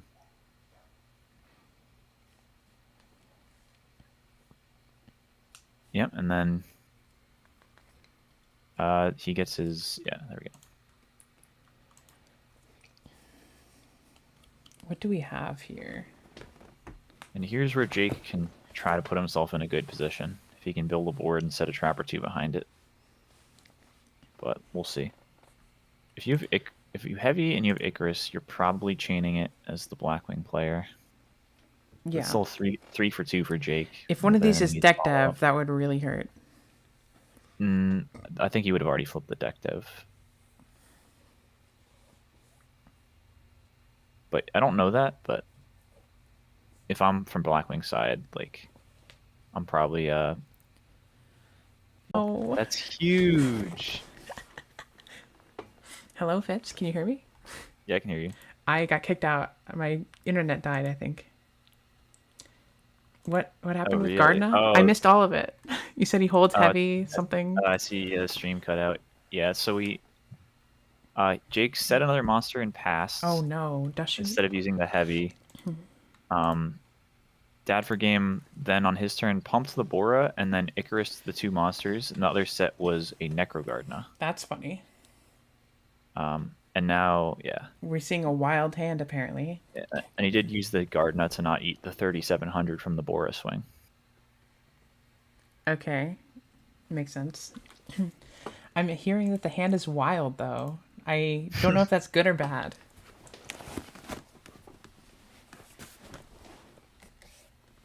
Hopefully Dad for game is nice enough to tell the stream what we're looking at. Maybe Jake can just type it in the chat for us.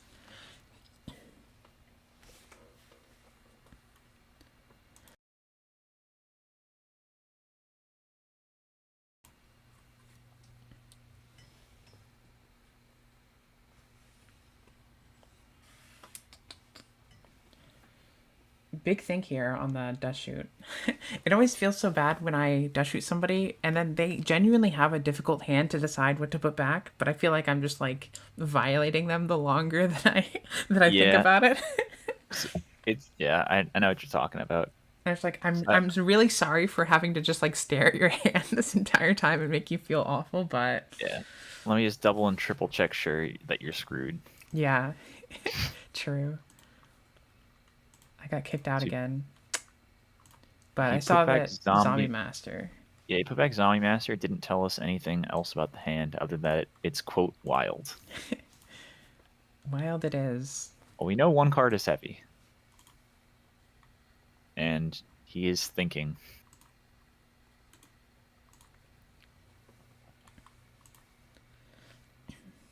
So I don't think Jake usually plays Book of Life, so... Not with Miracle, I would think. Yeah, he plays Miracle instead. So I'm curious how we can get things going for an empty board. Mally and Greffer is the obvious way. We know Heavy's still in hand. Yeah, Brain or Mind Control are another way that he can get his combos going on an empty board. I feel like if he has a Miracle in hand, you put back a hero, right? Yeah.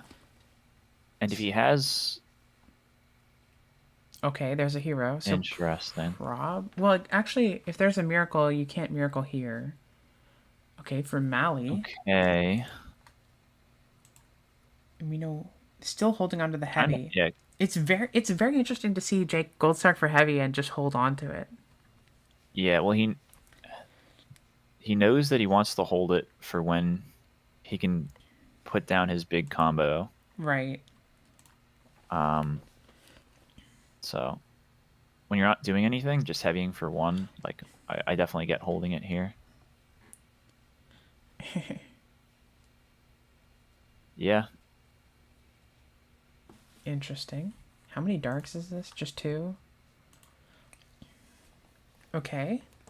You know, hopefully for Jake, Dad for Game has a lot of back row that he's afraid to commit into the Heavy. It does seem like there's at least 1 or 2 traps he's holding, yeah. I'd agree. So the Heavy's kind of getting value just from like it being known, you know? Mm-hmm. It is. The fear of Heavy is keeping Dad for Game from setting anything that isn't chainable. Yeah, but I think other cards he could be holding are like Blizzard and Kalute type stuff. True. And if that's the case, Jake needs to make a board sooner than later, where he's gonna like normal Blizzard for no effect plus Kalute's already 4,300, so he does need to do something sooner than later. I gotta agree with you. Okay, I think Yu-Gi-Oh is pretty cool.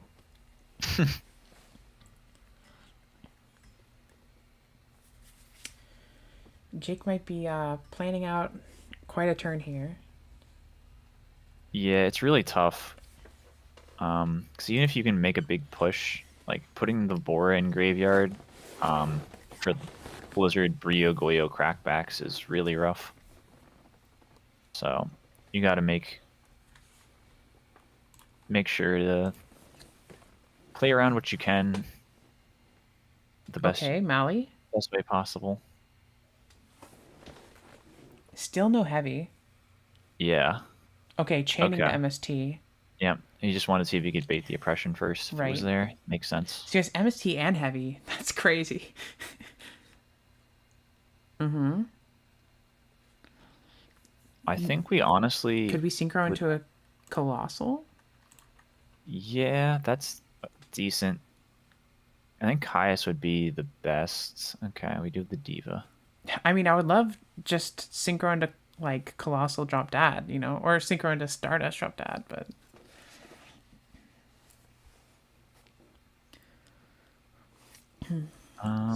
Okay. we know heavy still in hand. Miracle's now super live. Yep. All right, so let's go for the Colossal.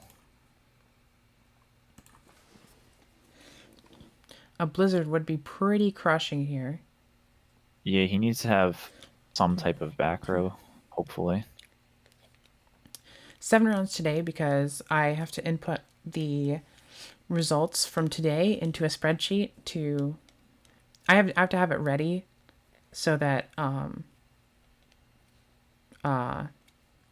after the next day it will it will I'll be able to have a quick turnaround between round 8 and top 16. And All thank right, you, James Ark. Yeah. He's thinking about what to revive with Colossal. Reviving Mally to make an 8 main phase 2 would be pretty cool. Reviving Mally. That is kind of neat, actually. Most people don't even think on the colossal effect. He's definitely debating it.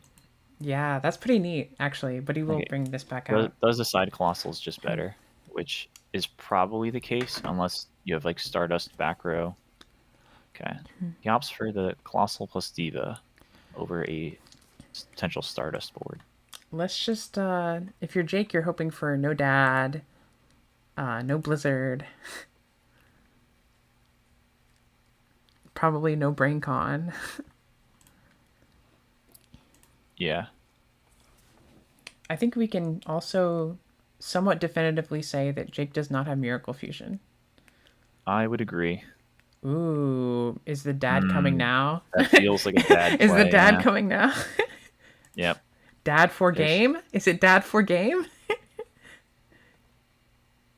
GG's. Yeah. It was dad for game. Wow. Okay, yeah, he did have some colludes. Okay, yeah, so that heavy did nothing. Yeah. That heavy just really did not accomplish much. So I wonder if he didn't have... Okay, well, I guess he would have been able to collude over. I was going to say, if he had gone for the Revive Mally make Stardust, that might have been better. Yeah, I don't think his back row was anything, though. I don't think it was anything. Yeah, Colossal against their monsters is better, but then if you have a real back row, then if it was D-Prison, then you make the Stardust. Yeah, agreed. Yeah. Good game, good game. Yep. Tough matchup for zombies. Alrighty, what else we got going on? Very funny from James. He's taking a break. Oh, we got Johnny, right? Yeah, that's Johnny the Giraffe versus NB. NB on Frogs, Johnny on Blackwing.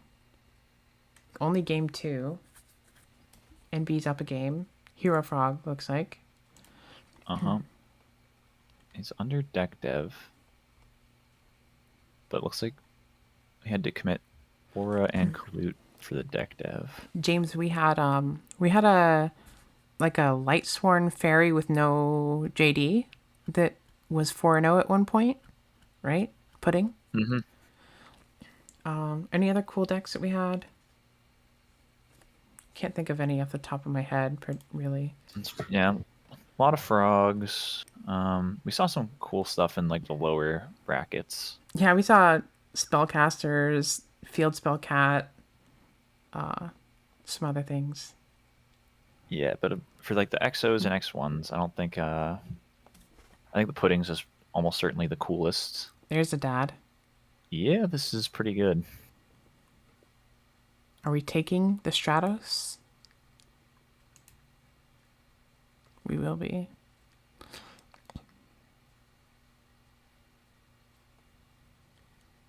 We might see a game 3 here if this continues for what you finna do.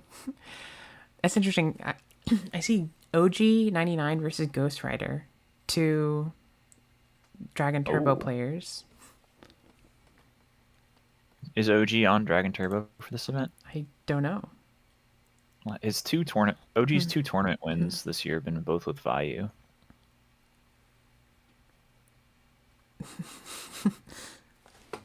Wait, that's dead.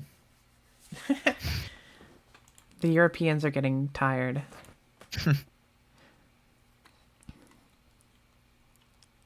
That Field Spell Cat deck, we just... what did we see it beat? Quick Draw or something?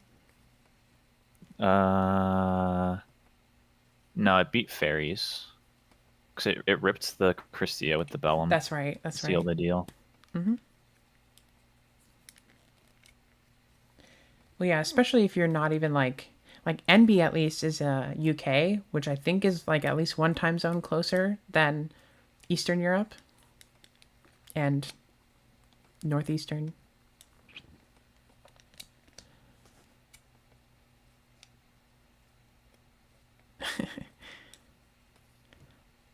Ab-Zero in attack position. Okay. So Miracle does resolve, no oppression.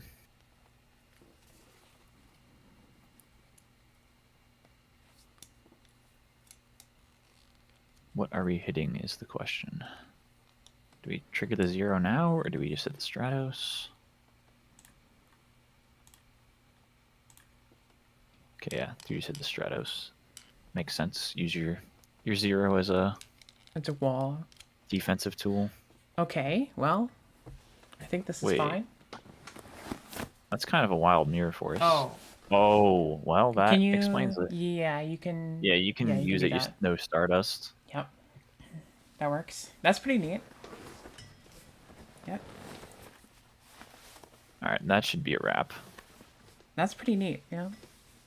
Pretty neat. So, just for anybody who's new to Edison, you cannot get the Stardust off of the Starlight Road because Starlight Road has to destroy whatever it's negating.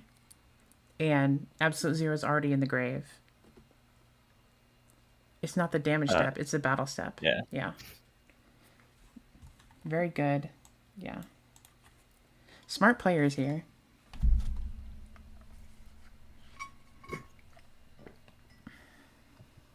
Oh, baby. Yeah, that took me a second, too, because normally if Absolute Zero is crashing and getting destroyed, you know, it's like, you can't Starlight Road that, but Mirror Force is a bit different. Mm-hmm. Hey, Jared, how's your record so far, actually? Are you, like, 4-1? Mr. Dad 4 game?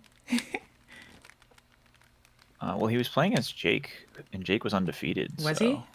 Are we 5-0? Yeah, Dad 4 game's now 5-0. Yep. Nice. Nice. Killing it. People were saying there wasn't enough birds. We're getting birds later on. You just see. Yeah. Let's see. So, yep. Our 5-0s are Dad for Game, Nicholas 979 we've not seen yet, Diego Pina Pina is 5-0 Nice. on his Dream Frog. Dream Frog. Ricky goes to 5-0, King Moore, and then Shabam 4, who I don't think we've seen, just beat Lucas, I believe, to go to 5-0. Okay, so if we get a chance, Nikki or Shabam would be a good one to check out. Yeah. Because I think we've seen everybody else who's undefeated. We have. Oops.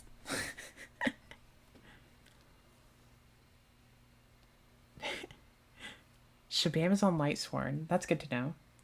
Oh, that's cool.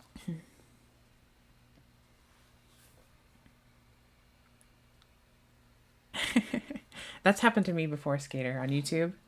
I like that on YouTube you can scroll back and, like, you know, you can pause it basically and just, like, go eat dinner or something and come back and you just start watching from wherever you left off. I do really prefer YouTube streams to Twitch for that reason. Yeah, it looks like Pudding lost, so he falls to 4-1 now. And there's another guy, Haviali G, that is 4-0 still playing that we also have not seen yet. Interesting. We got people thinking here in game 3 or game 3. Mm-hmm.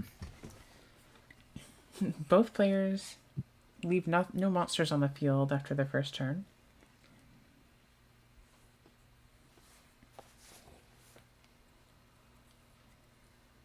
Yeah.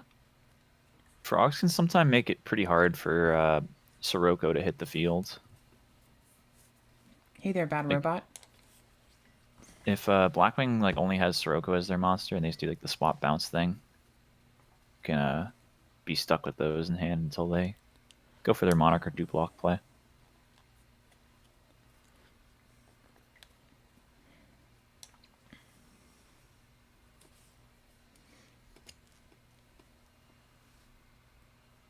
Two back row for Frogs is interesting.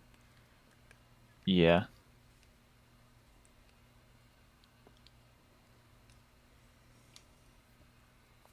I feel like the second one could be like a Dust Tornado that you just wait for them to put a spell trap in play first to put it down, potentially. Kevin Wu, last I heard, HT19 is not a big fan of playing online much anymore. Now that he's got all his in-person tops, he doesn't have to come back to his roots here at Deck Devastators. He's too big for us now. Sad. I don't blame him though for how big those like it seems like the Chicago has a really good local scene. Their monthlies get like 70 people. Kind of crazy. If you prefer playing in person and get your fix with good competition in person, then it's understandable. Would have loved to have them though. Yeah. Red Gadget, we had 169 players, I think. That is correct. 169. That's a lot of back row. Holy moly. He may be bricked on no good normal summons. Mm-hmm. Yeah, that can happen a lot with Blackwing. Because, like, some of your monsters, like, and you could have Sirocco in hand, and then, like, Blizzard or Kalut are things you can summon the pressure with, but you ideally hold them for better use later on. We're just poking with Swamp Frog every turn, baby.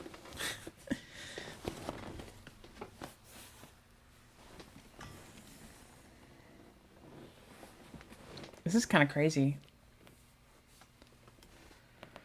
Yeah, so you can. Would you deprison considering this? A battle trap? Yeah, I would not. You're fine. Just taking it slow. Stay patient. Deprison's a valuable card against Frogs. You really need to save it for the Unifrog or the Absolute Zero or Monarch sometimes if you can. If you're using it on a Swap Frog, yeah. Even saving it for Unifrog can be important. Yeah, no, Unifrog for sure. Because, like, stuff like Oppression and Rug or whatever else that can get Unifrog popped for free. Whirlwind, like, you need the prison down to turn off that option. It is interesting to think some of this back row might be side deck stuff. Like, like you were saying, Rug, DDV, Oppression. Yep. So it'd be unfortunate if you side in, like, 5 or 6 cards and then you draw them all, but none of your actual engine. Yeah, but I think this is still fine for Johnny. It's about to get... The clock is about to get turned up a bit. This definitely is less fine.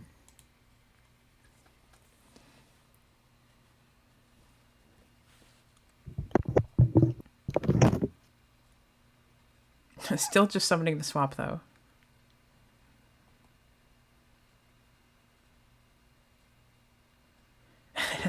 He's asking no effect. You don't wanna let me rug that thing? Well, I mean, I don't know. I feel like you're completely fine with your swap getting rugged at this point. You are, but it's still a funny question. Okay. Hey, if one of those set cards is soul release, now would be a good time. Yeah. Are we approaching time? Do you know? Let me check. I think we should be kind of close, but I would guess like 10 minutes, 9 minutes. Man, I'm good.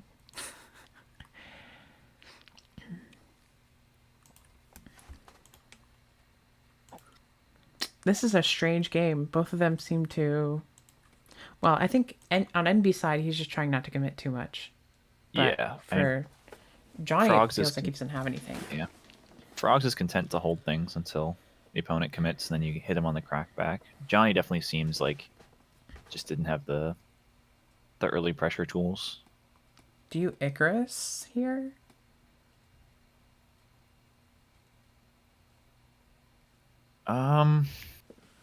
Probably not, but you never know. If you So do it, the other one's chainable. Yeah, you're right. The other one Yeah, has if to you be Icarus chainable. and it's a dust tornado, Oh, interesting. you might have to protect that monster with your life. Yeah, using These up your first two solemn sets, is scary. these first two sets were set alone, and then these three, including the solemn, were together. So, might be worth Okay, noting. yeah, the second one was a dust tornado. Are we dropping gores here? It's either that or he's just trying to scare him. Ooh, a Oh, they have one road. road. That's interesting that you set He said something and then road. Okay, no gores.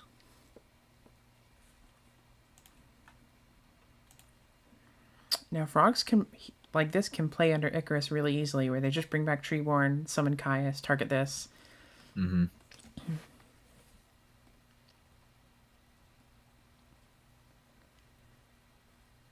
Interesting.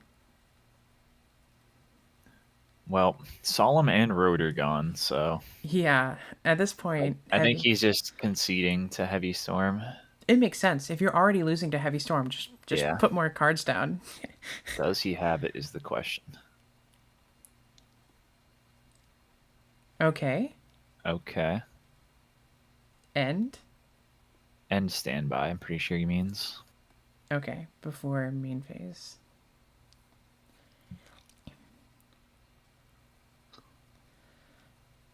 They have 8 minutes or so.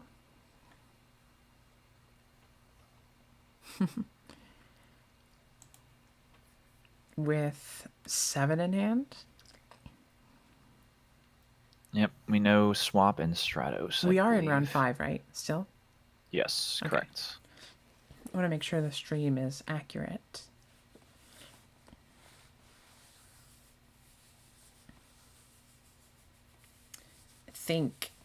Thinking on what to send back. Nobody's ever typing anymore. What happened?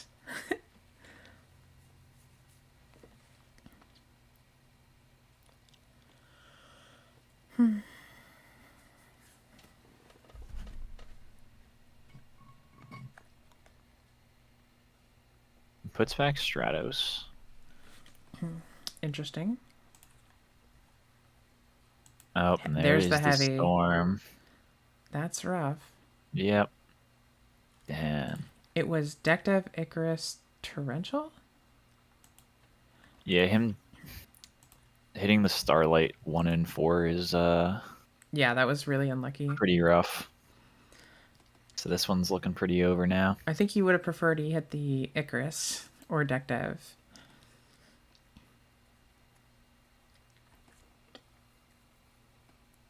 I mean, I think he's cool with anything besides Road, especially after the Solemn's used. I think NB might have felt safer to fire the Heavy, being like, oh, Solemn was his protection. Probably doesn't have Road. Right. Yeah. That's definitely a thing. Yeah. Now this is going to be pretty hard for Johnny to get out of.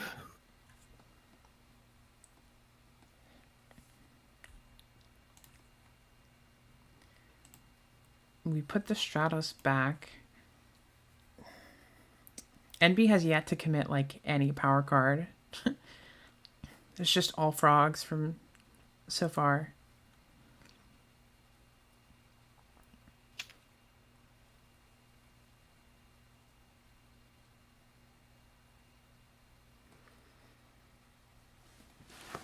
Yeah.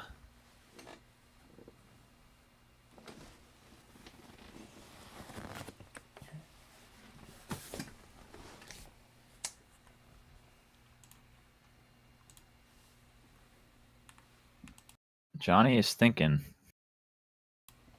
He's thinking real hard. Yeah.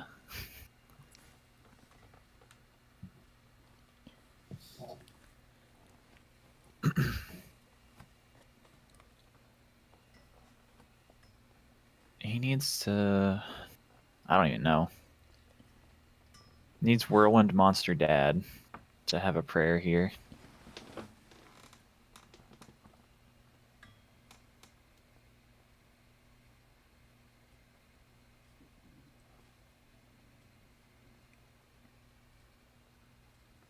Alrighty. Yeah, I think NB is warranted to ask him to make a play if he Yeah, wants. for sure. This is a bit too long with only 3 cards in hand. Yep. But at the same time, he probably just feels comfy. Let's see here. How do I do this? Can you actually message Johnny and tell him to speed up a bit? Okay, you need to play now. He beat me to it. Yeah.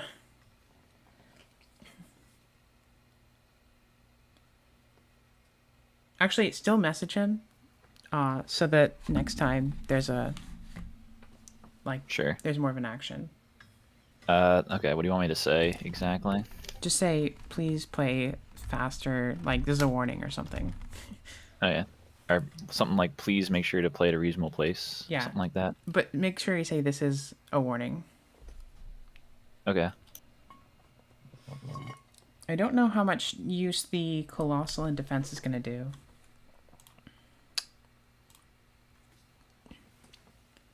Who's going to win the whole thing? Who will win the whole thing?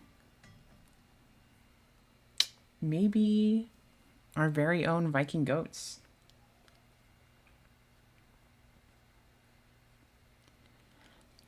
How many rounds? Red Gadget, we're going to be doing 8 total rounds of Swiss, but 7 of them are today.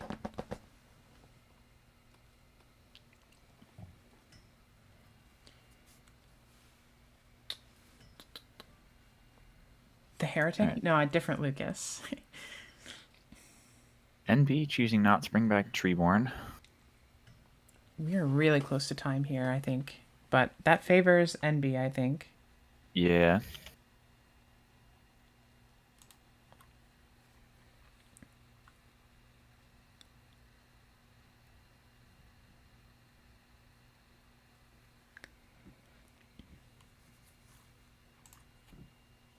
Oh. Yeah. Have the miracle. It's just a few seconds before time is called, but... Okay. So, is he just going to do defense Ab-Zero and call it a day? Attack Ab-Zero? Does he have Brain or Econ or something?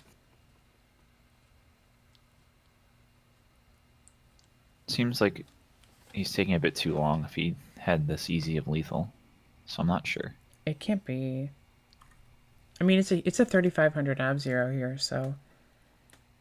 Yeah. Mm-hmm.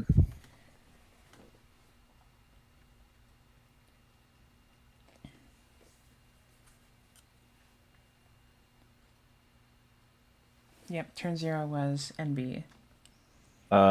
Real My Dad, maybe is 4-1 currently. Pretty based, pretty based. I wonder if he's on Vayu? I feel like maybe he plays a few different decks, right? I've seen him play Blackwing, Vayu, was playing Dragon Turbo for a I've definitely seen period. him play Blackwing and Bayou before. Yeah, Sackface makes great videos. Yeah, I love Sackface content for sure. Way better than that lame YouTuber Crow's Nest. No, your content's great, but you don't have the same cadence as I do not have the Sackface for output. uploads. Yeah, my my YouTube channel is also soft retired. I don't have the passion for YouTube content. Turns out. Yeah, it's tough. Yeah. I love playing. I love When I consuming the get content, but the when I get content grind is just not quite fun for me. I enjoy streaming tournaments and I enjoy doing stats videos and whatnot. This Clued is not going to help you against that giant Ab Zero. This is turn 2. Johnny, what you finna do will have the final turn Yeah, of this match. not really seeing how he gets out of this. Yeah, through Duplock Ab Zero, it's Yeah. going to be tough. It would need to be exactly BrainCon Dad, but we know he doesn't have either at the moment. The set card is BrainCon. I think the parlay would be he top decks Allure, draws 2, banishes the Kalute, BrainCon Dad. Yeah, we know That's, Kalute. that's Battle, still you assuming can't attack anything. Oh, sorry. I was thinking it was the other person. I was thinking it's Johnny's turn. I'm like, Yeah. he can't attack anything. No one can attack anything once Duprog hits Yeah, the this field. is like, go ahead and Kalute and lose your Colossal. Well, no, it still gets over it even through the Kalute. 35 versus 31. That's true. Yeah, this looks pretty lost here. Because you got to do 5,500 damage through Duplock.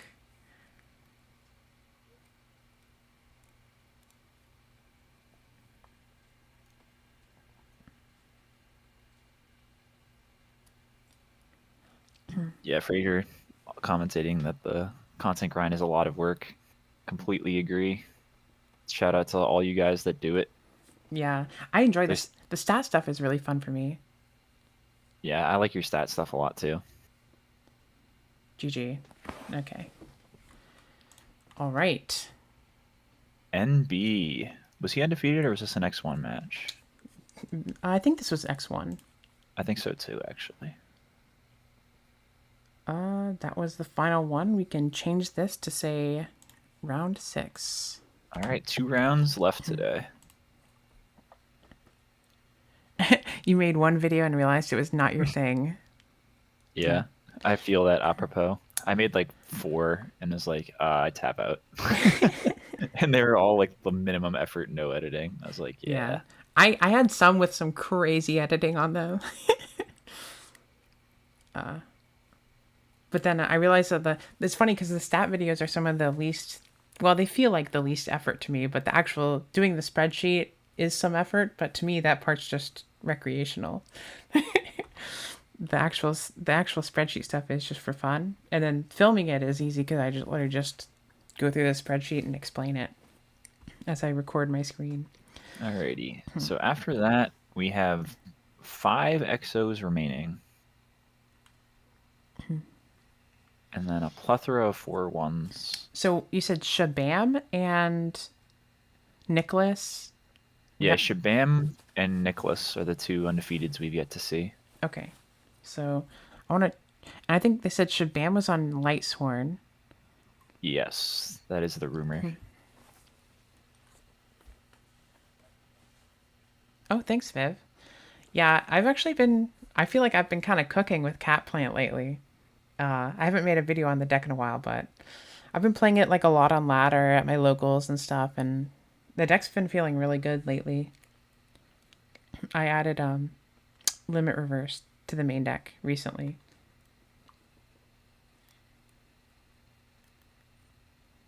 You've been cooking with that Limit Reverse?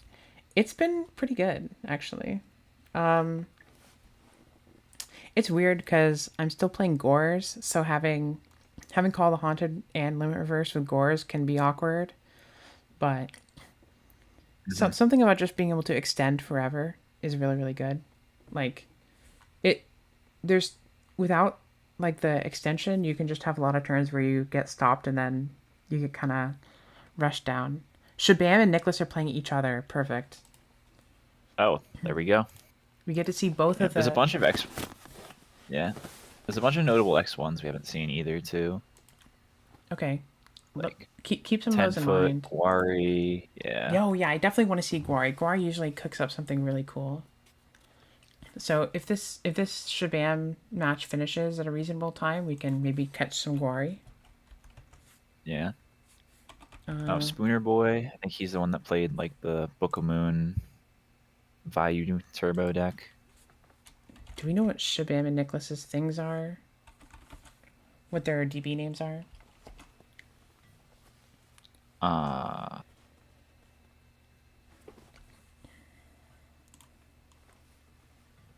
Hopefully they're just the same, but I don't Yeah, know. hopefully it's just whatever they are on.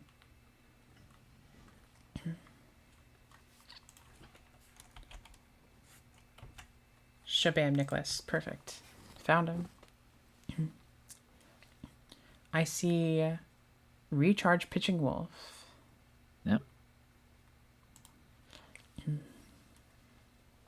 a Recharge double Pitching recharge, Wolf. double recharge opener. But 2 wolves are gone, so less upside on the mills. That's true. That's true. Got through some cards. Only 2 names after all that. And a JD in the grave.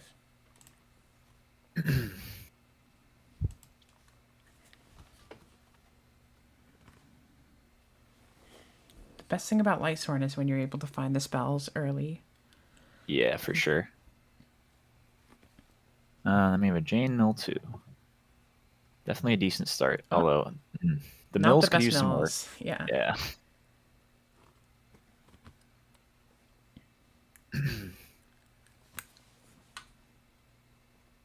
Yeah, so I think we milled like,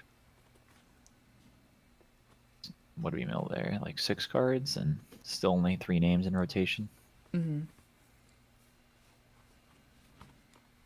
Okay. But All not right, the set most monster explosive out of start from Nicholas. Nicholas. I still don't know what Nicholas is even playing, but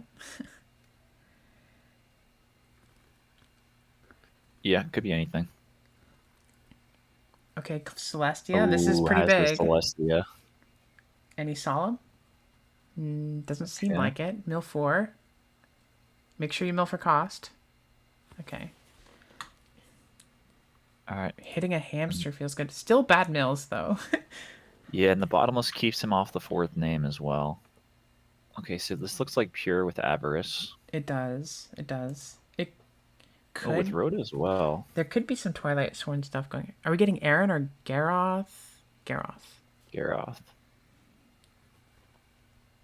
Just deck thinning. Kind of interesting. What are the prizes, Stefan? It depends on donations. If you are interested in donating to the prize pool, you can DM me, Snack, on Discord. I'm in the edisonformat.com channel if you're looking for me.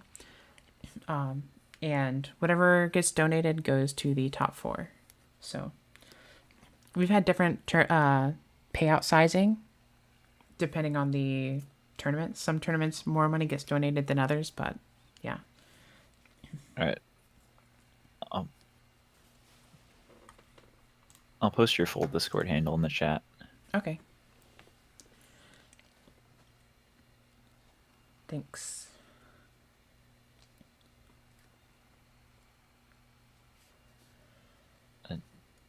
Kind of a passive game from Yeah. Nicholas here. Usually you kind of want to attack Lightsworn as much as you can because they don't play a whole bunch of defense, especially if they don't have things on their field. Yeah. Worth noting is this Shabam is on Torrential and Dust Shoot, so he plays some amount of traps in his main.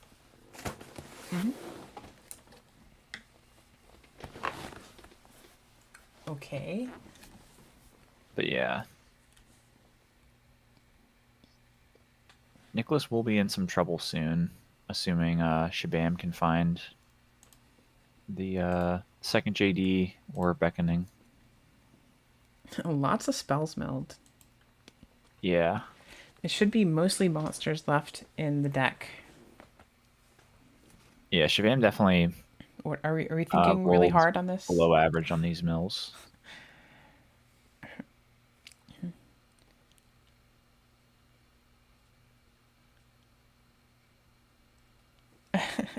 That's a good hit with Lila.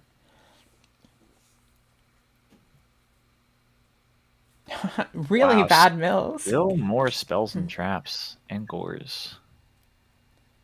These are truly some terrible mills, but and opening the double wolf, but at least you have the rechargers to convert them.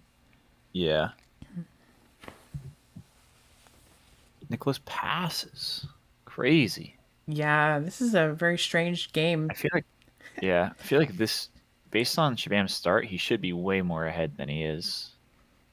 Because he Loki has to worry about deck out now, right? Yeah, he does. Especially the Giraffe actually makes deck out a bigger threat too. Mm-hmm. Because now you're guaranteed milling 5 and potentially drawing 2 more after that. It's okay, not great. We're drawing 2. This is Wow. okay. So, I think important to note too is that he did not mill a second JD and did not mill another Beckoning Light. So if that set is Beckoning, Honest as well. he's probably yeah. Shabam should have the setup to start popping off next turn. At this point, if I'm Nicholas, I might just try and if I have the tools for it, my game plan might just be to try and force a deck out. But that can be pretty hard, especially if there's like a plague coming to stack and all that. Yep, for sure.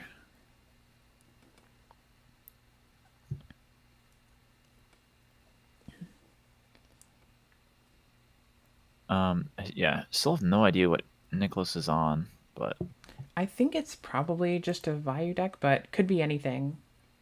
yeah, Hamster, Gores, 5-0. Vayu's probably the safest guess. Yeah. But really could be anything. Oh. Seems like they're having some connectivity issues.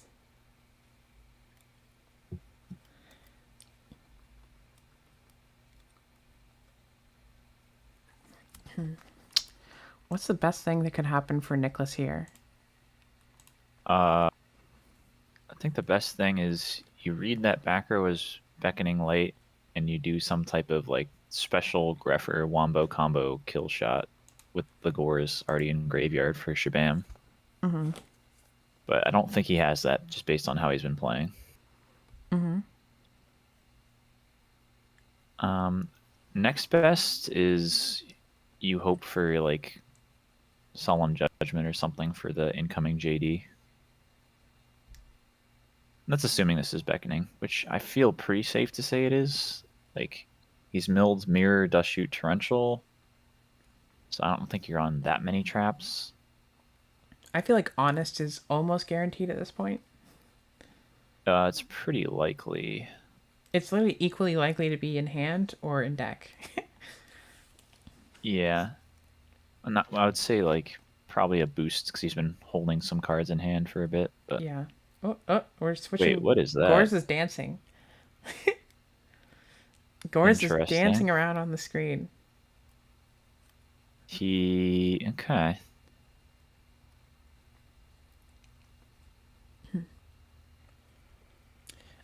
We have here. I'll show you Skater. We have 2 recharge, 1 charge, 1 avarice. Engrave.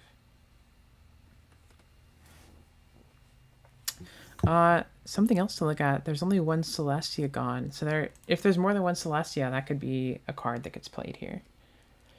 That's gonna put you real close to deck out, though. It's true. It's true. Beckoning in the end phase. Well, we'll get to sculpt the entire hand, and we'll know exactly what Shabam has. Yep. Plague, Okay, engrave this is the helps. plague. Ooh, getting rid of the cold wave. So no Yeah. JD. Yeah, the second one is still in deck. Honest. Shabam does need to make sure that he can kill here. Yeah. Because he's um Do we just add wolf back to our hand? Yes.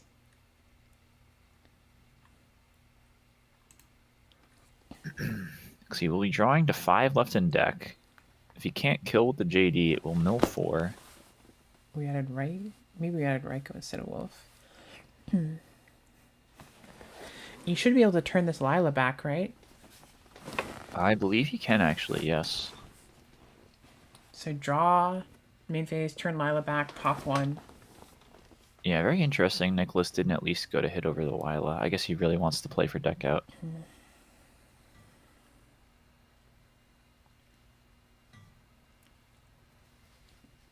Oh, wow. That was a big one. Yep. Not even bothering with the other Lila. I wonder if he just is assuming he can't. I think he can, but I think he can too, but it's rare, so rare that it actually survives 2 turns that he might not even be thinking of it.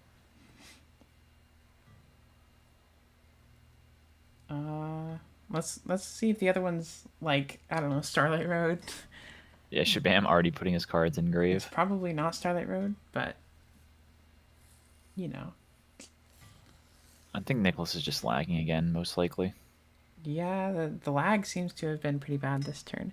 Yeah, a torrential or return makes it me feel like it's definitely value. Yeah, seems like it. Okay. Plague. So if Shabam drew the other JD, this is game. Yeah, Yep, there it is. Well, that was simple enough. Of the 6 cards in deck, we drew the JD. That's pretty nice. Yeah. If Nicholas had a random Battle Fader or Drag, he would have just won because of deck out.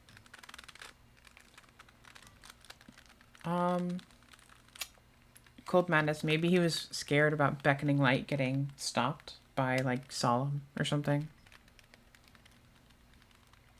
Oh, why he did it end phase? Yeah. Yeah. I mean, I don't know if that's correct, but that might be a reason for why you would do it. Just to guarantee the Beckoning actually goes through.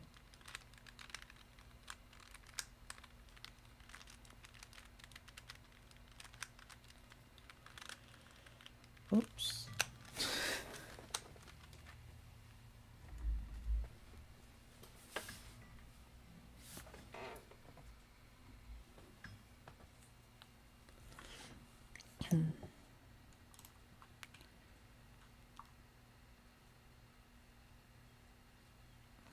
We got Diego versus Ricky happening. Transom versus Apropos. Lucas versus NB. Wow. Statistically speaking is facing 10 foot. That's kind of funny because I remember I posted in Carpath's Discord today and mentioned that there was a tournament, and statistically speaking, he's like, oh, how do I sign up? And here they are facing 10 foot in round 6. Yeah. That's pretty good. That's pretty good.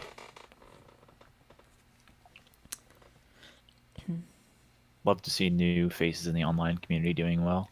I've seen statistically around, but I don't remember where. It's so laggy. I didn't even saw what you added from. I didn't even see what you added from Beckoning. Does he not know he can check the log? Yeah, I mean, you can check the log, but might be avoiding doing a bunch of other button presses. But yeah, I don't know. As someone who since I'm not playing, I don't know how laggy it's really being, but I would believe it. Yeah, it does seem like their match has been pretty choppy from like routine stuff taking a while. Yeah. Part of the reason why I like having the longer rounds. account for DB lag and disconnects and all that stuff. Right. And At least make shuffling faster though. yeah, and like there's also just like people sometimes go away from their computer or something and then they come back. It takes them a few minutes to get to the match, whereas like in person it's very easy to just be like, okay, just be in your seat. I'm gonna step away for a bit. Sure. Thank you. Alrighty. T set versus T set.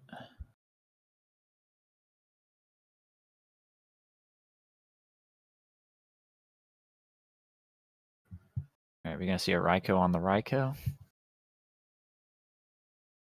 Raikou on Necro.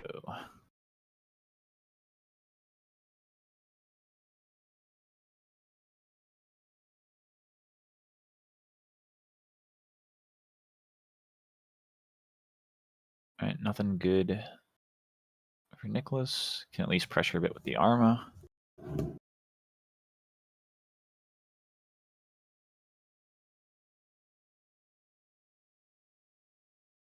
And the lag continues.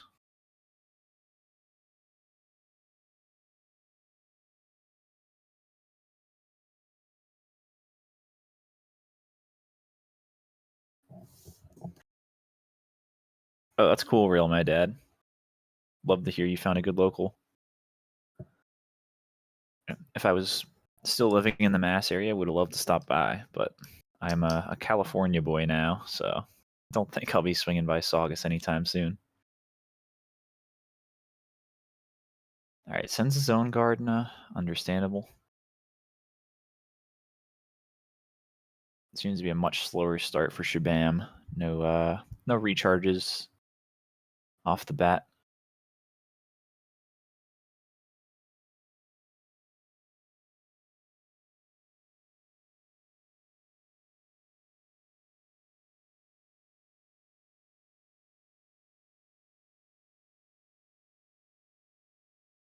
Okay, we do a Foolish, though.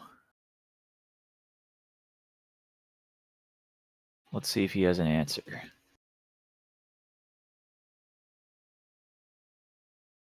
Does have the Crow, that's big.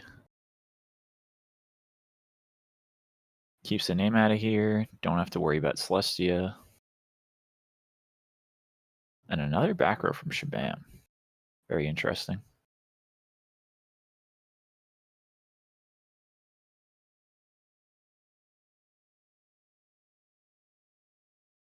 Yeah, I agree, Sack Phase. DB lag is so annoying.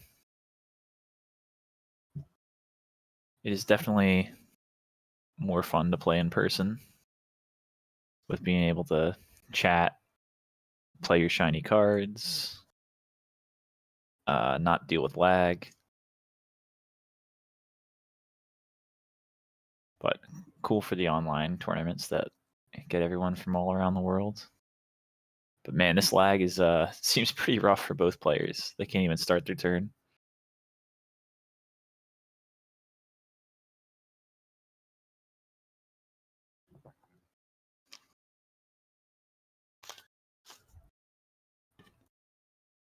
Yeah, this is so rough. I feel like Nicholas about to disconnect again.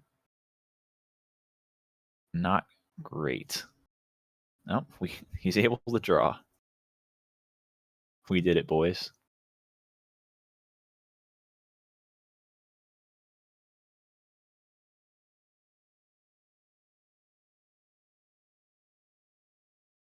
Armageddon beats.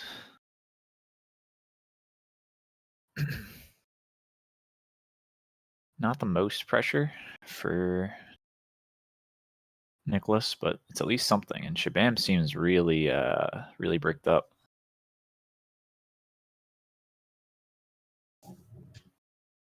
Can only imagine there's some amount of Wolf Celestia type stuff rotten in that hand of his.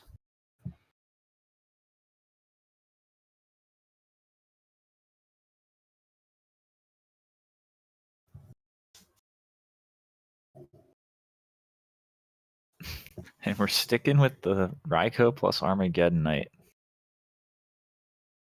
Slowly but surely. 1600 is a 5-turn clock. Let's see if we can get there.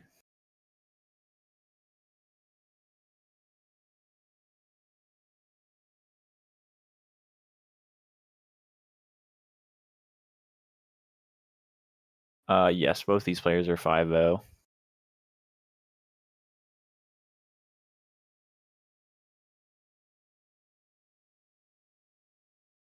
Shabam has drawn a summonable monster.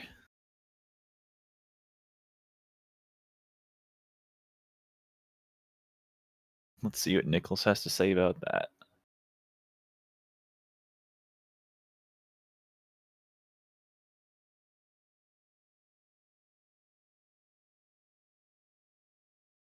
Wow, it was a crow. This is oh, he has to necro the Arma. Yeah, this is a bit of a contrast to game one for Shabam. BrainCon. Oh yeah, BrainCon Raikou tribute for Celestia would be wild. Oh my goodness, we have to normal summon Plague. Shabam is down bad.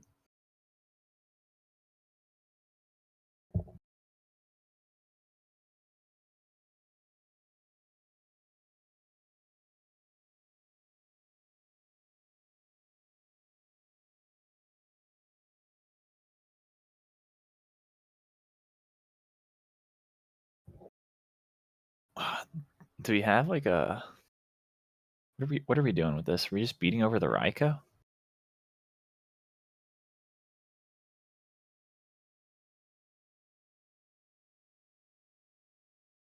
We're just lagging for thumbs up.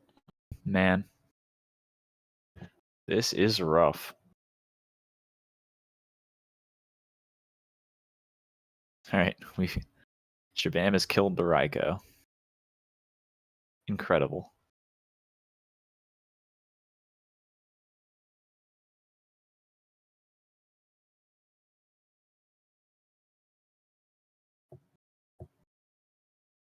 Yeah, agreed, Skater. The Crow and the Wolf, I think, was a big swing, because I think Shabam didn't have anything else to do, really. And my guess is he had Celestia in hand, too, as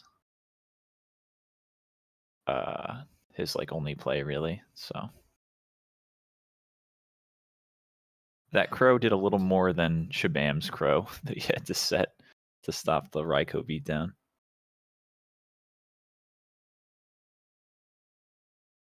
Man, oh man, this lag is painful.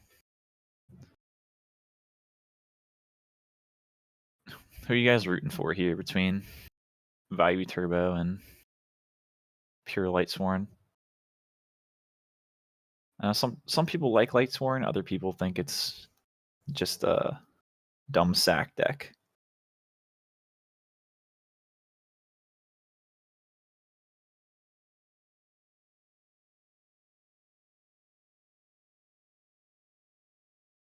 Is Shabam really going to lose to Justin Armageddon Knight? It's kind of looking like it.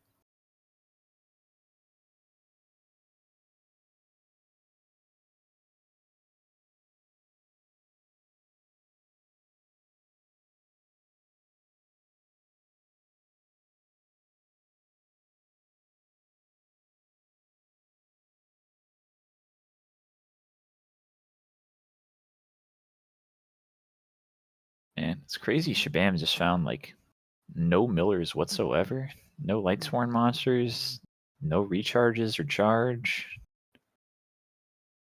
Really rough.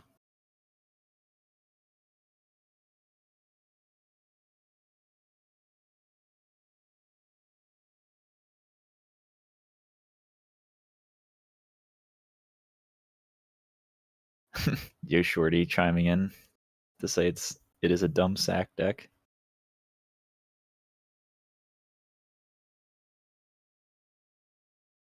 I kind of think Lightsworn is cool until I play against it and lose, and then I certainly think it's a dumb sack deck in that moment.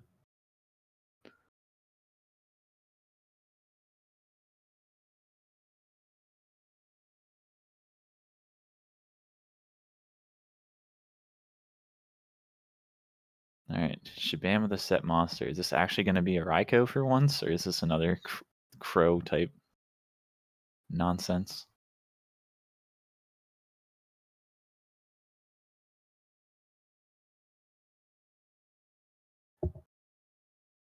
We have set Arcus.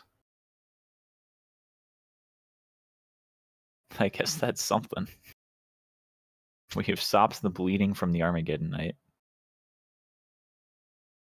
And now we flip the Decree. Interesting. And it resolves. Okay. If a Celestia comes down here, all of a sudden Shabam's back in business. I feel like that value player really needed to have something to go with the Armageddon Knight to punish the super slow start. Let's find out. Oh, putting moves to 5-1 with Fairies. Let's go. That's awesome.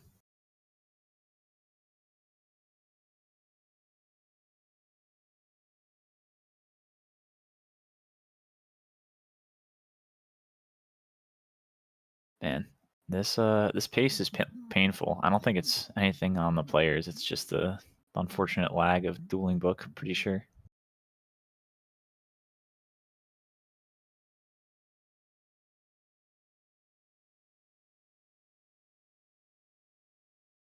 I'm curious if Nicholas has the out to this Decree as well, or if it will indeed lock him out.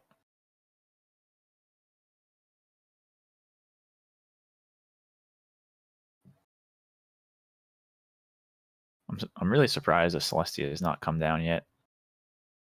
Thought for sure that'd be one of the cards stuck in his hand. I don't think you hesitate to summon it.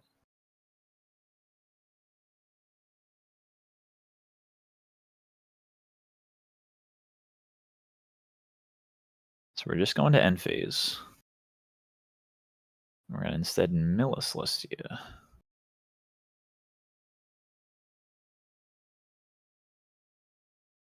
Very interesting.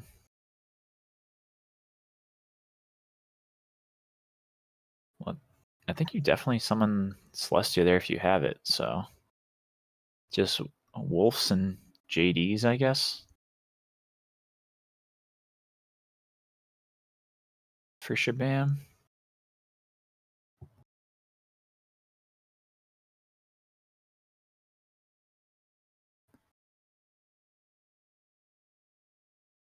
Man, oh man, this is a slow pace. Come on, Dueling Book. Let these guys play their game.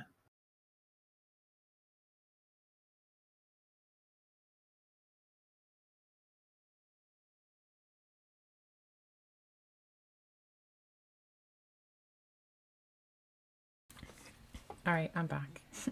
Hey, welcome back. I hear lots of lag is happening. Yeah, they're just having trouble performing like any action really. It's kind of and tough.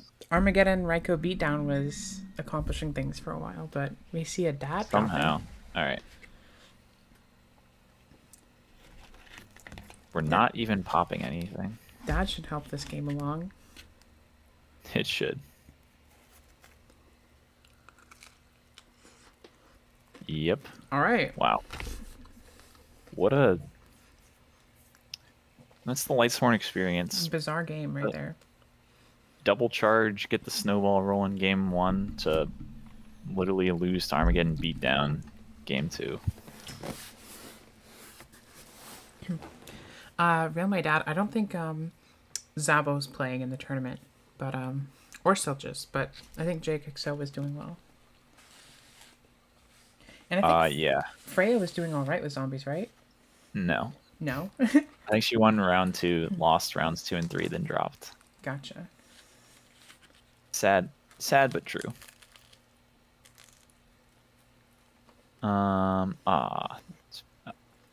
Looks like Jake just took his second loss as well. R.I.P. You hate to see it.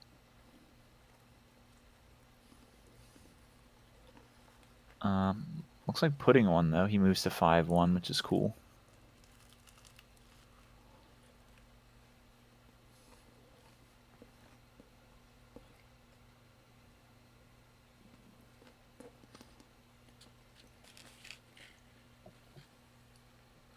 Let's go pudding fairies. Yeah, I'm pulling hard for pudding. I don't know if I'm supposed to stay unbiased on this commentary, but I don't care. I'm definitely rooting for the pudding pile.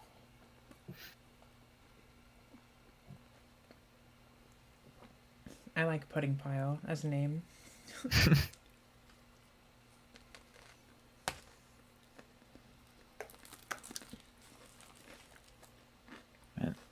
And looks like Ricky won his match, so he moves to 6-0. All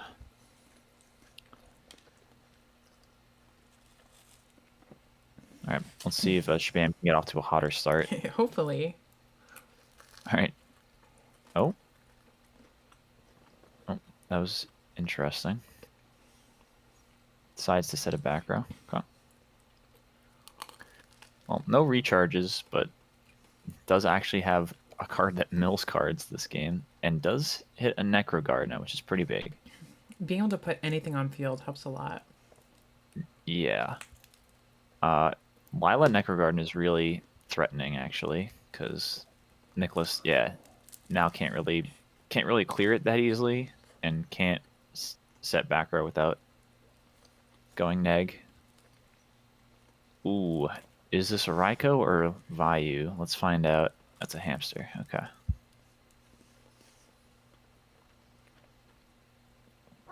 That's still pretty good to be able to shuffle back the hamster. Yeah. Would have walled you. For sure. What do you think about leaving in hamster going second against Lightsworn?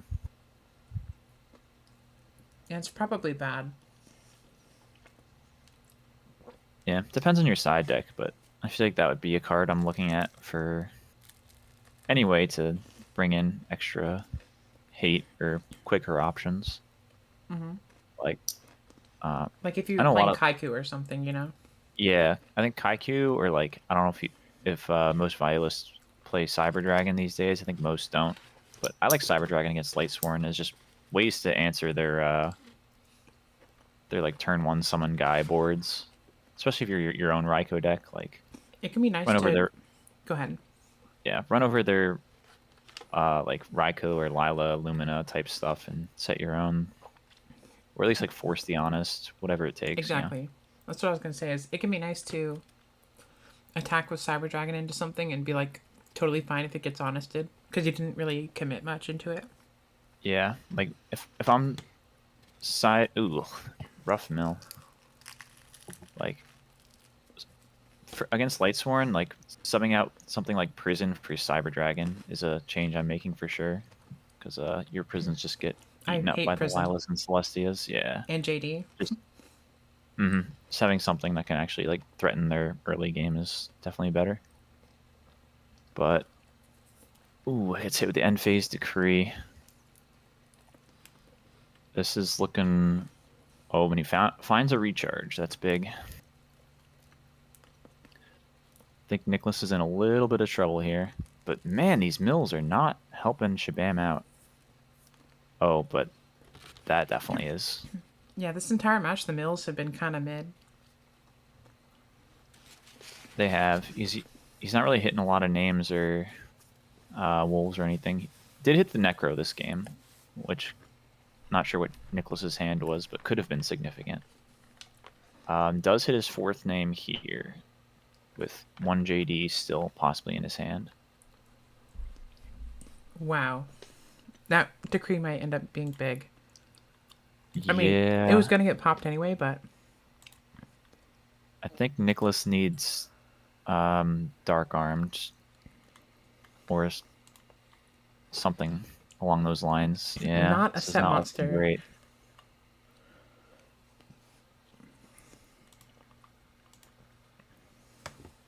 But it is a bit tricky because, like, I don't know if you really want to drop JD this early. Yeah, because you only want to blow up your own decree. Kaiku, like, interesting. So this would force a Raikou to hit the Kaiku? He doesn't have anything. Okay. No. I was gonna say he doesn't have anything too threatening in his graveyard, but I think you hit 2 darks for sure. The plague and then I would agree. Yeah, probably Gale, but I don't know. Doesn't really matter. Yeah, I think I'd probably hit Gale too. The only difference I can think of is if they somehow get return live later. Armageddon Knight's a better one to get off return. That's exactly what I was thinking. Doesn't really matter. Yeah, Nicholas is in some serious trouble here. Yeah, this is not looking great, especially with Gardner protecting Kaiku too. Mm-hmm.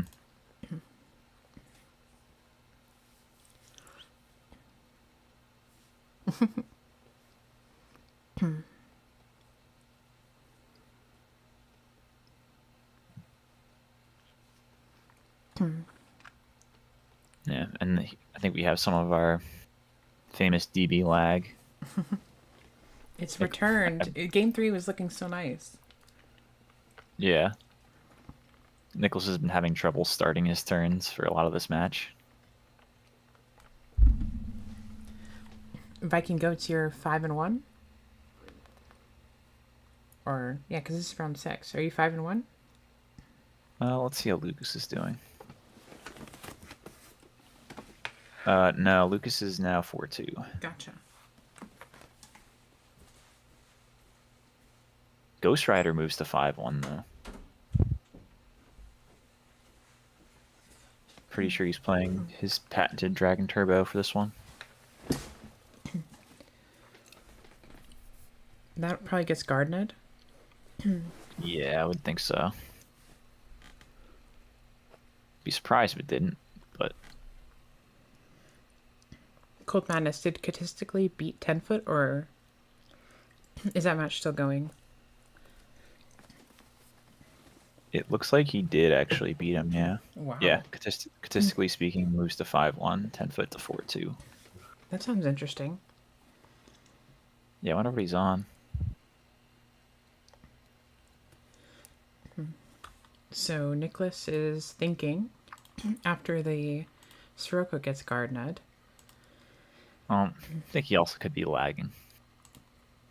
It's a good point. It's a good point. Oh man, just has to pass. Yeah, This looks over. I would agree. Because even an Honest is game over, right? Honest or JD is game over, probably. Yep. I guess JD... And he still has 1 JD and 2 Honests. I mean, even a normal summon most likely gets there, unless scores. Theoretically, an Avarice would be an option. Damage is being typed. Substep 4. Step 4. Just to be extra specific with it. GG. Yeah, flexing on his substeps. Alright. Let's see if we can catch... We have Lightsworn, undefeated. How about it? We can catch you in Daime or... Oh, Frazier versus Handicap Crippen? That's crazy. Yeah, I think they're X2. Yeah, but these are two legends right here. They are both good players for sure. Yun Daime was also playing somebody. I already forgot who it was, but... Oh, wow. Mask of Restrict has been having a day. Yeah, and Blackwing too. Yeah, no Icarus. 7 tools? Holy moly. Against frogs is kind of funny. That is pretty wild. Looks like it probably got dust tornadoed, considering... Despite the mask, this looks like a great spot for Frazier. Yeah. I would have to agree. It's interesting because I know Handicap was a prolific frog player in War League. Yeah, I'm pretty sure this is Johnny the Giraffe's brother, if I'm not mistaken. I believe so. Yeah. Because I've met both of them. Yeah, I know Handicap Crippen was playing frogs for a while, but I think Johnny convinced them to switch to Blackwing. Good question, James. That's a very good question. I want to say that the odds are yes. That is a good question. The odds are yes. Addison, I think Lightsworn's, at least based on the War League stats that I did, I think Value versus Lightsworn seemed pretty even, but who knows? Salvage or double sub? It's also hard to say, like, because it's hard to get stats on like Christysworn versus more of like a pure Lightsworn versus Twilight Sworn stuff. For normal summoning sub, I'm looking at a Mask of Restrict. Okay. True. I guess it's a dupe lock. A Now your Treeborn beatdown. Let's now your go. frogs can't die by battle. And handicaps Krippen's frogs cannot die by battle too. Good point. Good point. The prolific Blackwing frog deck. Yo, people are sleeping on Blackwing frogs. It's a good point that James makes. Is like, how do you break this without Icarus or DDV? That is a fair question. Maybe you find Gale, make Black Rose somehow. Yeah. Dark Armed is usually an easy fix to all your problems.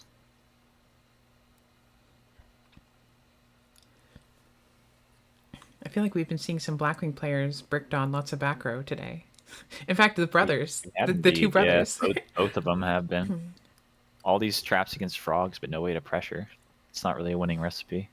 It's tough to strike that balance, because trap cards are like your best friend against frogs, but you need them alongside pressure, and it can be tough to find the right ratios of both.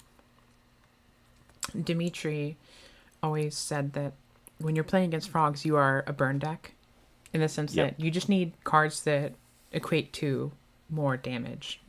Yeah.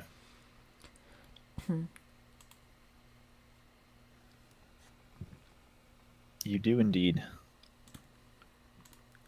So that's kind of been my approach with like from zombie standpoint to combat them, is just like don't necessarily like overside, bring in like, you know, I bring in like 3 rugs, like 1 Dyna Solemn, and then just like leave in my gas. So I'm like, hopefully I'm pressuring them, and I'm lucky enough to just set a rug behind my pressure and hope that gets there, you know? If I get stuck with too much cards like Traps and Soul Releasing Crow, but no way to actually pressure them, then I'm still going to lose. It's kind of my gripe with Skill Drain too, is like,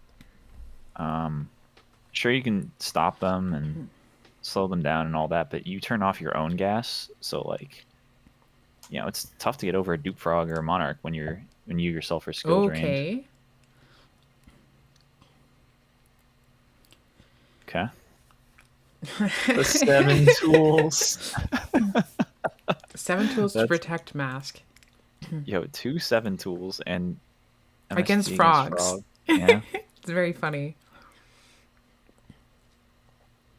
Playing Protect the Floodgate, I guess. Are we any close to time? Let me check. 13 minutes. Okay. Still plenty of time. Plenty of time, but it is also Dupe Lock versus Mask of Restrict, so maybe this will take a while. It's funny because, yeah, Ivner Fraser can't even summon Death Frog. Like, how are you summoning Death Frog even? Yeah, you can't. You gotta activate a Legendary Ocean first. Another sub? Are we really doing this? Going 300 damage now? Hey, this helps for time, you know? Now they're tied for life points. That might matter. It's a 22 turn clock.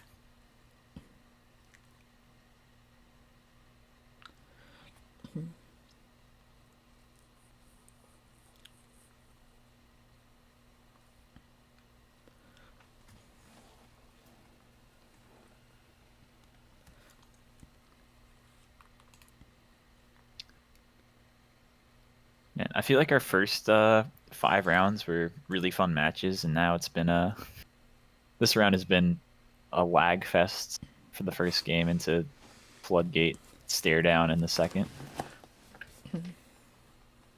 Oh my god. I was having trouble filling the time with commentary when you were away, and they were just lagging tough. up a storm. Yeah, it's like, well, nothing's happening, but... Yeah, I'm like, what do I talk about? I don't know.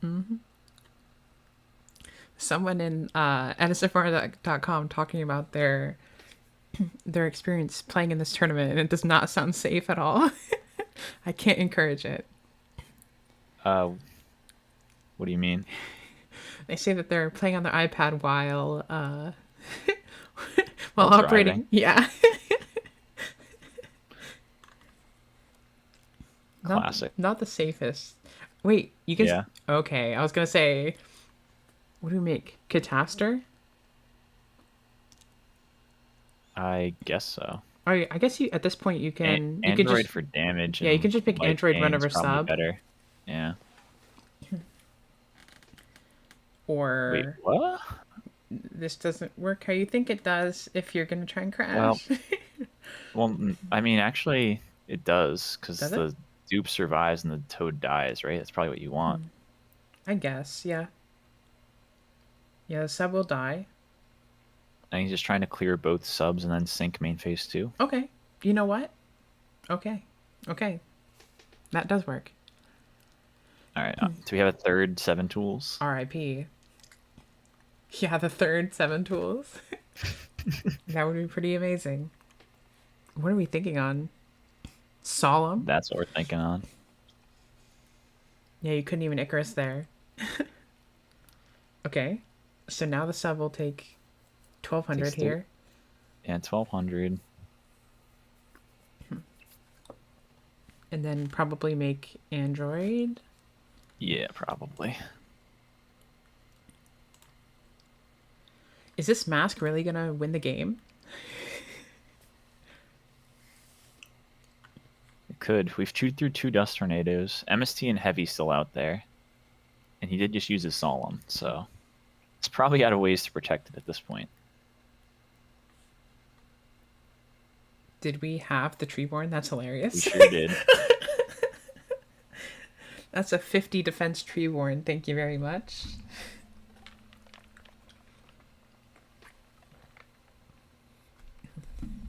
Alright, and we're setting another saying we have road or saying heavy isn't real.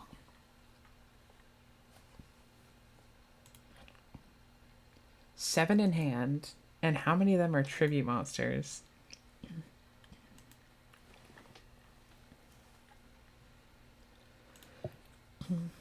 It's kind of unfortunate that Fraser hasn't found Unifrog or anything yet. That's true. Yeah, normal summon Uni. Although we've yet to see a battle trap out of handicap, so Yeah. one's probably back there.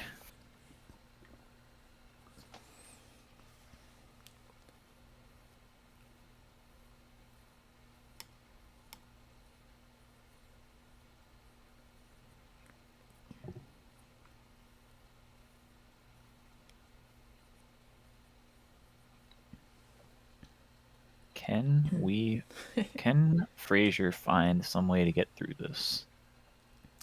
Yeah, handicap just has too many tools. He's got at least 14 of them. True. You beat apropos to the joke. Obviously, you heard it first, but you're the setup. I've seen at least 14 tools, keeping an eye out for more.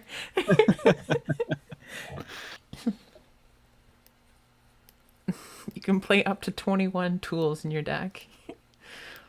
No more. Yeah, well, put Power Tool in your extra deck. Okay, okay. 3 power tool. Might Up be to 24.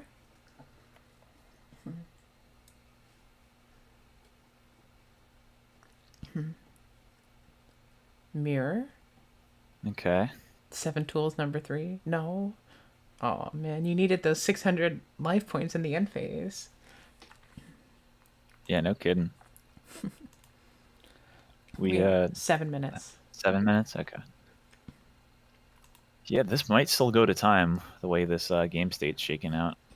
You can play 3 double tool. Okay, that's 6 more.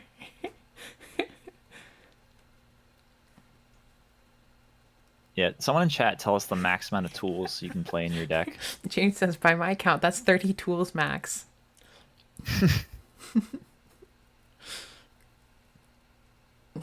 Please give us the 21st tool right now.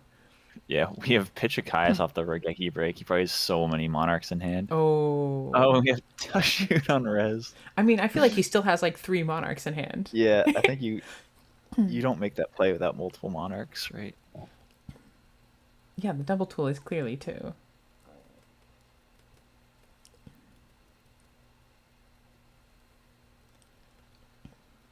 Is he going to type it out for us? Are we going to get our first typed out dash shoot hand of the stream?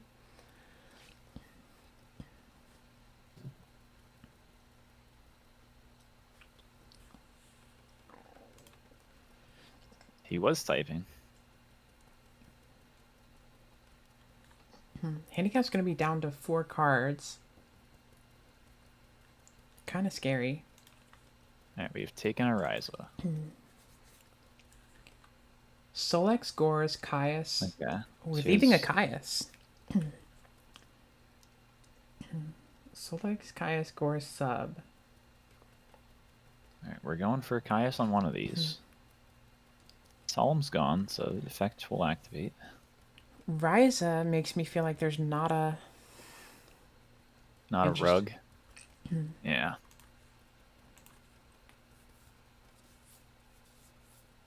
Ooh, Oh. They're both dead, maybe. I think Handicap just wanted to draw a live card and not a backer that got stacked by Ryza. Yeah. For sure. Yeah. I think Frazier probably knew once he put back the Ryza that the back rows probably weren't something like rug or bottomless. Yep. I mean, yeah. So Raigeki Break is pretty good here. Especially with Gores backing you up. Yeah. I think the Protect the Mask floodgate once again showing that hate is not enough to beat frogs. You need hate alongside pressure, and no way to make the frog player uncomfortable is gonna eventually favor them.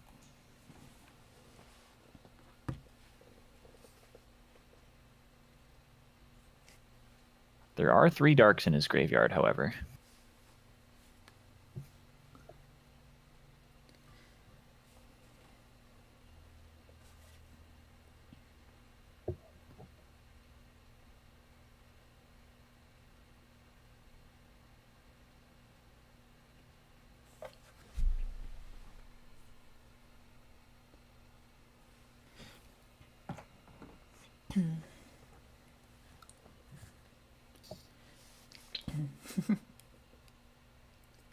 We have a blizzard.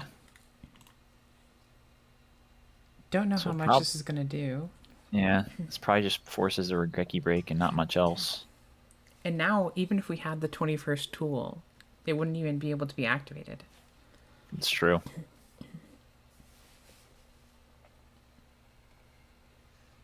Go for Armed Wing. Alright, so this prop... Alright, so he probably has Kalute, and then he's like, if this gets Regeki breaked, then I have the Vayu and Grave, so I think that makes sense. Raigeki broken? This would be a sick play if he doesn't actually have the Kalute. And it's just like, he's going to Regeki break this. It's a good point, James. Sometimes less is more when it comes to tools. Would you rather have a multi-tool that doesn't really accomplish anything, or like one tool that's really good for the job?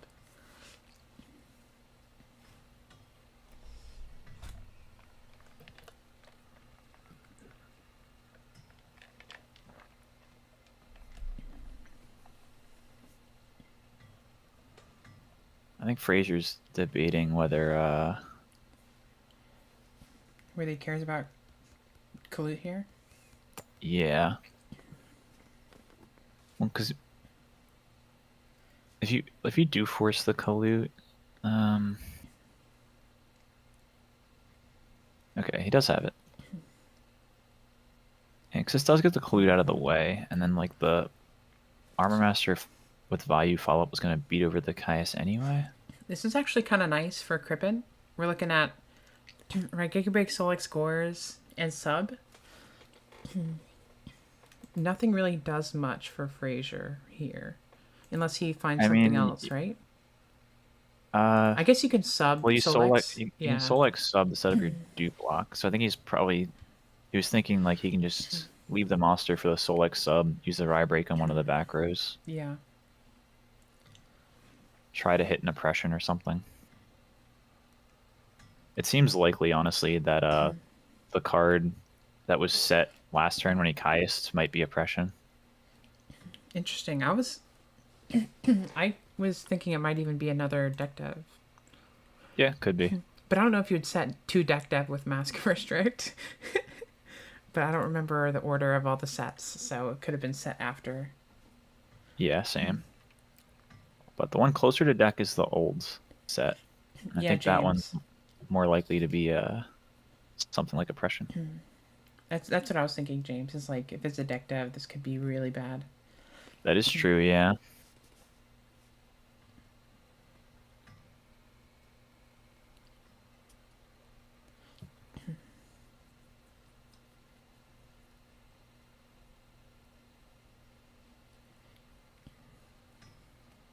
We move to main phase. So, not Raigeki breaking to get the tree war back. We But drew we drew heavy. Storm. That's really good. Yeah. If you have deck dev, you chain it here, obviously. Yeah, okay. Interesting. Yeah, well, he knows that he can just chain Rye Break with the Wow. Armor and then sub Wow. for swap for game. Yeah. That would have been insane, too, because you Rye break 1 oppression. Actually, it wouldn't work. You need to... I think, honestly, you would need to flip one of the oppressions preemptively, right? Or, like, when you Solex, you would need to flip 1 oppression. Because if you go Solex, sub, tribute... He doesn't have enough life to pay twice, though. Oh, you're right. Yeah, it didn't matter. Didn't matter. You're right. That's a good point. Impressive showing for Frogs weaseling out of the massive In fact, restrict I don't even think it would turbo. matter at all, actually, because even if you had the second one, you wouldn't be able to pay twice. You just Raigeki break the one that responds directly to Substitute, and you lose. All right, was that the last match? Looks like it was actually the last one. So we're heading into the final round of the day. We are indeed. Well, I see Pragme versus NC Hammer hasn't reported, but I just looked for both their names and didn't see it, so... You do? Maybe I needed to refresh.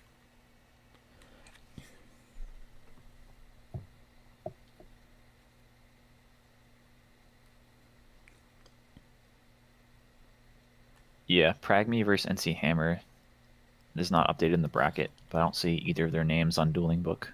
Oh, weird. I don't even see them as not having reported.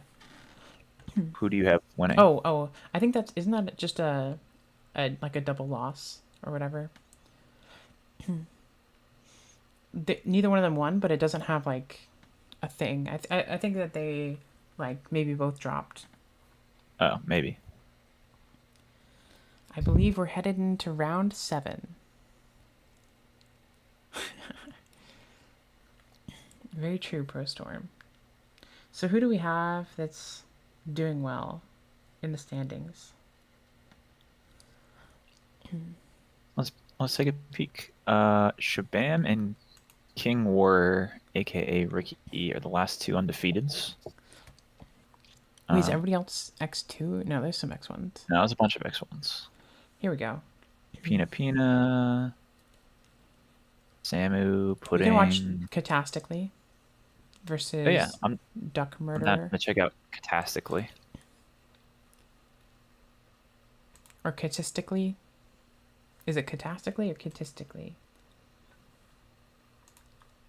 Catistically, like statistically.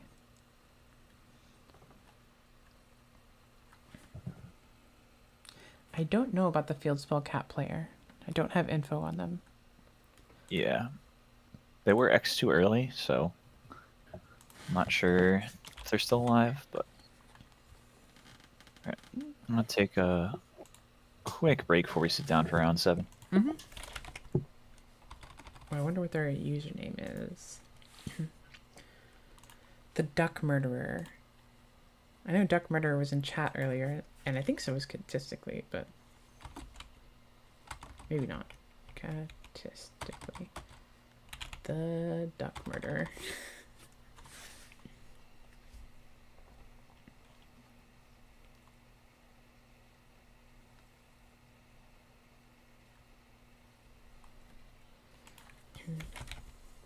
Here we go.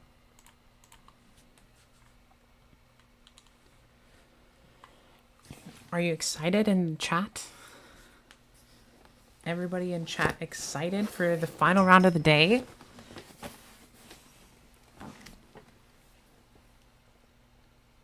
James, it's 8 rounds before top cut, which will be top 16.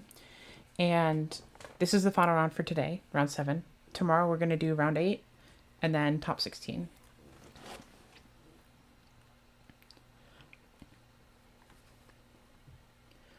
Okay. Are we on Neospatians over here? Could it be All right, Neospatians? I am back. Did you just say Neospatians? Maybe. What makes you say that? Dark Panther?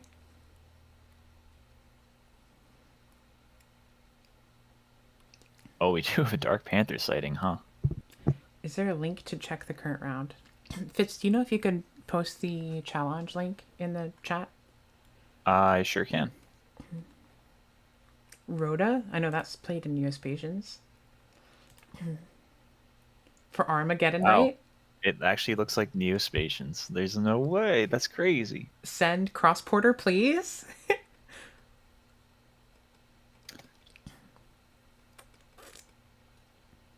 All right, I have posted the challenge link.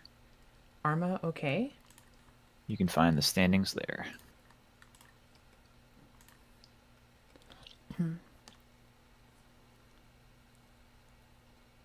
Yes. Yes. Wow, we have Oh. 5-1 Neospatians. How about it? Wow. And yeah, Tara Branford, Fitz. Wait, did you post it in the chat? I don't see it. I did. Oh, maybe you didn't. Maybe it got edited out because you posted a link. Oh, am I not allowed to do that? I guess not. I don't. It must have filtered it out automatically. Real quick, I'll just post it myself. There you go. Yeah, Neospatians in round 7, X1 at this point. Crazy.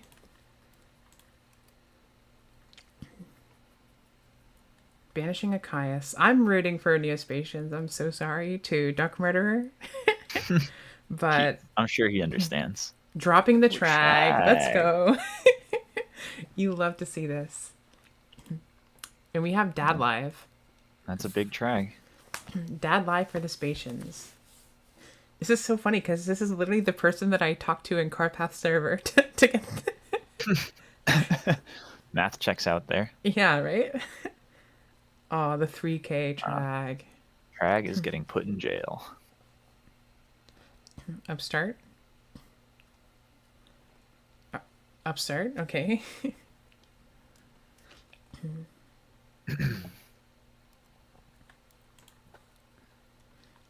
Ooh, Upstart, nothing upstart, there.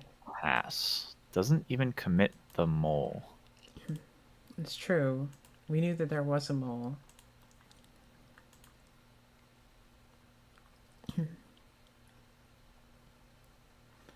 I know Carpath has had a good amount of like ladder success with Neospatians, so Yeah, the deck is not certainly not tier 1, but it's not bad. It like has enough of a ceiling to, if you run hot, it can do some damage for sure. yeah,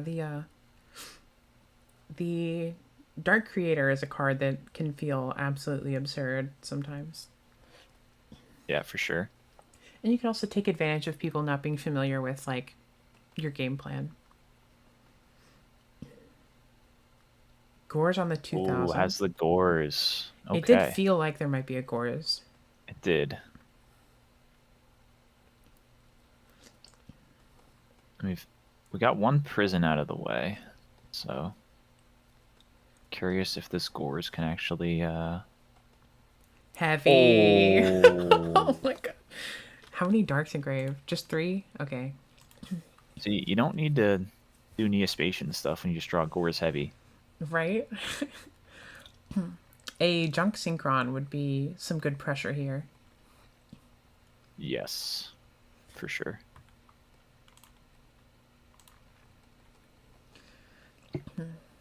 What are we thinking about as Duck Murderer? Solemn? Solemn, compulse maybe. Icarus? I feel like you slam Icarus. Icarus you slam. So I feel like it has to be I Solemn. feel like main deck dev you also slam. What are we This booking? doesn't. I guess this is just to not take as much damage. Honestly, Press book the Arma. you Yeah. can go wow return. You hit return. I think I book the or I think I grand mole summon bounce the Sirocco here. Oh, to turn off the value summon. Yeah. Yeah, I guess it turns off value summon. Yeah. Make sure dad stays dead. Yeah, I can see Exactly it. this. Now you are giving them a big Gores token if you attack with the Gores here. It does not trigger. Does not.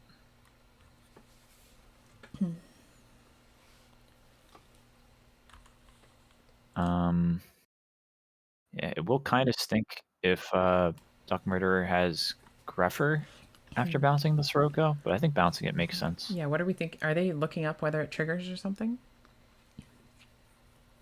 I guess so. 27 direct. No Gores. No Gores. You're probably not setting Gores with return there. Or are you, right. like return book maybe? I don't know. So we have, known Sirocco and 3 unknowns.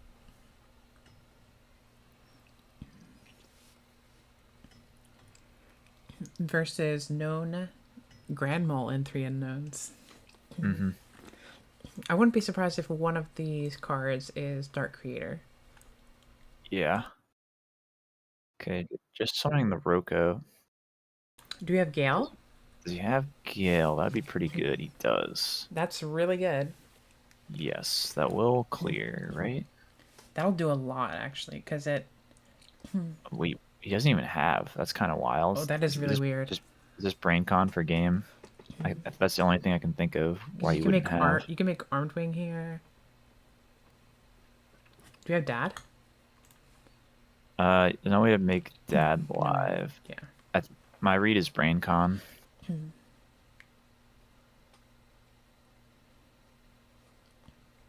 Ooh. Aerial. You still needed to have. Maybe just put back 1, summon Dad. Oh no. Well, I guess yeah. Well, now you can summon then Dad. Yeah, I feel like the Dad is coming right now. Feels like it. Otherwise, none of this makes sense, right? You wouldn't continue extending if you didn't have the Dad here. Yeah, there it is. And Dragon Gores are gone. This is you better have Fader. Yeah. Man, yeah. Burial Dad will get you. It sure will. That was really unfortunate, I feel like. The Gale unlocked that entire turn. Mm-hmm, for sure. Without the Gale, that was like... Yeah, I think you're correct with, I think bouncing the Sirocco turns off, it plays around the most, but yeah, nothing you can do about that hand. Gale, Return, Dad are 3 of the best cards. Yeah, because if he didn't have the Gale and just had to like, because yeah, if you didn't have the Gale, then you would have actually played around Dad successfully. Yeah. So you would have been able to drop Dad, then summon the Armed Wing and stuff. So a bit unfortunate for Katistically that he had the Gale or Greffer to convert the Sirocco in hand, but you know, one player has Heavy Gores, the other has Burial Dad. Yep. That be the format sometimes.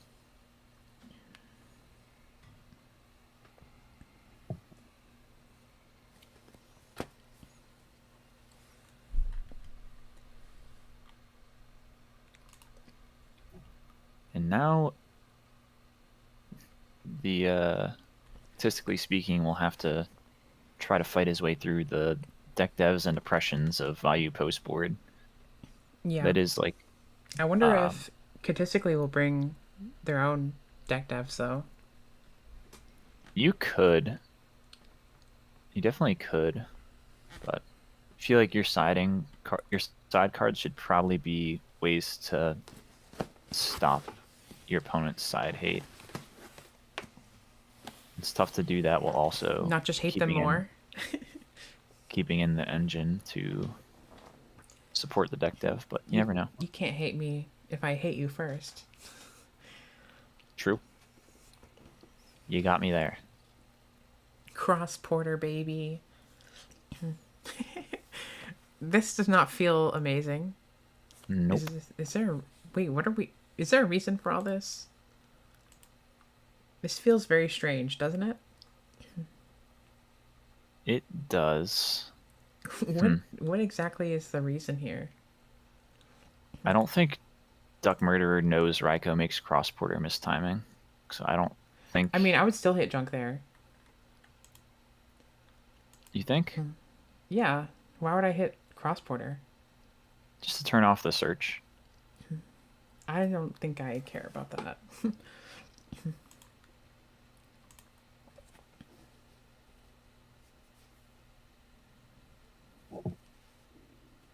Yeah, it depends on the hand.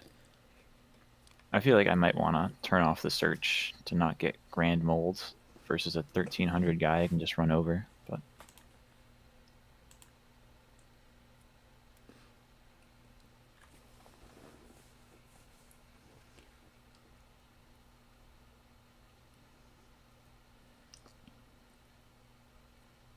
let's see how it shakes out.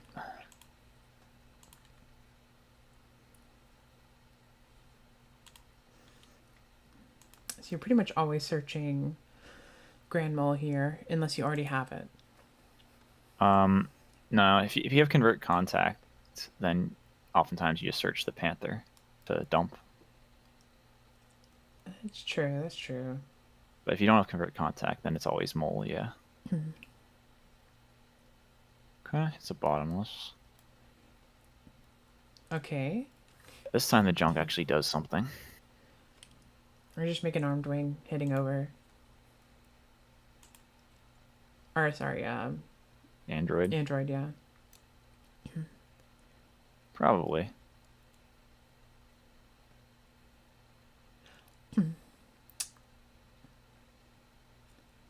Yeah. Fair enough, macro. I guess the Neospatian deck usually doesn't play much back row. So you feel like you can clear the junk pretty reliably. I just don't think you really care about the junk. Yeah, I think you can clear it easy enough, and then stopping the search to make sure their convert contacts are dead or they can't get grand mole. But we'll see how it works out for Duck Murderer. Definitely a bit scary for statistically still. It's got a Vayu, it's got 3 darks, alluring to dig deeper. Could definitely have some gas. Okay, we have Gale. It's decent. Answers the android cleanly.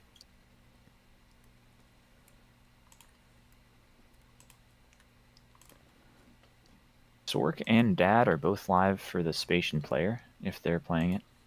I know Carpath was playing Sork for a while, and then cut it for a 3rd Dark Creator at some point, so... I think I'd love to see the replays from this run, even if it doesn't end in like a top cut appearance, you know?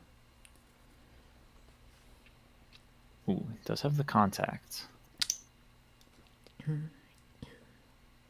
Getting rid of Mole or another one? It does have to pitch the mole.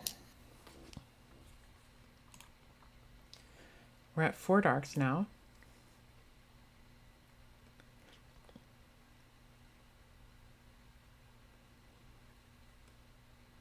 Okay. Gale is one of the few cards that Dark Panther could copy and get some use out of. That's true. Let me just go to end. Yeah, that doesn't feel amazing. Definitely not.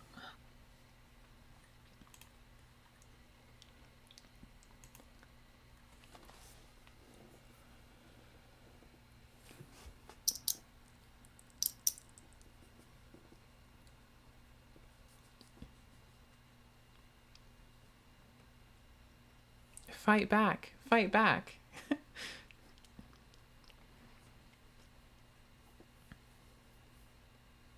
All right, let's see what Catistically's got cooking. I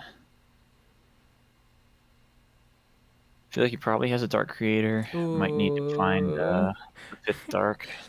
We just need another Convert Contact to resolve, and then we're cooking. Yeah, or even just like, another Armageddon Knight, another Armageddon wouldn't Cross-Border, work, because you have to Junk clear... Synchron. You need to clear your own field after summoning Armageddon, Yeah, but which stinks. set up the Creator Oh, and just beat over the Gale. that And was really then have the interesting. Creator follow up. Yeah, this makes me think he's just dead. This is not looking good. Dark But Armed live again. we know that Catistically plays Gores and Trag, so... Yeah, it's true. Giraffe. Send... Sirocco send Plague.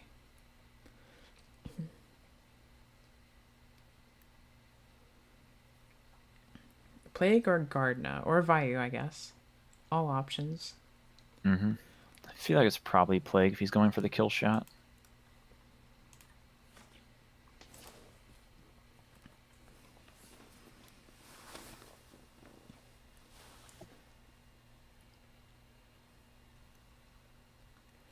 Otherwise, you need some type of extender with like Burial. If there's another dad, then don't need much more.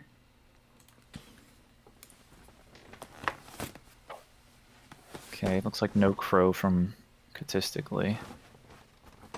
Crow would have been a nice 5th Dark for Creator. Alright, is this a Burial or is it a Dad? Feels like one of the two. Or is it a leave them on 900? Ooh, it's a There's burial. the Burial. This is crazy. Why? I guess interesting. Yeah, I don't know about the Kaiku add back, but Yeah, I think I would have. It's not. It probably won't matter, but I wouldn't have put back the Kaiku. Okay. oh, and there's the Trag. All right, that's pretty good. Very important trag right there. Yeah, walls a bunch of damage. You'll be able to set it permanently to 12 with Gale here. Yeah, and it is a 5th Dark once it hits the grave.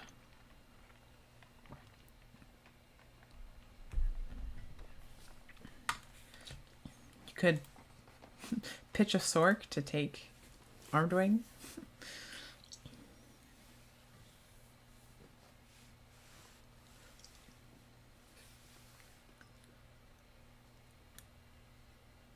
Permanently 12/12.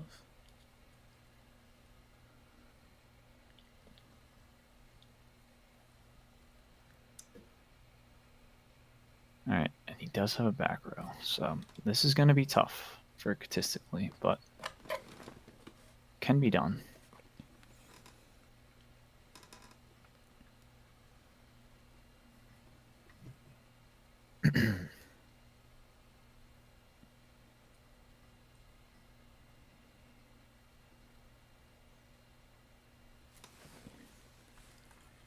A junk for a Black Rose play and a Dark Creator would be pretty sweet. It would be very, very sweet, but they might just be crashing for Dark Creator.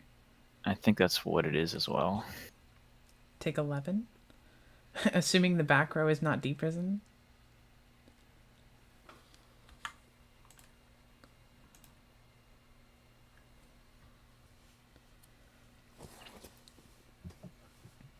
Does this deck play Caius? I don't think it does, Masha. No, I don't think it usually does.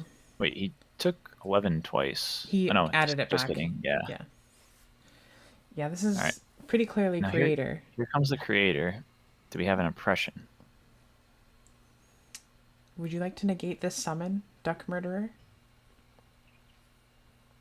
The good news for Catistically is Vayu's kind of getting low on gas here. Like, they need basically Caius or Return. Adding back cross porter is interesting. I guess it stinks that the Grand Mole's gone, because that would be amazing in this situation. Yeah. But I guess you can copy. You could copy Armed Wing and Pierce. Oh, okay. Interesting. Interesting. I don't. I guess I would care about getting the value out of there, but it's almost weird. I almost don't want to make the return better. Banish the burial for good measure. Wait, now you put them kind of close to 4 darks. I don't know. But I don't think they can really fix that. Yeah, it would be pretty hard. Yeah, I don't think they can fix that.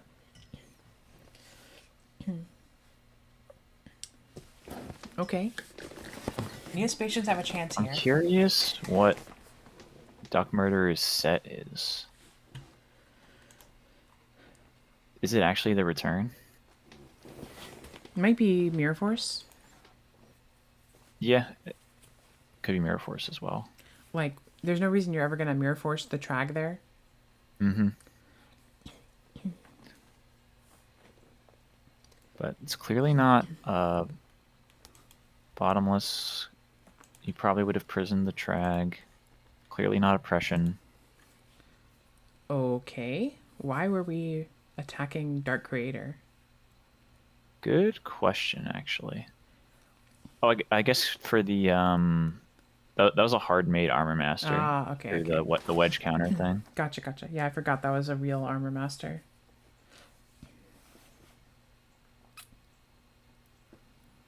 Dark Creator again. Bring out junk.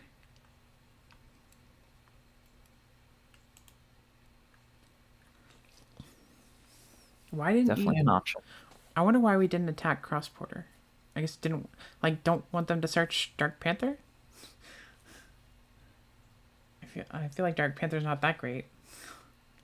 Yeah. Now they'll be able to make an 8 instead of a 5, or I guess an 8 instead of a 6 if they want to. Mm-hmm. Well, no, they can make a 6 instead of a 5 as well.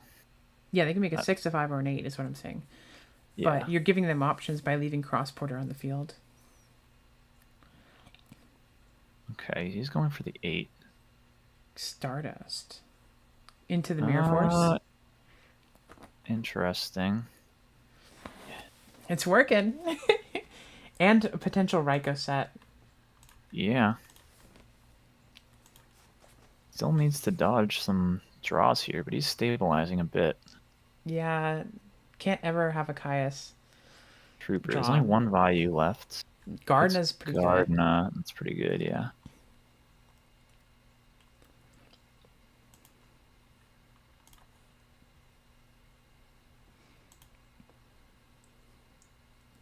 Wow, Oh, it was there's the return the entire time. It's just Sirocco Pump over Stardust for game, right? Yeah. Is that enough for game, actually? 43 Surely. plus 16 is 59. Over 25 is only 34. That's pretty crazy. I was like, I would have been sure it was game. 43. Yeah, plus 16. Yeah. Wow. I wonder if Duck Murderer is realizing Yeah. right now that it's not quite game. That's pretty wild. But at least it does clear a Stardust, at the very least. Now, what would be crazy is if this last card is Book of Moon, and you flip down Armed Wing. Give it piercing over Dark Creator, maybe? I don't know. That doesn't change that much. It doesn't change that much. It does not change that much. You have a Gardna here. Yeah, I guess you're just going to have to do 24 or whatever. Or 20, 30, 34? Over Stardust? Wait. Oh yeah, the Sirocco is going to get banished. Okay, we're fine. Yeah, I think he miscounted on the lethal shot. I think he just assumed, like we did, that it was game. Yeah.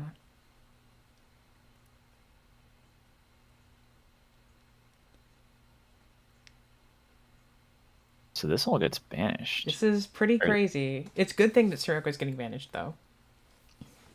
Because if you leave Sirocco up and you just bring out Panther for game, Mhm. Panther copy He's Sirocco. the guard now. GG. True, true. It would force out a Gardna. Actually, it wouldn't be game, but it would be a lot of damage. Alright. Arma. Sending Plague to bring it back out with Creator. Could be Plague. Could also just send Gores to bring back something big, not as Plague.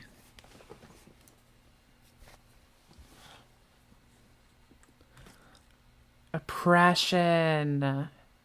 That's Wait. pretty Wow. bad. That's That is pretty bad. bad. Yes. Does this whole deck just do nothing into Oppression? Every time there's a back row, if it's Oppression, you lose the game. He didn't banish the Dark for Creator, did Oh, he didn't? I thought he did. I think he just... I don't think he banished for cost there, which he was supposed to. Yeah. I guess we should say something. Yeah, Okay, it does not matter. Okie dokie. Well, good run for Neospacians. They're only X2, so it's possible at the top. Yeah, I was going to say, he's probably still alive, right? Ghost Rider won. Our second place finisher from last deck Devastators. Let's check on Semu.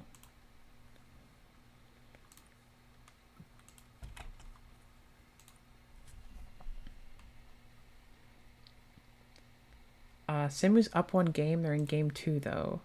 Only in game 2. Whoa. Looks like Blackwing versus Vayu. Looks Well, like it's pretty Samu's over, about to yeah. win this one. It's about to be 2-0 for Samu here. This is crazy. This is a crazy turn. Can he actually OTK though?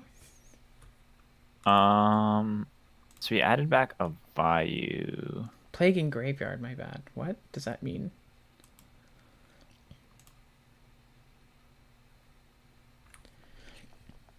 Are we stacking for Plague now?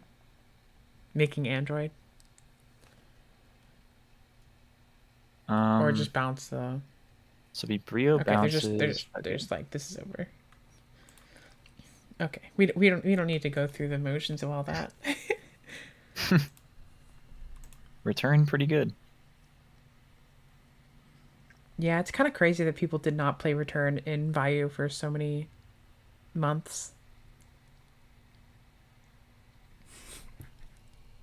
All right, what do you want to watch now? I'm reading chat for a second there. Pretty funny. We can watch Yomero. Oh, how's Yomero doing? I have no idea. Facing frogs, I think, right?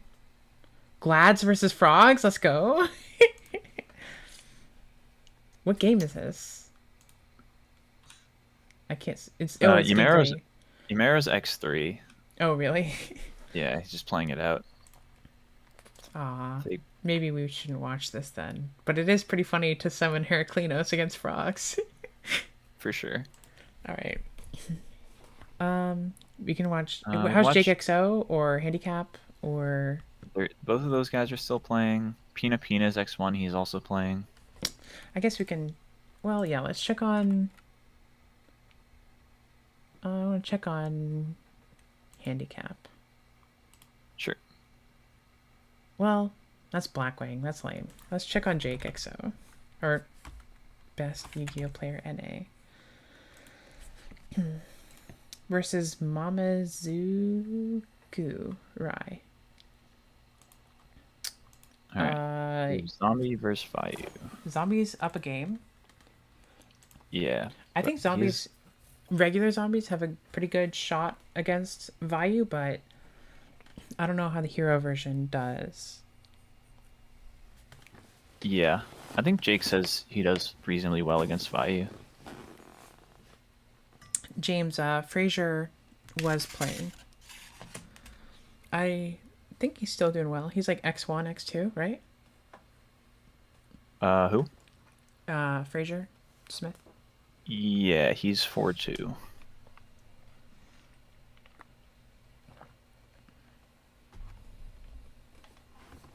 Do we have a Gores here? Oh, Oh wow. my god, that's That's crazy. actually crazy. That's actually nuts. Your brain is so big. That is. Did he actually target the dust chute too? I think he targeted the other one, but Okay. still, It would be insane if he's you target the dust chute and then it gets flipped yeah. on you. Is that the Gores? Oh, we don't even get to see. It has to be the Gores though. We've seen so many people fake us out with Gores, you know? Yeah, you hit an oppression. Um, I mean, hitting oppression is probably okay, but yeah, it depends what else Jake has, but that's such a crazy dust chute there. We've seen some crazy dust chutes today. Which is funny oh because yeah. normally people just shotgun the dust chute right But away. that Roku gets banished off the return apparently, so it's just a Catastor and a back row. It does have Necro and Plague and Grave for value player though.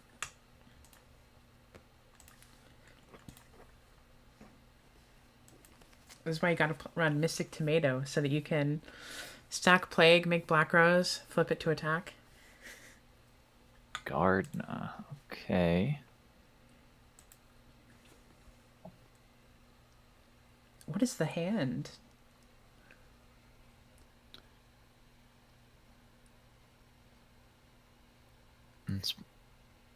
I mean, it's zombies. Could always be stuff like Dad, Caius. Oh, wait, huh? This is for has to Gaia. be for Gaia. That doesn't clear the Catastor. Brain Con? Oh, you know what? This is probably a play for Caius. Oh yeah, Has to just be. a body for Caius. Yeah. You have to target the Catastor here. Oof. Oof. Wait, yeah. Catastor has to have 1100, but it's not gonna matter. I guess you're just passing the Yeah, turn. it's since until the end phase. Yeah. So that could have been funny if he like had a goblin too, summon it and crash. That would be hilarious, actually. Or even just, or like a zombie master, just run it over. That'd be funny. Exactly 2200, forcing out the Necrogardna. What have we got? What are we drawing? Will Jake flip return? He's viewing as banished. Is he act? Oh, oh. Uh-oh. That's pretty crazy. There are no tuners banished though, so he would need. Kai's Well, it gets is. over it, though. Yeah, it would just be game if he doesn't have anything. No, he has Gardna, so it doesn't actually accomplish anything without some type of Caius or tuner follow up. Yeah, you're right. You'd force out the Gardna. You could pop. No, you can, because you can even get back the hero. I was gonna say you could pop the back row with Stratos. Yeah, like you were saying, like normal zombies with Book of Life, I think does pretty well against value. I agree, but Jake isn't playing Book of Life, He's not. and I think with that's why you viewed the banished. Doesn't feel good here. He drew the return. Yeah, it's not as good. That does not feel good. I'll just go to the end phase, killing any no. Cool. That is the worst threatening roar in the entire format. Pay half your life, threatening roar. Feels terrible.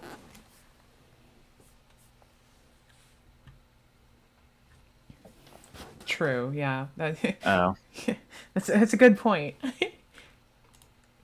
Sometimes skipping steps will make things confusing. Searching out the Mally.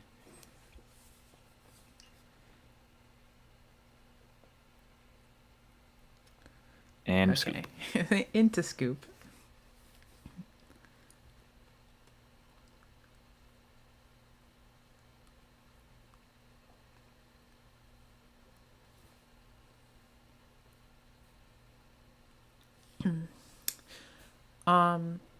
Viking goats. I will post the current standings at some point before tomorrow's uh, rounds and all that.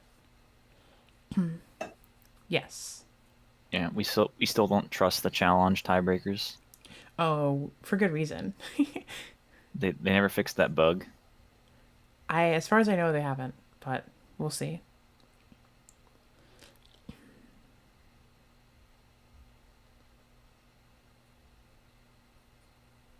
Is Jake XO? No, Jake is. I mean, his name is Jake XO, but I believe he's X2, right? Yes, Jake is 4-2 going into this round. I think this format is very balanced, but I would agree that most of the decks feel nerfed in some way. Yeah, I think Edison is probably like about as diverse as it gets in terms of. Sure, they're a top tier decks, but the power level between them and the next tier isn't that high. Yeah. The old mill 2. Did we It's a good actually play. mill too? Yeah, because you want to kill goblin, not turtle. Ah. The old mill too. I do like 1400. I do like to attack into zombies with like tomato or Armageddon or something. Yeah. I've like considered. I really wish turtle had less defense. It's a shame.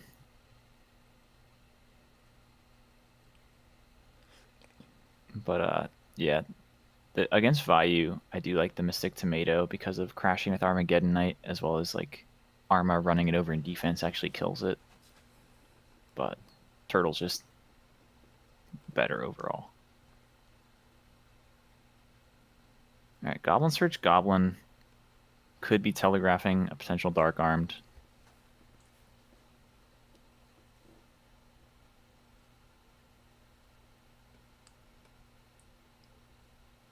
Let's see if he does the mill 2 again, or if he's feeling frisky and wants the extra mill. Okay, now he's sticking to his roots.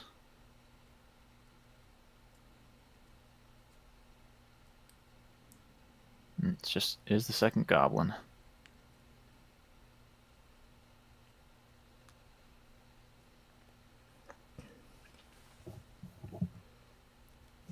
Hey there, Maple. How's it going? Did you play today? I think you were busy, right? So you weren't able to play.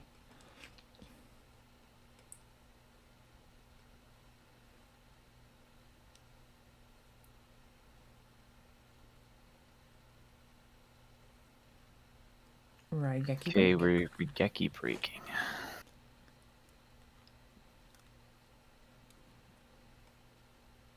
Okay. Okay.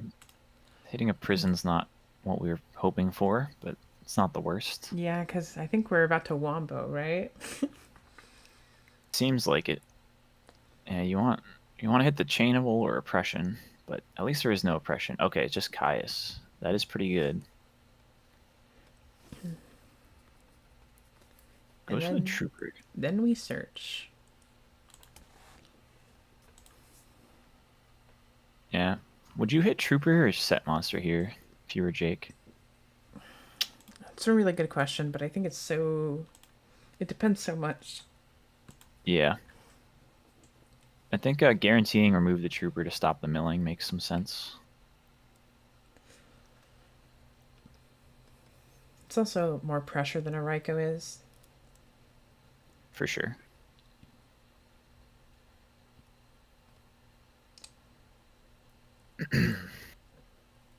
Alright, so Jake's doing alright. He's got himself a plus there, still at full life.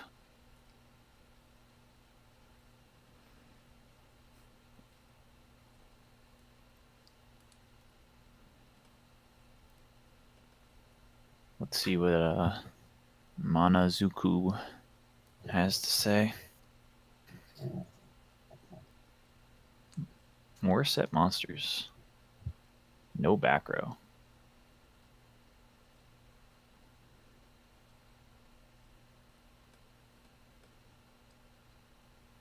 This is potentially bad for Manazuku. If Jake has Plague, I was thinking that make hot ass run over something. Feels yeah. really good. Well, if he has Plague, he could run over both potentially by doing the Revive Goblin with Master and then Right. stack for Plague.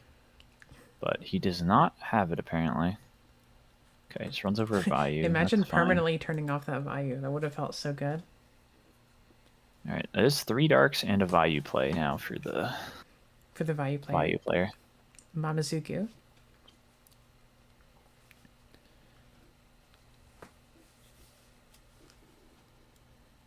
Everyone, be sure to hit the like if you're enjoying the Edison tournament coverage. And I'll be back tomorrow with more. Go ahead. I'm personally very convinced Jake has Dark Armed. Yeah. Yeah. I think the Goblin Surge Goblin and him just doing this Zombie Master thing feels like he's trying to set up Dad personally. Ooh, we do have the Caius.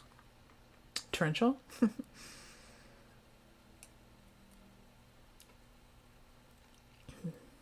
Torrential would be big skill drain. Interesting. That is We're bringing interesting. Skill drain against Vayu. And it's weird that we didn't flip it on the hamster, right? Actually, yeah, very strange. We did not. That's very interesting, especially because we have the armling set up, and now with Dad, like Dad with skill drain feels bad, right? Mm-hmm. Assuming he does actually have the Dad that you're reading.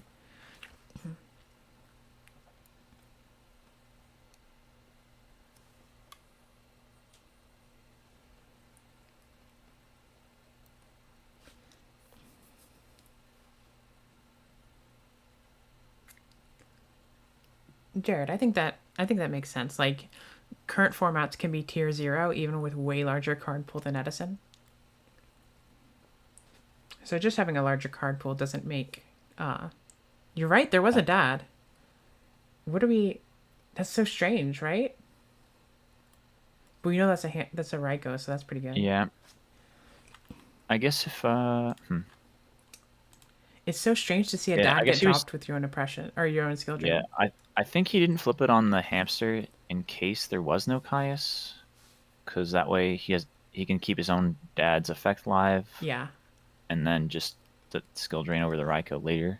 Makes sense. Makes sense, James. Mr. Ark. Yeah, thanks, Mayberry. Thanks for participating. It's people like you that keep the tournaments coming.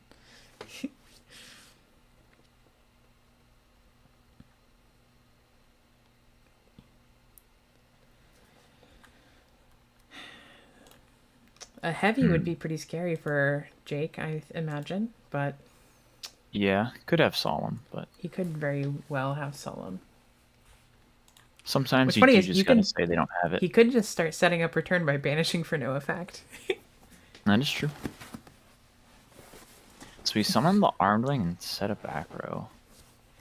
What do we think? Do we think that means deck dev or just get it in play, maybe use a battle trap? Interesting. No, it means it just dies. Okay. Time for Mamazuku to summon Dad of their own. Vanilla Dad? Yeah, Vanilla Dad versus Vanilla Dad. It's basically, what is it called? Saint Joan over here. Yeah. Or what's a 2800 vanilla? Wing Weaver, right? That might be 2750. Ah, darn. What's Trihorn Dragon? Isn't that like 2950 or something? I don't know. Oh, you're right. I think Trihorn might be 2950. They made it like a sliver worse than Blue Eyes for some reason. Wing Weaver is 2750. Damn. Cosmo Queen is 2900, I think, right? Trihorn is 2850? 2850. Isn't Cosmo Queen 29? Is there no 2800 vanilla? There's the giant metal armored bug, right? I think you're right. Metal armored bug. Let's go. Metal armored bug beatdown.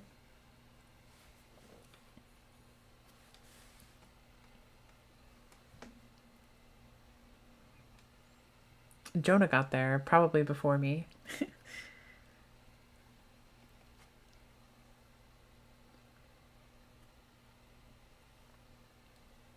Right. No, I was playing a Metal Armored Bug in a progression series with ARA, and I didn't Yeah, have Demise, but I had Reshef. Or I think Demise got banned in our progression series, but I was playing Reshef the Alchemic Being. It cooked. sure did.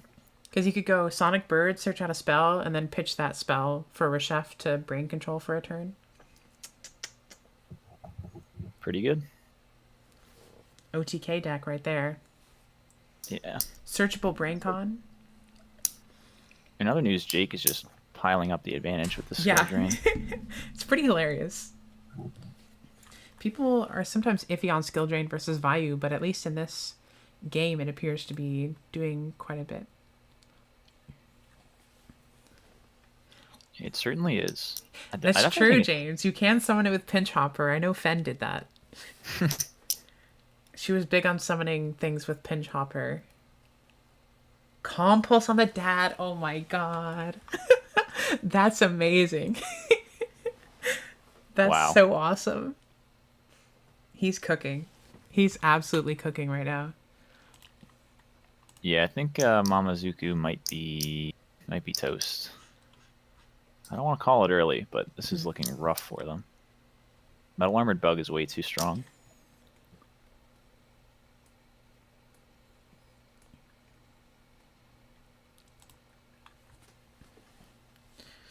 Imagine you just banish the dad off this allure. That'd be pretty funny.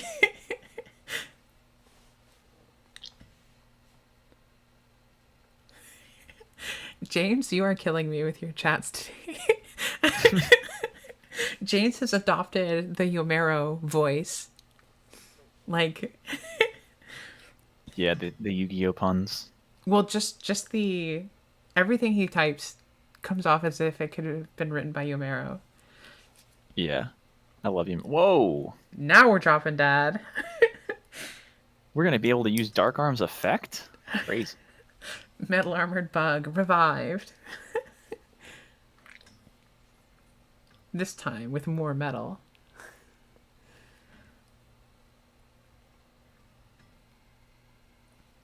We do need to be Yomero maxing. This is a crazy duel from Jake here. Yeah, we chain. I guess we could chain return, and still drop the. Still have space to drop the dad. I don't know if that Okay, burial's so- gonna save you though. No. I think you might be dead this turn. All right, so this looks like it's resolving. Well, he might just be allowing him to move them as targets. Because you have to target with burial. Oh, putting back Kai's. Oh, shit. That's smart. That was That's smart. crazy.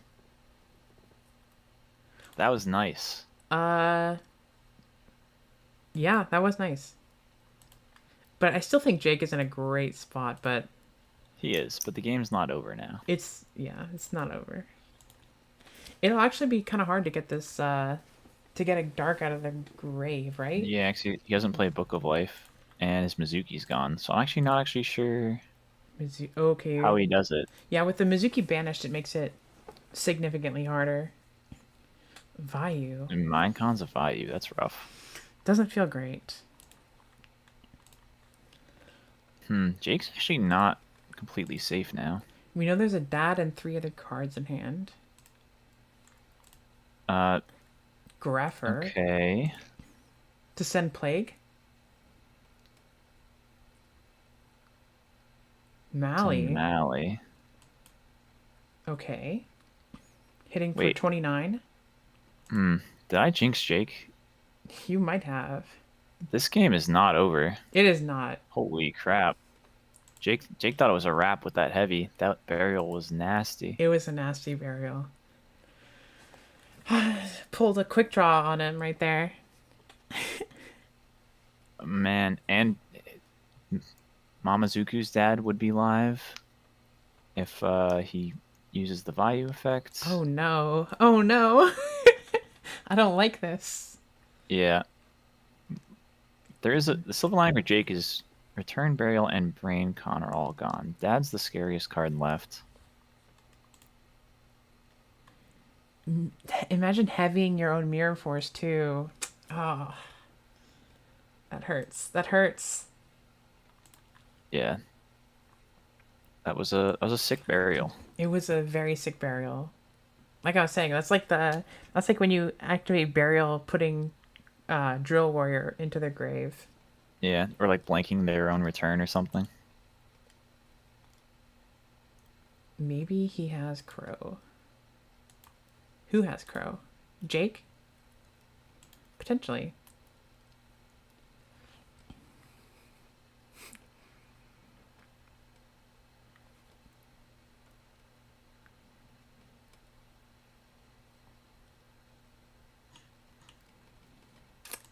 Oh, that's two more things. How much damage is yeah, this? wait. How much is this? 23 plus 25 plus 2,000? What is that? 68? It's not game 60... over either monster. Yeah, 68 is not enough. But it is a lot. It certainly is a lot. I think you have to attack the Greffer. Yes. You don't want them to get a free, like, plague float.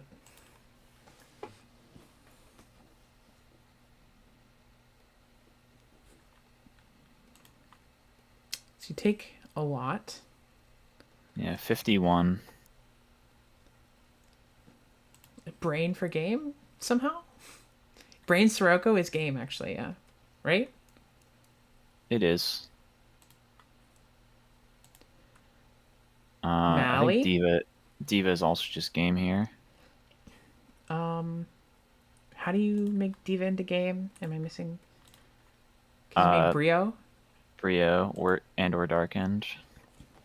But yeah, like Brio plus an 8. Yeah, that's he has the second one in deck still. Okay, it's not in his hand. He plays 3 with the Future Fusion. Right. He might side one out with Skill Drain. I don't know what he does for that. Whew, that was pretty scary for Jake fans around the world. Well, we still need to dodge Gores, I think, but perhaps. Thought Ruler. Oh, interesting. And Brio? Goyo. No. What do we... Oh. Wow. Okay. This plays through Gores. It's not lethal, though. You can just crash, and then... Oh, crash, yeah. Okay. Yeah. This plays through Gores. Sure does. Wow. Yep. Wow. Crazy. Wow. That was an insane game 3 right there. That was a ridiculous game 3. Sheesh. High level stuff. High level. You love to see that kind of stuff here in round 7 of Deck Devastators 7. Yeah. It plays through Gorse, doesn't it?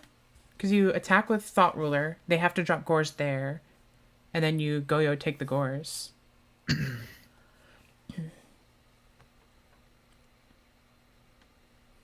Yeah, it's not lethal through Gores, but it's... Yeah, it's not lethal through Gores, but they have a token and one... It puts you in a deck. winning position against Gores. Yeah. Is what I should have said, I guess. Thought Ruler over Sirocco first? You make them take 700. Would that have done actually, yeah. Yeah, that's how you do it. That's how you play through Gores. Thought Ruler over Sirocco first for 700, then crash, then Goyo direct. He was at 34. Oh, okay, yeah, that would have been even better. So it would have put him to 27, yeah. But gotcha. I wasn't paying attention to the exact life totals. But he got there. I just knew that, like, anything plus Goyo is kind of insane into Gores. For sure, for That sure. was the final game, actually. The Was final it? match. So we need to let everybody know that that was the final round.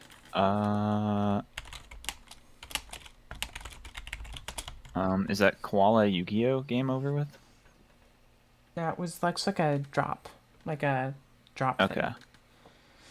thing. So, and they will know their round 8 pairings at some point. All right, so let's take a peek at the standing. So King War, aka Ricky, is the last undefeated at 7-0. Then at X1 we got Shabam, Pina Pina Pina, Samu, Duck Murderer, Handsome, Joshua Johnson, Ghost Rider, Dad for Game, and GYBU.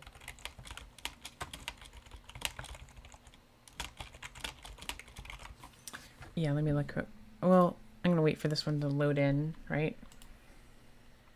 But in the standings, yeah.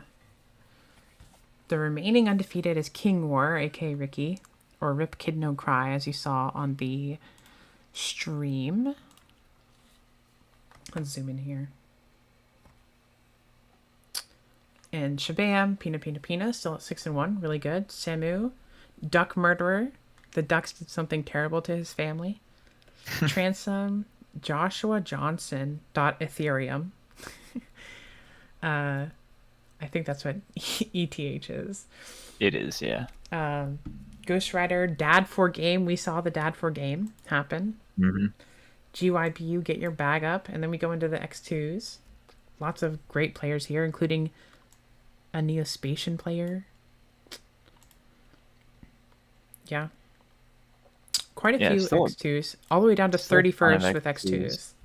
Yeah. Is this top 12 again? It's top 16. Top 16 this time? Gotcha. Okay. So, yeah, a lot of X2s are still live to squeak in. That's kind of tough with only one more round left. Mm-hmm.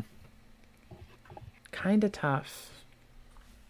But I guess that's just what happens when you have a larger tournament with 169 people. It's going to be tough for everybody to make it, all the X2s. Yeah. So this was 169 players with 8 rounds and a top 16. Assuming... Can you send me that link if you find a thing? So I can put it on stream? Sure. Just want me to like DM it to you or something? Yeah. And I can put that on stream and show people what the situation is like. Okay, so 169 players, 8 rounds, 16 player top cut. We have... Okay, so 8-0, 1 player will make it. 7-1, 5 players will make it. And then 6-2, 18 players making it makes no sense to me. No. That's the amount of players that will be 6-2. You can see at the bottom cut off. Okay, so yeah, most of the X2s, not slightly most, more half of them. Yeah, slightly more than half of X2s will make it. Interesting. Half of the X2s. So you definitely want... I mean, I guess the only thing you can do is win against the person who gets put in front of you, you know? Mm-hmm. And then just hope that everybody you've played to that point wins their next round. Putting at X2 is interesting. We've got Lucas Gustafsson at X2. Mayberry. Lots of great players. Some really good community members as well. Thank you everybody for hanging out in the stream as well. Thank you so much, Fitz, for commentating with me. I don't think I would have been able to make it alone. Yeah, commentating solo is tough. Yeah, I have a lot of fun. A lot of fun commenting these. I would have played, but I unfortunately am busy all of tomorrow, so I wouldn't have been able to play the last round in Top Cut. So I was like, I'll see if she wants to have me on comms. That'd be fun. Mm-hmm. And with that, I think I'm just gonna end this broadcast, relax for a little bit, and start calculating the tiebreakers and all that stuff for tomorrow. But let my European staff get some rest. And I'll see you guys tomorrow at 12 Eastern, same time. We'll start with round 8 of Swiss and go into top 16. and we will be crowning not necessarily a new champ, but the champion of Deck Devastator 7, and we'll see if it'll be a seventh different person or if someone like Samu can reclaim the title. So, see you later.